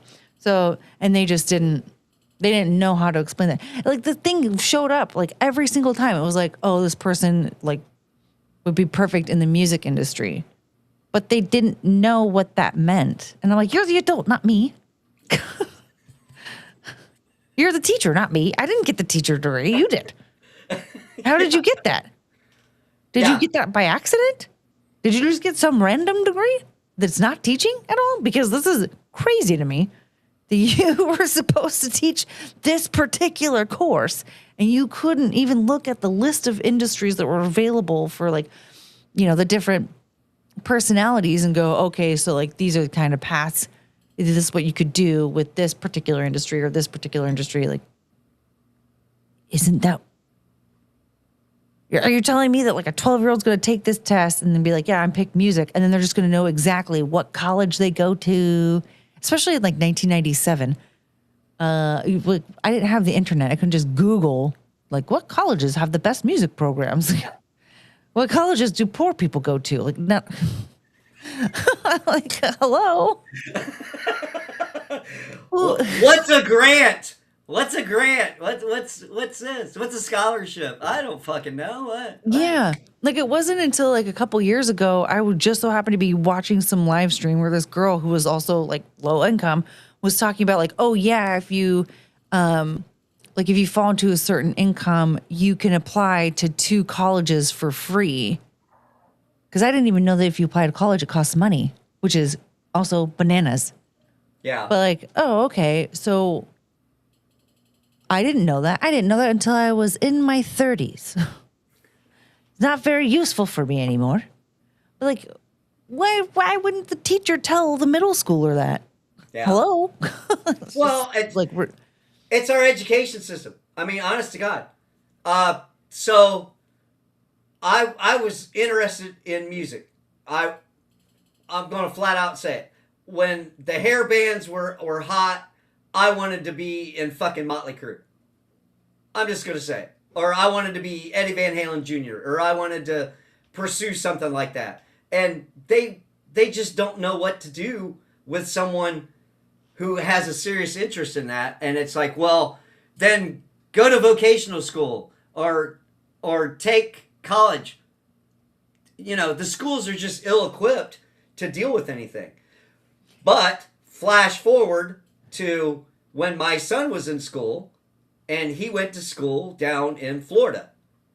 And they actually had like music classes where they could record stuff. And I'm like, when the fuck did they do that shit? So he actually had some classes that he was able to take in high school that for like music production. Is it just because of where you live or your income? You know. So he lucked out and was able to take some classes and then didn't do anything with it. And I'm like, I would have killed to fucking learn this shit. Well, it's just, what's so crazy too to me is like, you know, there's so many students that go through an experience where like the teachers didn't know like what to do with me, how to guide me in the correct direction, da da da, and it just makes me think like, hold on, why did you become a teacher if there's only like one career path that you're capable of guiding students down? That just tells me that you don't want to be a teacher. You only want to teach students that think like you. Like if you want to work with kids, you have to understand that they're all going to be very different and they're all going to like learn differently. They're all going to have different interests, and you have to know how to juggle all of that. So what would make you want, what teacher told you, oh, you'd be a great teacher? Because I want to talk to them about how stupid they were. Like, why are you telling these people that aren't going to actually be a good teacher that they should be a teacher? So if you have all these kids that are creative minds and want to do something creative, and then you're going to tell them, the big thing I was told was, you're not going to make any money doing that. Well, you know what else I didn't make any money doing? Working as a cashier at a drugstore when I was 18. I would have made way more money in the music industry. Yeah, exactly. But so you think it was better for me to get some entry-level job so I could try and make ends meet than it was to get like a proper education in a field that I was really interested in and do something that I would have been really good at and made more money at. Got it. Well, so weird. The only thing we had at the time was you either took college courses to qualify to apply for a college, or you had a vocational school. And the vocational school, they only had certain courses at the vocational school. Yeah. So if I would have known better, I should have taken the graphic arts at the vocational school because I got into printing. And that's what I have done for most of my life as a career. I run printing presses. So, but I didn't know that in school. I didn't know I was going to get a job and start doing this, and, you know, fell between the cracks, like you said. You just, you don't know until you get out of school, and it's like, okay, well, now you got to get a job, and hopefully you luck into it and you get a mentor or someone that will show you how to do whatever it is you're wanting to do. And it's not like the music business opens the doors and says, oh, hey, come in. We need you to work A&R, or we need you to, you know, do this law stuff for this band or whatever. Or we need you to run sound. Hop on that board and run sound. You know what I'm saying? So it's something that I had to learn on the side while doing a job to have a career to pay for the music stuff that I've done all these years. So, you know, you just, if you have the passion to do something, nothing will stop you from doing it. And that's just how I look at it. So I wanted to be in a rock band. I got together with people to make music and have done it since 1994.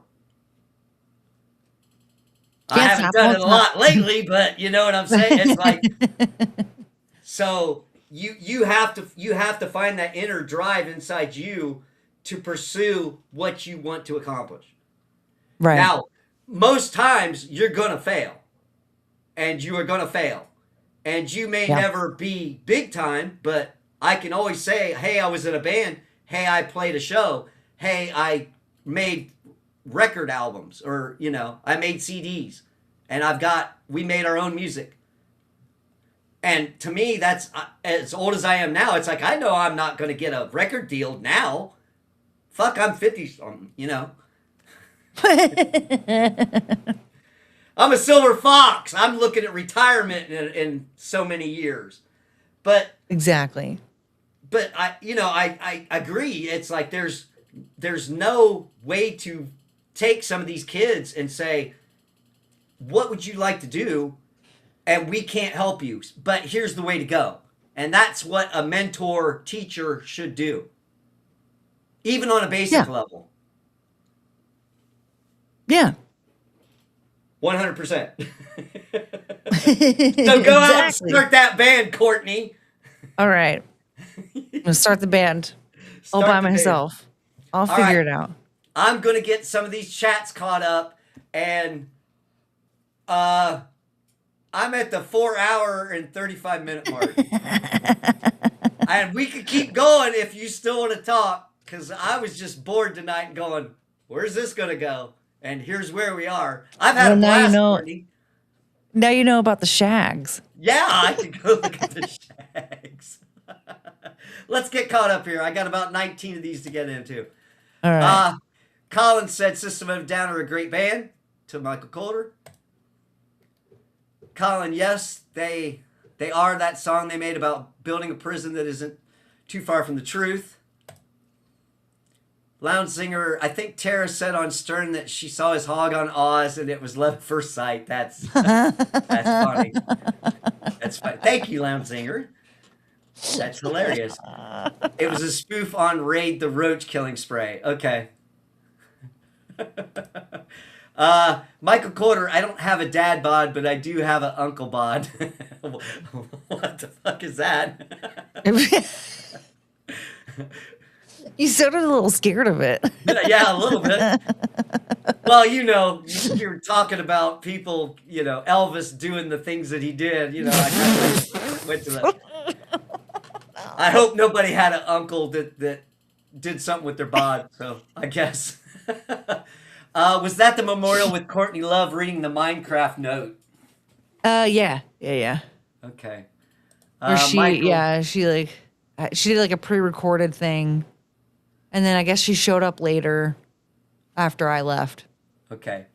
So did Courtney Love kill Kurt Cobain or not? Michael asks.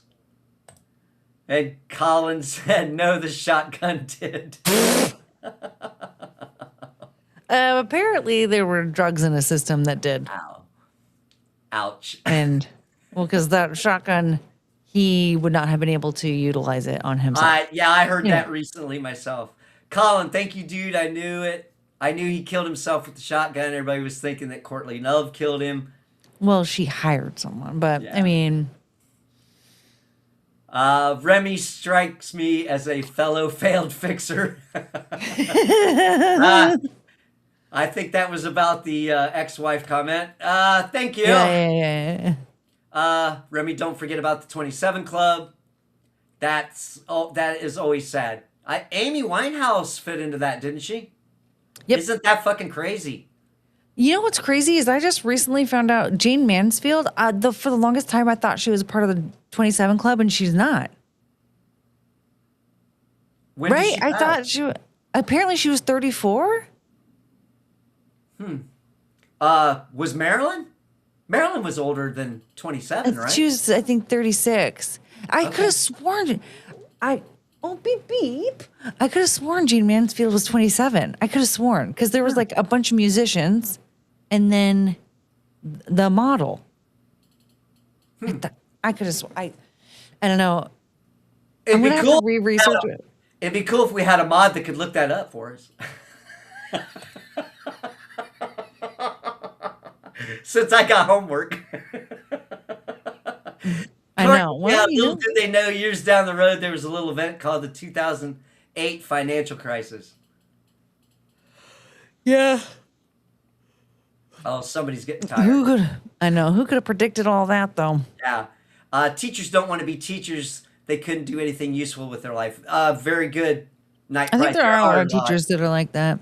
I mean, I personally know so at least one person who became a teacher because she genuinely wanted to be like a mentor in young people's lives, and she like purposefully got jobs in like high poverty areas where like kids were very what's the word, like like unfortunate, and so like, you know, she wanted to be like that teacher that kind of steered them in the right direction and got them on the right path, like didn't have very good homes and stuff. So like there are people out there that do want to do that, but a lot of them, the thing is like teachers get paid more than we think that they do.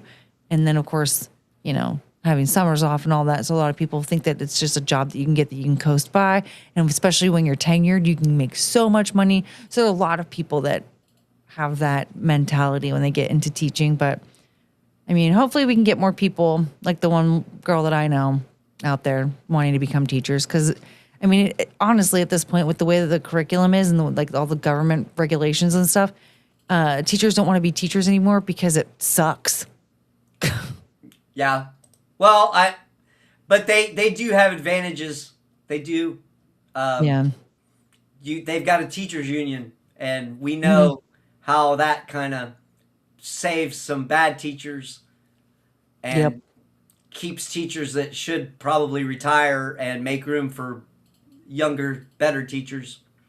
So, and that's just my opinion on that subject. So, yeah, it's true.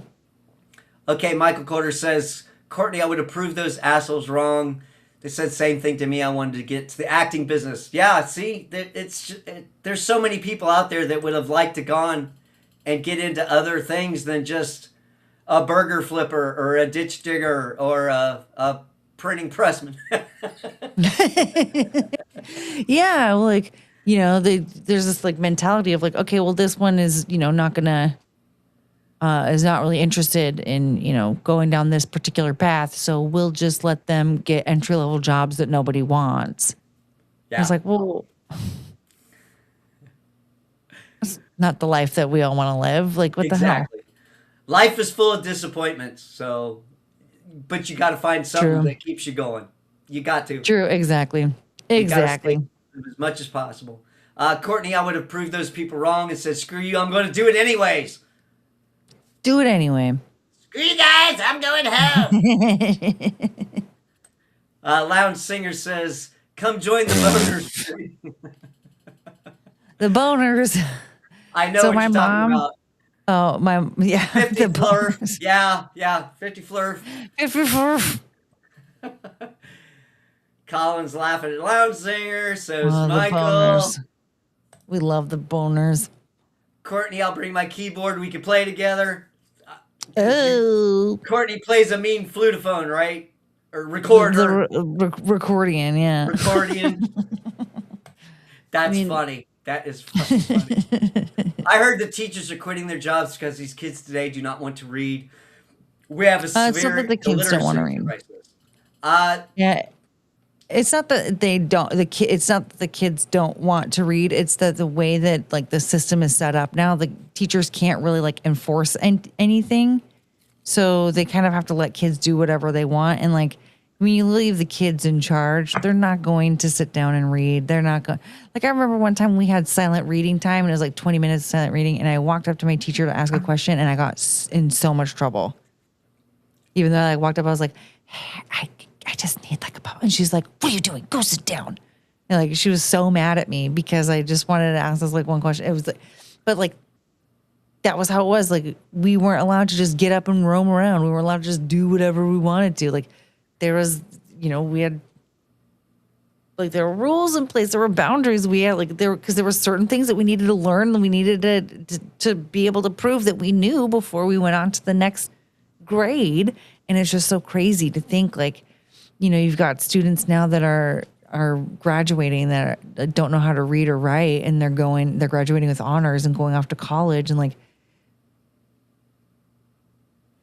but what happened? Yeah, like I remember hearing there was one girl that she graduated with honors and she was going off to college, and she said she wanted to sue the school district because she didn't actually have an education. And so, like, you know, for her, like, yeah, what if I want to learn and I'm here to learn, but you're not teaching me anything? because it has to be up to the teachers to teach them. But if you have all these things in place where the teachers' hands are tied and you got parents who are like, I mean, since I can remember, there were always those parents that are like, what do you mean my kid's failing? What do you mean? No, my kid's a good student. Just pass them. Just pass them.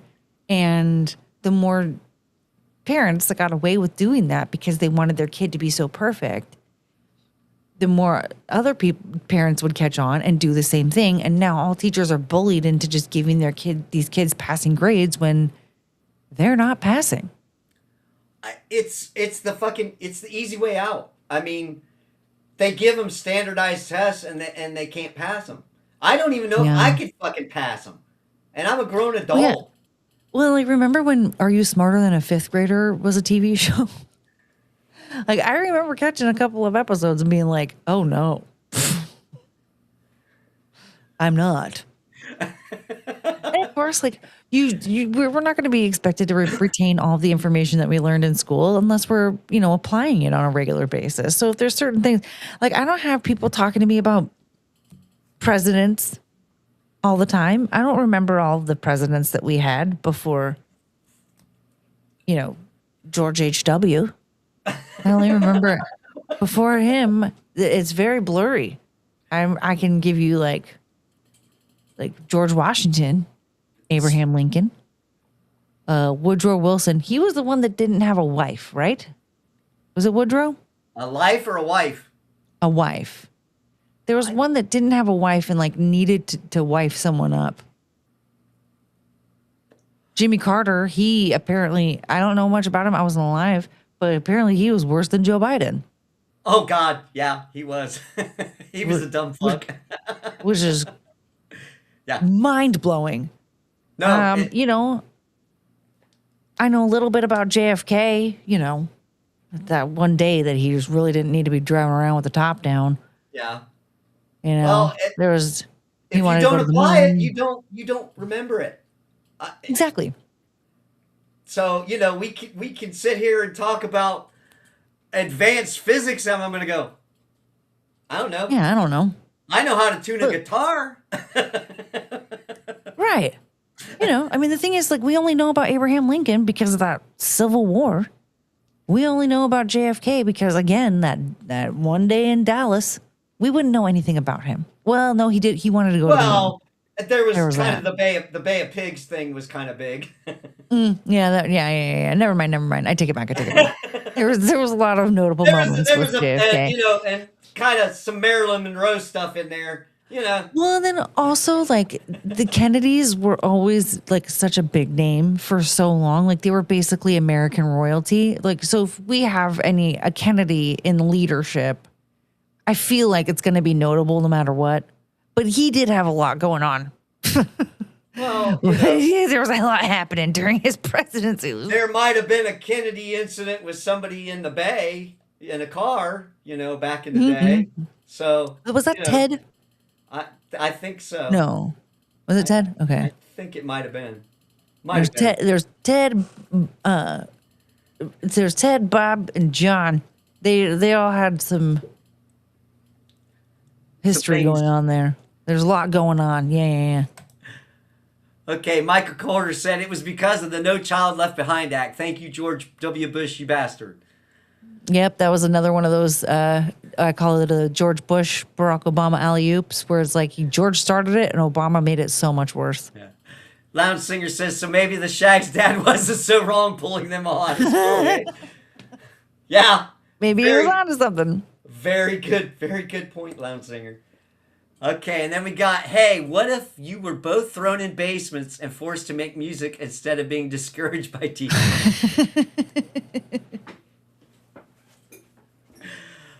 I think I might have been able to play a drum if they'd have thrown me some pots down and gave me some spatulas or something to beat on. Well, and they were given instruments. That's the thing. They were given actual instruments. It's just they weren't taught how to play them.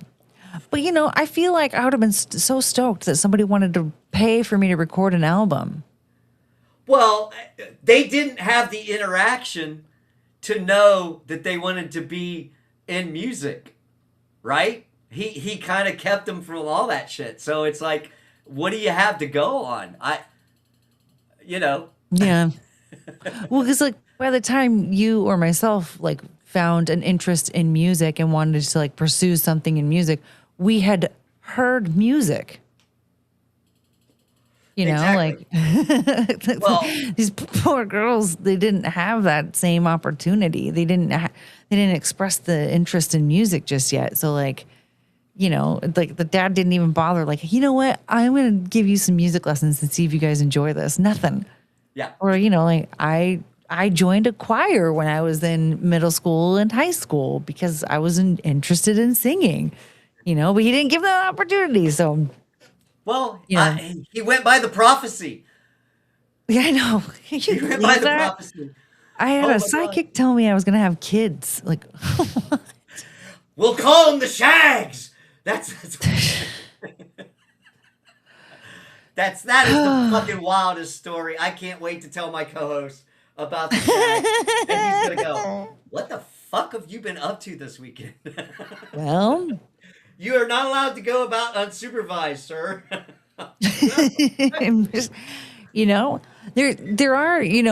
there are a couple of YouTube videos. Like that's how I found out. Is like I just stumbled across some YouTube videos on it. So I mean, like if you want to like brush up on some research, you can just search the Shags on YouTube, so you can really give the full lowdown.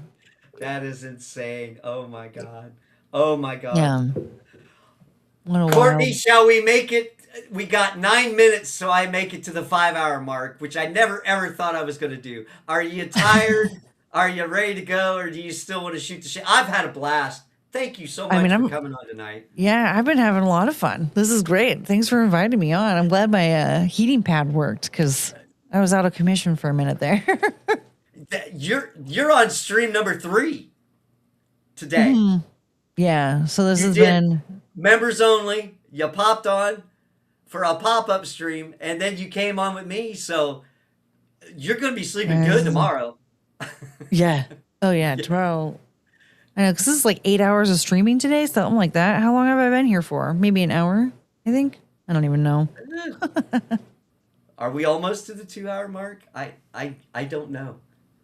I don't I'll have to go back and see where you came on. Oh my god, I've got to go through so many chat to do this. You're over an hour. So Okay, that's good. But that's good. No, 2 hours. Woo! Yeah, I'm gonna be. Whoops. Yeah, because cool Courtney has green hair was 2 hours ago. Jeez. So thank you so much for your time this evening. Well, thanks for inviting me. This has been fun. It's no problem. Anytime you want to yeah. pop on, I keep it open to anybody who wants to pop in and actually be a guest and share in the insanity. It's chaos. It's chaos. I never know what we're going to talk about. I just throw shit to the wall, see what sticks, and here's where we're at. Here we are. All right. Get a few chats caught up, and we will probably get ready to wind this down then. How about that? Does that sound good? Sounds good. Yeah, I think so. All right. Lounge Zinger by who? Russell Hall. Laugh out loud. Russell Hall's the dad now. Okay. Colin's laughing. Lounge Zinger says, unfortunately, Courtney's mom prophecy was to be Paul McCartney's only wife. Oh my God. Yeah, she didn't. Her prophecy was a little off. A little off. But what she needed was a good Shag's dad upbringing. On that note, thank you, everybody who came into chat tonight. Thank you for the raid, Courtney. I appreciate that. That really, that made my night. Thank you to all the chat who came in tonight. We had such a great time. And Colin's still laughing. Colin's been sticking with me for a while tonight, dude. You were in it for the long haul. I never thought I would hit almost 5 hours. So thank you so much for hanging out and listening to me babble incessantly until Courtney got here and saved my bacon. You made the stream even better. Oh my God. Thank you so much. And again, Yeah, thanks for anytime, having me. anytime you want to come on, I love talking music with you. I wanted to do this for a long time. A long time. Seriously. I'm like, I want to have Courtney on either the show or on a live stream. And you made my dreams come true. See, you stay positive. Yay! You stay positive and things will happen for you. They will. Exactly. They will. Michael Kors, laugh out loud. Lounge Singer, good night, everyone. Lots of fun today. Yeah, it's been a hell of a day. Thank you, Lounge Singer, for becoming one of my new mods. Thank you so much. I appreciate all the work you did tonight and giving me homework. Giving me You know what? homework. You got to learn something new, and it's a fascinating story. And now you've got a new story to tell. I've got a new story to tell. Yes, I do. Thank you. Thank you, Colin. I do appreciate it. Colin is joining us from earlier in the night. We did a little update on what's going on over across the pond, and we talked about beans on toast. So I got a little culture earlier before you showed up, and Colin was here with Blue, and they were setting me straight on what's going on over there in the UK with breakfast foods. So I'm hungry, and I need to get some beans. I'm still on toast. skeptical. Are I'm you? still skeptical on beans on toast. I'm skeptical. The verdict's out, but I'll try it. I will try it, my man. It's worth a try. I will. Mike Calder says, Lounge Singer later, dude. I think we're caught up on chats. Wait a minute. I got one more coming in. And that'll be the last one I put up tonight. From Colin. It's 8:55 a.m. in the UK, Lounge Singer. Yeah, it's late, sir. But again, thank you so much, everybody who came on tonight. I had a blast. Maybe sometime next weekend I'll be doing something on the night shift. Catch Courtney on her channel. Yeah, I'm usually around like 5 nights a week. She does through the week. I try to keep it on the weekends, and I try not to step on anybody's toes. So I always kind of see when anybody's going to do something on the weekends. That's why I do the night shift. And I'm here for all you night owls and anybody who gets bored and wants to hang out. So I might try it, but we don't have the same kind of beans, you know? But still, worth a try. That is baked beans are baked beans is from what I got from Colin and Blue tonight. So someone told me that like their style of baked beans though is almost like just like ketchup with pinto beans. Like it's not flavored the same way that we have our baked beans. But you know what? Oh well. I'll just try it with American baked beans. Hey, we got a little culture tonight and we talked a little music and I had a blast. Subscribe to Courtney's channel. And subscribe to this Remy's channel. Yeah. Why are you watching this channel if you're not subscribed? Yeah, well, you never know who's going to pop on here. I mean, I appreciate it, Courtney, for coming on. I know your back was killing you, but you were a trooper, did 2 hours. I did. That's I had crazy. to stay with you.